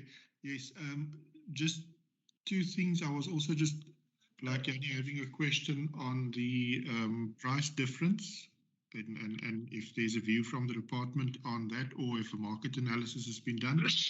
And then also, Chair, on page 39, there's space for comments from Budget Office, but I don't see the comment from Budget Office. Thanks, Chair.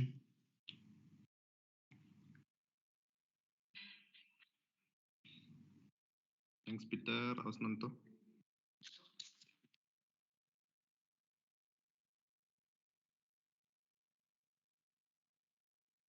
Hi, Chair.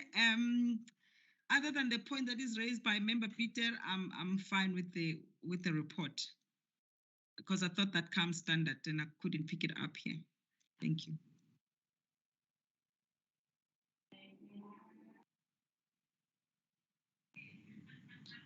Member Mpefu? Chair, I'm covered by the members. Thanks. Thanks, Ms. Rahaba. Thanks, Chair. I think with the issue that I think it was raised by member, I think Swane Pool about the market analysis, whether it was done on this tender or not. No, the market analysis was not done on this tender. And with the issue of the price variance as to whether the recommended will be able to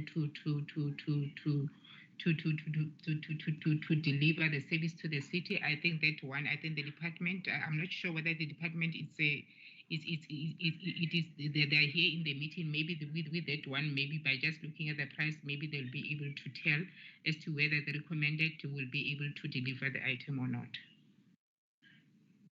Because we only use the prices that the bid according to what they bidded on their tender documents. So we didn't do even the market analysis.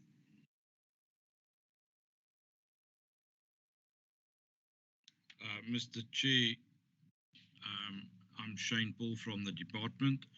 I don't have a copy of the report in front of me, so I can't comment.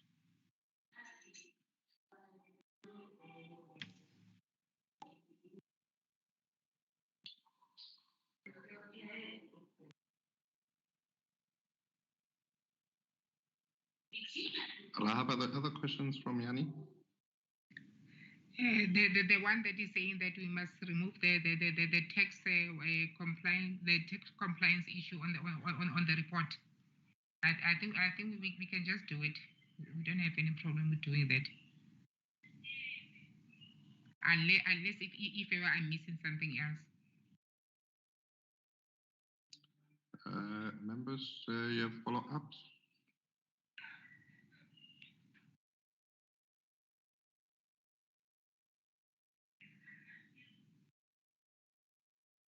I'm covered, sir. I recommend we proceed. Thanks. We then adopt the recommendations. Report as recommended. Mapula 9.2.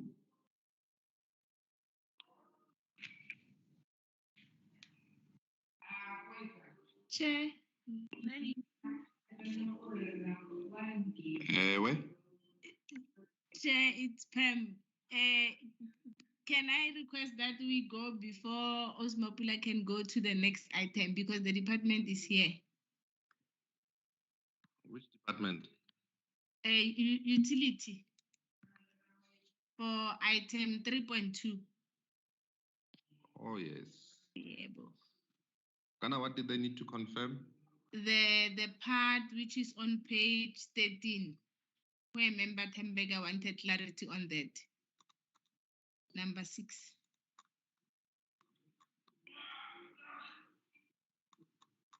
Who's here representing electricity?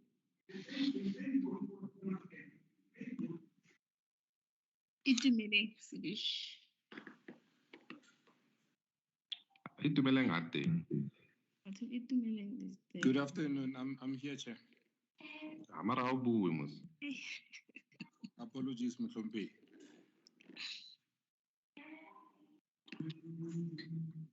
Please introduce. Yes. Good afternoon, BAC members and everybody who's sitting here. My name is Itumele Shibisi. I declare that I've got no special interest in the item to serve that is serving before us today. Okay. So Pam has explained to you our problem. Can you respond? Yes.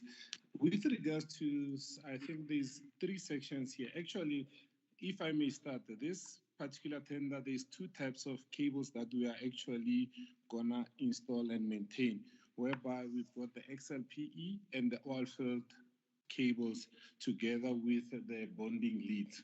So with regards to A and B, A, it's if you look at it on the document section, it's section A, it's actually XLPE. XLPE, they are the cross-linked polyethylene cables, whereby we've got certain current carrying capacity, whereby we've got the 300, we've got the 150 MVA, and we've got the 100. And on B, we've got the aluminium. On section A is the copper, and on section B is the aluminium. And for section C, that's the different type of cable, which is the oil-filled cables. These are the ones that use oil as a means of insulation. And then with regard to their sizes, it's the 300 MVA, 105, and the 100. And section D, it's actually the bonding kit and its accessories. Okay. Yes. So under paragraph 6, it says the pricing the cable section or group. Tenders are to price complete per section as the awarding will be done as one tender cable group, which is section A plus E plus D, and separately section C plus D. Yes. So what does that mean? When you say tender price to completely per section, so basically it means that this tender will be awarded per section. So we will actually be, the way that we've evaluated, we're actually looking at companies who qualify for section A, whereby which are for XLPE, and there's also companies which has tendered for oil field, including the section D. So section D works hand in hand with section A, B, and D, and then also section C, it also works hand in hand with C plus D, because D is actually used for earthing purposes. Yeah, so you are going to award section A, B, and D as one, yes, and section C and D as one. Yes. Or alternatively, if there's one, if there are people who qualify, it can be A plus B plus C and a D. Huh? Yes. So we can actually, there could be companies who qualify for both sections, whereby they can actually do the joining of XLPE cables, and they can also do the oil field cables. So hence, Which is fine. Which is fine. All I'm saying is that the idea was that the tender will be awarded as a group of XLPE and a group of oil field. Yes. So there was never an expectation that you will have a separate award for section A separate to section B. No, I think we are actually speaking the same thing, but yeah, no, we are putting past each other. It's important for us to get this thing right, because have you seen the recommendations? Yes, I have. And are those recommendations in line with the spec as we've been discussing now? Yes, I would say yes, and I'll tell you why I actually say yes. Because this one, I'm actually directly involved with this particular tender, because it's actually used for within our section sub-transmission, which is the high voltage, which is the maintenance of high voltage network. It's just that it's unfortunate I was not involved with BSC. And then I actually made a point to say this tender, it must actually allow an appointment of more than one contractors. As the reason thereof is that, look, there's an increase in cable theft. Most of our infrastructure is aging, and whereby it actually gives us a lot of faults. So this particular tender is gonna cover all cable infrastructure within the whole of Tswana. So that's basically the reason as to why we actually took upon, just to mitigate, so that we can appoint more than one contractor on this particular session, so that we will actually better our service delivery. I'm still not clear. Yes, Chair. Let me try to clarify. Let's just work. Let's try to see as to how we can work with each other. What I would have expected is that there would have been an evaluation that considers your section A B, and D as one. Yes. And maybe let me just clarify while we are there. Section A, B, and D. A, like we said, is XLPE copper. B is XLPE aluminium, and D is the earthing part, which is the bonding lead. Then once when we go to the next session, it works hand in hand, which is the oil-filled cable, and the D is the bonding part. Like I said, the bonding part is the earthing part. And then if at all there are people who qualify to get both the XLPE and also the oil-filled cables, then we also took into consideration for all it actually catered for everybody within the spec, so that we know there will be companies who can do strictly XLPE, there are companies who can do strictly oil-filled, and there's also companies who can do both.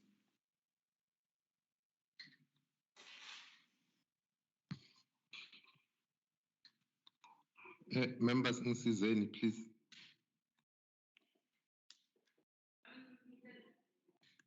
Itumeleng, is D cutting across? Yes. Okay. It's cutting across everything. We need A and B, they need D to function. C needs D to function, so it's cutting across. There's nobody who will get only C, or anybody will actually look to get accessories and not actually do the work. It's something, hence we actually looked at A, B, and A, B plus C. There's nobody who will actually get D alone.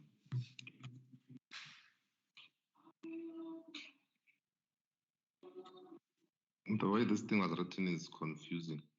Yani? You know, sometimes engineers tend to think that's fine. Just a second, Yani. So you can do A and D as one, B and D as one, and C and D as one. No, it's A, B. A, B, and D. Yes, C and D. C and D. D is universal, and that can be accommodated. So there's two appointments there. Yes. Yes, and that's what and D. And C and D. Yes. Okay.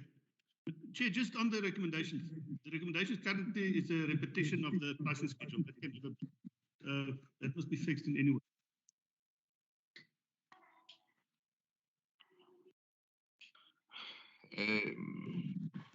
How's Pam? Yes, Chair. Like Yeah, I can hear, but can the department explain all the above section together, A, B, C, and D? But I heard what the department is saying. So I think the problem here could be this category, the mentioning of the category, because we saw that they said group or section, hence we tried to use the word category, so standing for groups. So we understood as category 1, meaning we are appointing for section 1, 2, 3, and A2 and 3. I'm on page 67. Which means you must always look for a bidder that has quoted and qualifies for section A, B, and D as a package. And then on the second one, that must have been quoted and qualified for section D and D. And D as a package. And the third one? Sure. Well, there's only 2. There is the third one is A, B, C, and a D. So there are companies who qualify for all of the above. No, but they would have been covered in any case under the first 2. A, B, C, D, yes. A, B, C, D. One column. Yes, because first one is A, B, and A, B, D. Second one, C and D. So obviously A, B, C, D, it's covered in bullet 1 and 2. Yes, that's what that's how I read it. It makes Otherwise, then we are duplicating. Yes. Peter, comments? Jane, my understanding is exactly as yours. So I'm covered with the way forward we're plotting now. We're looking to appoint 2 service providers for the 2 bullets as per the spec, as you've just now clarified. So I'm covered in an agreement with your view on that. Thanks, Chair. Mrs. T?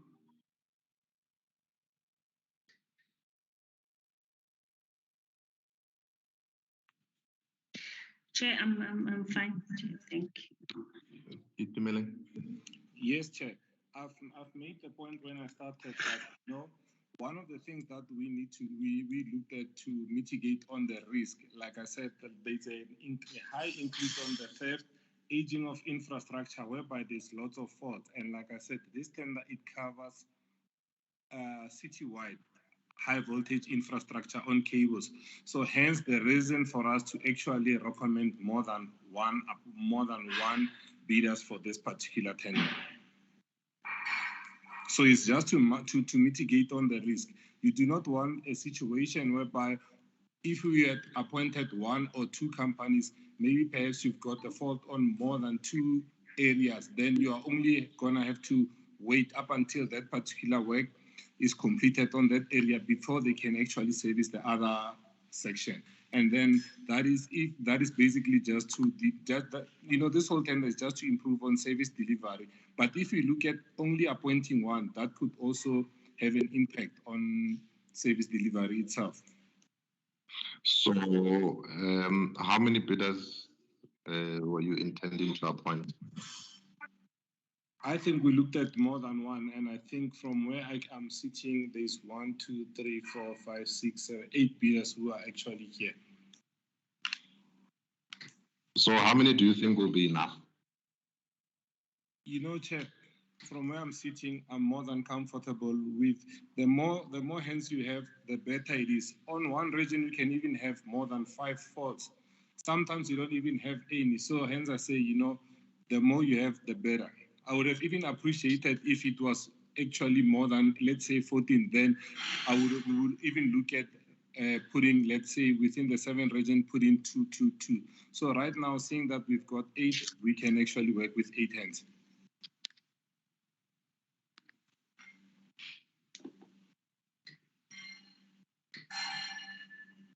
So, as per Mutli, like you'll have to Yes, go back. Chair. Yes, I'm with you. I'm with everyone.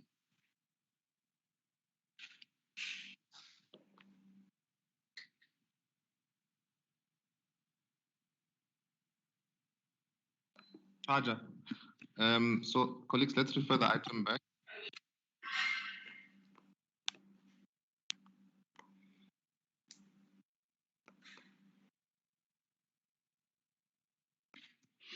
Yes, Chair, let's move on.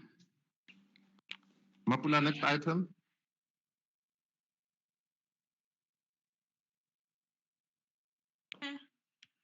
I didn't get the point of the referred back. They must evaluate in terms of the spec. Okay. Let's rather say, Chair, they must make their recommendation in terms of the specification.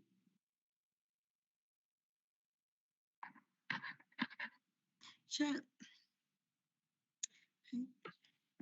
So I know we've closed on the matter. I'm just digesting what Tumeleng is saying, that they wouldn't mind. It doesn't matter whatever number, the more the better, because even if it's 14. So the specification was not specific on the number. It could have been 1 per category or per section. Is that what that implies?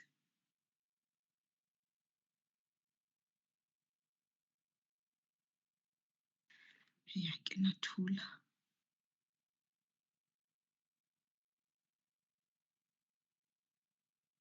I would suspect so. So I would say that whoever qualifies must then be appointed and let the department then manage usage at that level. It could be 20, it could be more. Really, neither. Okay. Yeah. Okay. Because I mean, I guess if I remember, if this is the one that had a maximum of 6, if I'm not mistaken, or was it a different one? It's a different one. A different one, okay.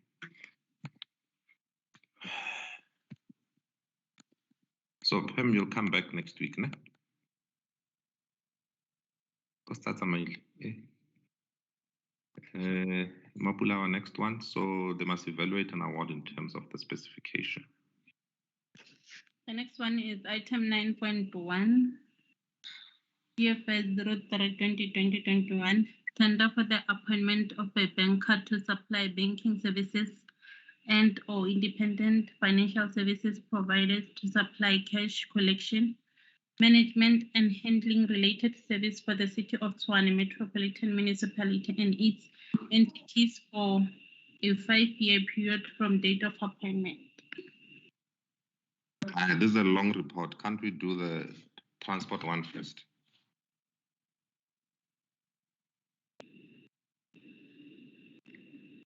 Okay, item 10.1, roads and transport, HH 01/2018-19, Capital Park Railway Bridges, appointment of a professional engineering service for the design, review, service relocation and construction, monitoring of Belle Ombre Phase 2, overflow car park, electric fencing. Who's taking us through?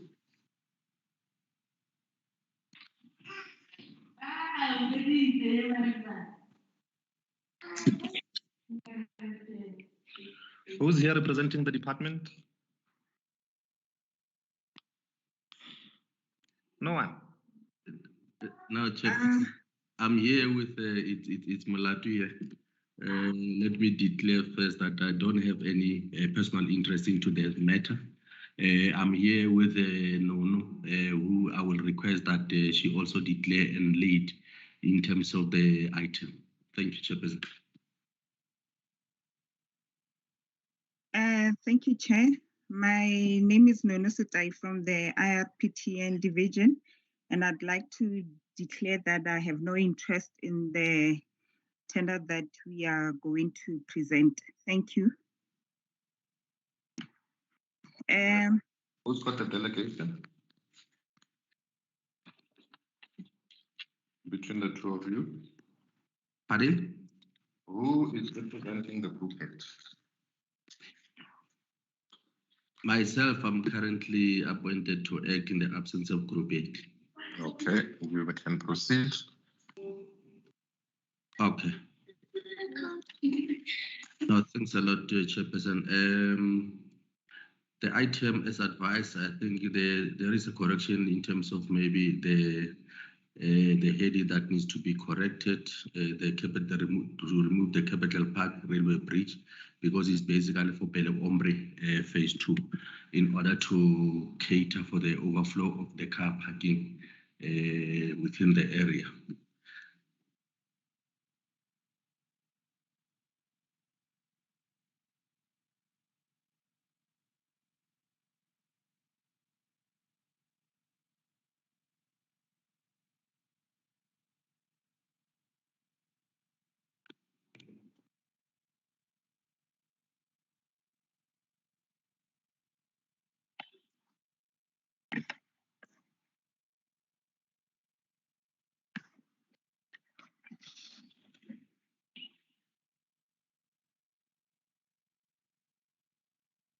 Ntate Malatu.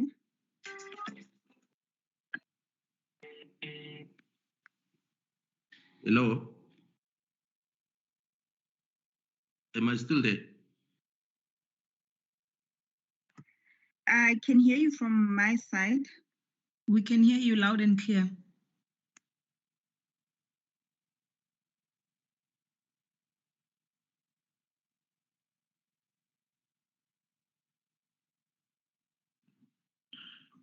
Please proceed presenting the report.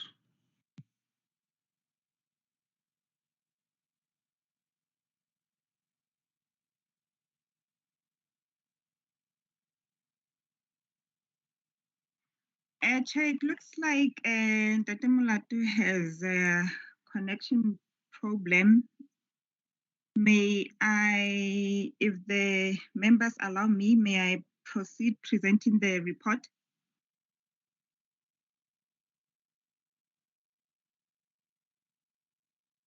Chair?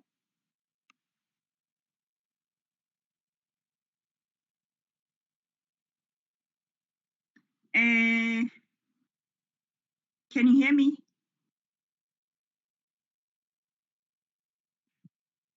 Yes, I can hear you, but I think Chair has also got connection problems. Okay. No, go ahead. Can you hear Oh, me? okay.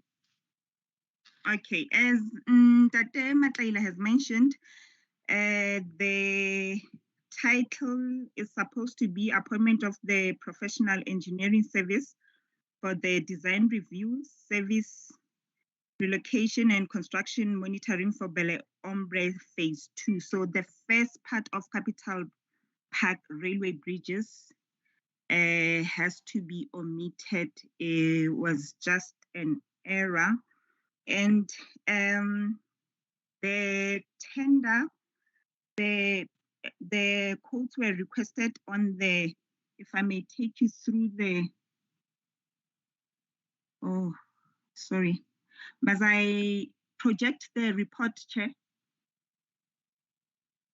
Or I can just talk through it?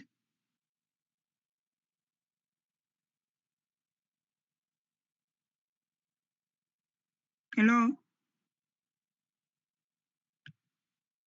We are all ears, Madam. Oh, okay.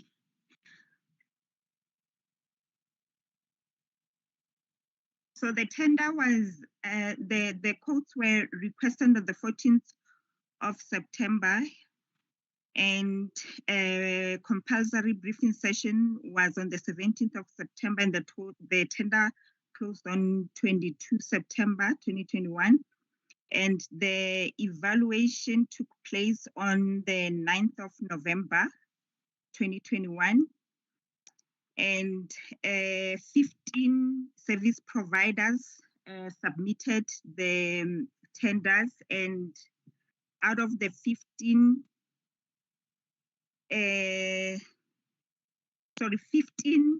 service providers were called to submit the quotations. And then out of the 15, only 6 tenderers submitted. And the 6 tenderers that submitted is Lilibara, SMEC, MPP, ASIDA, Tashu, and Mpande. In terms of administrative compliance, the 6 tenderers submitted all the necessary documents that were required in terms of compliance. And for the pricing, the bidders, the highest bidder was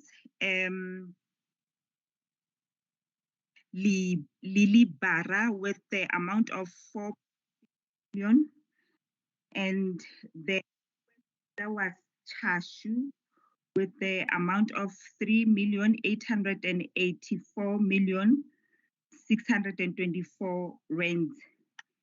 And with regards to the participation goals, all the 6 bidders, they had the level 1 triple BEE status.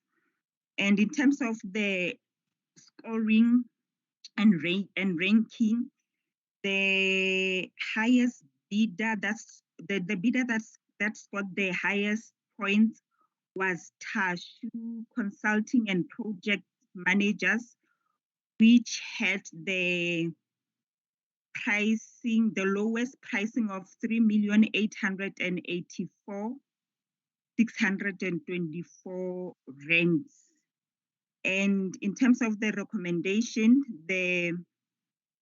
it is recommended that Tashu Consulting and Project Managers be appointed for professional engineering services for the design review and relocation and construction monitoring for Belo Ombre Phase 2, which includes overflow, car park, and electrical services. Thank you, Chair.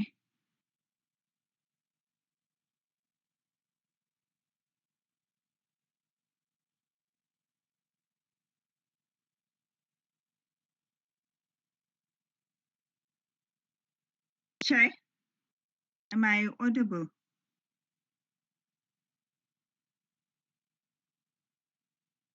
Yes, you are. Oh.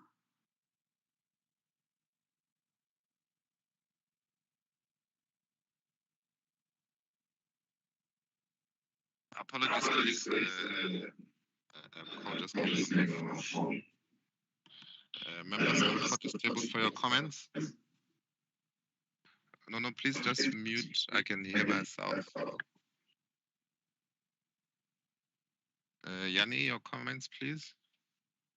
Thank you, Chair. Just confirmation that the panel is still available, the funding, and then in the recommendation, shouldn't we list the rates as in the pricing data in the recommendations? At this stage, it's just the full amount, but maybe the committee can consider just listing those rates in the pricing data. Thanks, Chair. Thanks, Member Mpefu.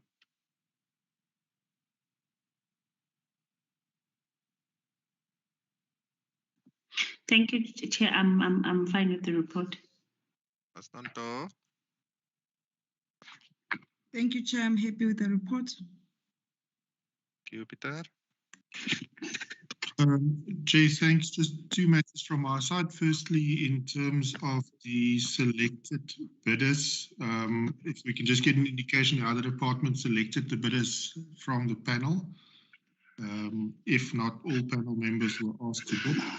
And then secondly, Jay, in terms of the recommendation, we would just need to include the time period. I think it's 15 months to be included in the recommendation. Just those two matters. Thank you, Chair. Thank you. EPMU, just on the budget. Thank you, Chair. The budget, there's a current 16 million available on Bella Olmer Phase 2. The problem with the budget, it's a 15 months period, and if they don't spend, oh yeah, but it's only 4 million, so there's 16 million available, but there's nothing for the following year. So if it is going to overflow to the following year, there's no budget there. So they need to make adjustment in the adjustment budget. Thank you. Thanks. Nono, if you can just respond to those two clarities. Chair, we take note of the recommendation of the adjustment budget. We've actually already started to make such amendments or to compile the budget adjustment, and Bella Ombre is one of the projects where we are making adjustments. And then we also take note of the recommendation regarding the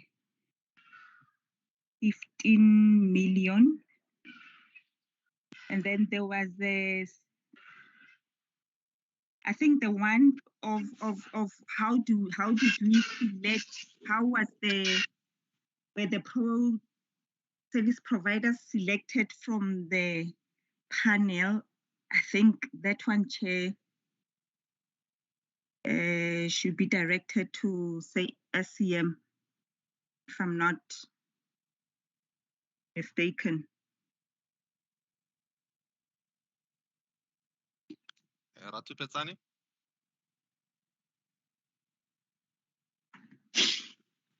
Yes, Chair. Basically, the invite went to, as prescribed by the guidelines, to 15 as per item 4. And it was largely service providers that had not been, because this was a civil engineering service, we largely targeted the service providers that had not been allocated work before. And of course, they attended briefing and then they quoted accordingly. Of course, the panel is still valid. I think there was a comment like that. Follow-ups, members?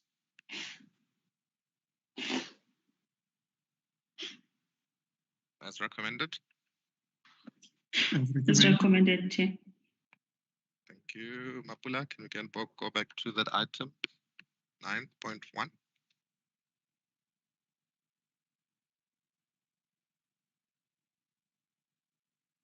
Item 9.1. Papers 03/2020-21. Tender for the appointment of a banker to supply banking services and/or independent financial services providers to supply cash collection, management and handling related service for the city of Tshwane Metropolitan Municipality and its entities for 5-year period from date of appointment. Thank you. I don't see the chairperson in the meeting, so can we defer this item? Unless there's somebody else that's representing the chair. So we'll defer the item to next meeting next week. Mapula, that was the last item, correct? Yes, Chair. Can we do minutes? Yes, sure.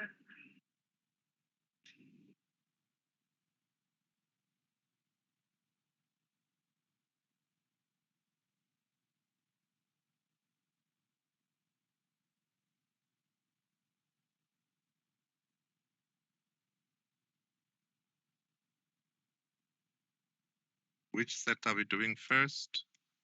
21st October.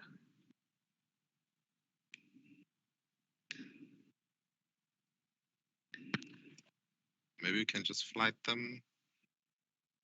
Members, any questions on the minutes from the 21st of October?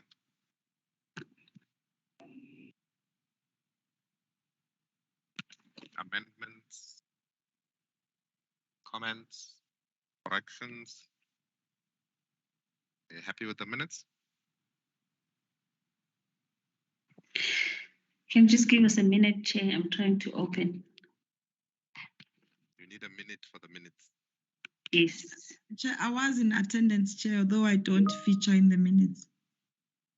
I might have been late, but I was not.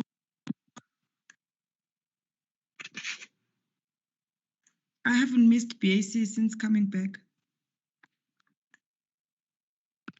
You just come late.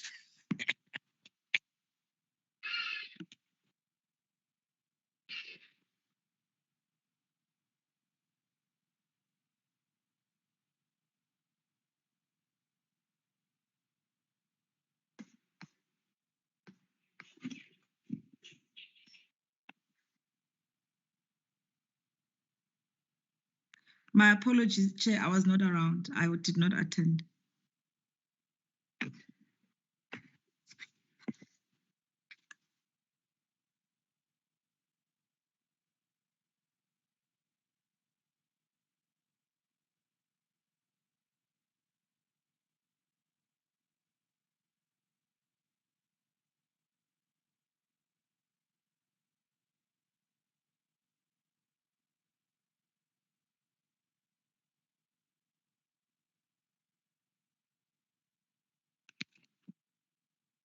PS, any comments? Gerard also did not attend. He was with me in the interviews. Chair, I've scrolled through the minutes. I'm fine with the minutes. That's for 21 October. I'm fine with this. Yanni?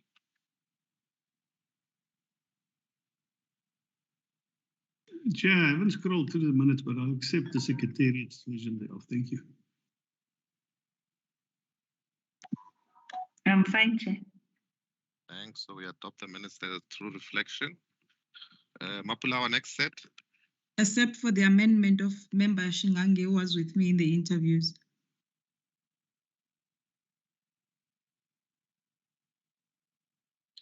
The next one is the 4th November.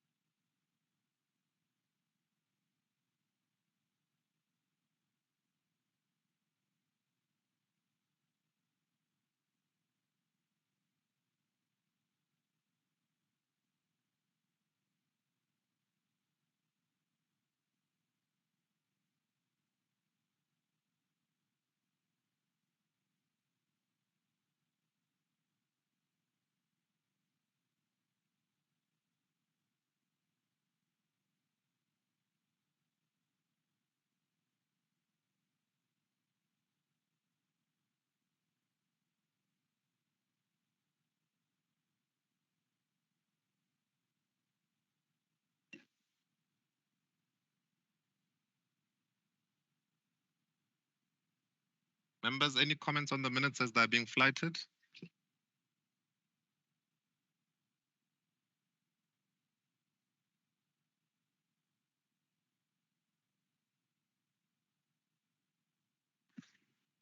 No comments from my side, Chair. I'm good.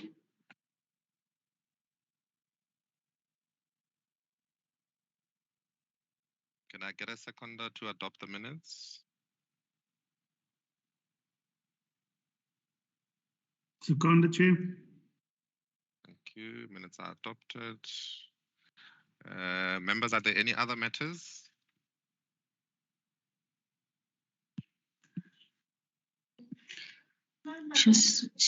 Just to be on time, Chair, for the meetings. Okay. So we've got a couple of weeks before the end of the year. Just in terms of availability of members, when is our last working meeting?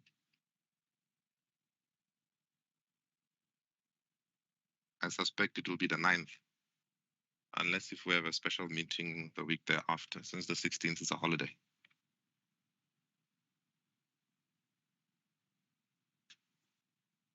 Or will the last meeting be on the 23rd? So I need an indication, 9th or 23rd. I propose the 9th, sir.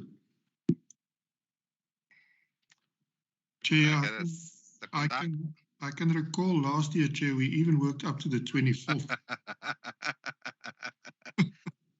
Well, let's hope we're not gonna have any of those things coming back.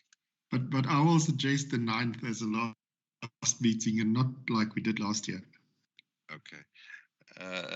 Gaston, can we just send a communication to chairpersons of BECs and departments that will be having our last meeting on the 9th? So they must make sure they submit outstanding matters for consideration in either next week's meeting or the meeting thereafter. Otherwise, all other items will be considered in the first week of Jan, on the 6th. Will do, Chair. Thank you. Members, there being no other business, thank you for your time, diligence. See you next week. Enjoy the rest of your day. See you next week, Chair. Thank you. Bye. Cheers. Thank you, Chair. Thanks, colleagues. Bye-bye. Thank you. Bye-bye.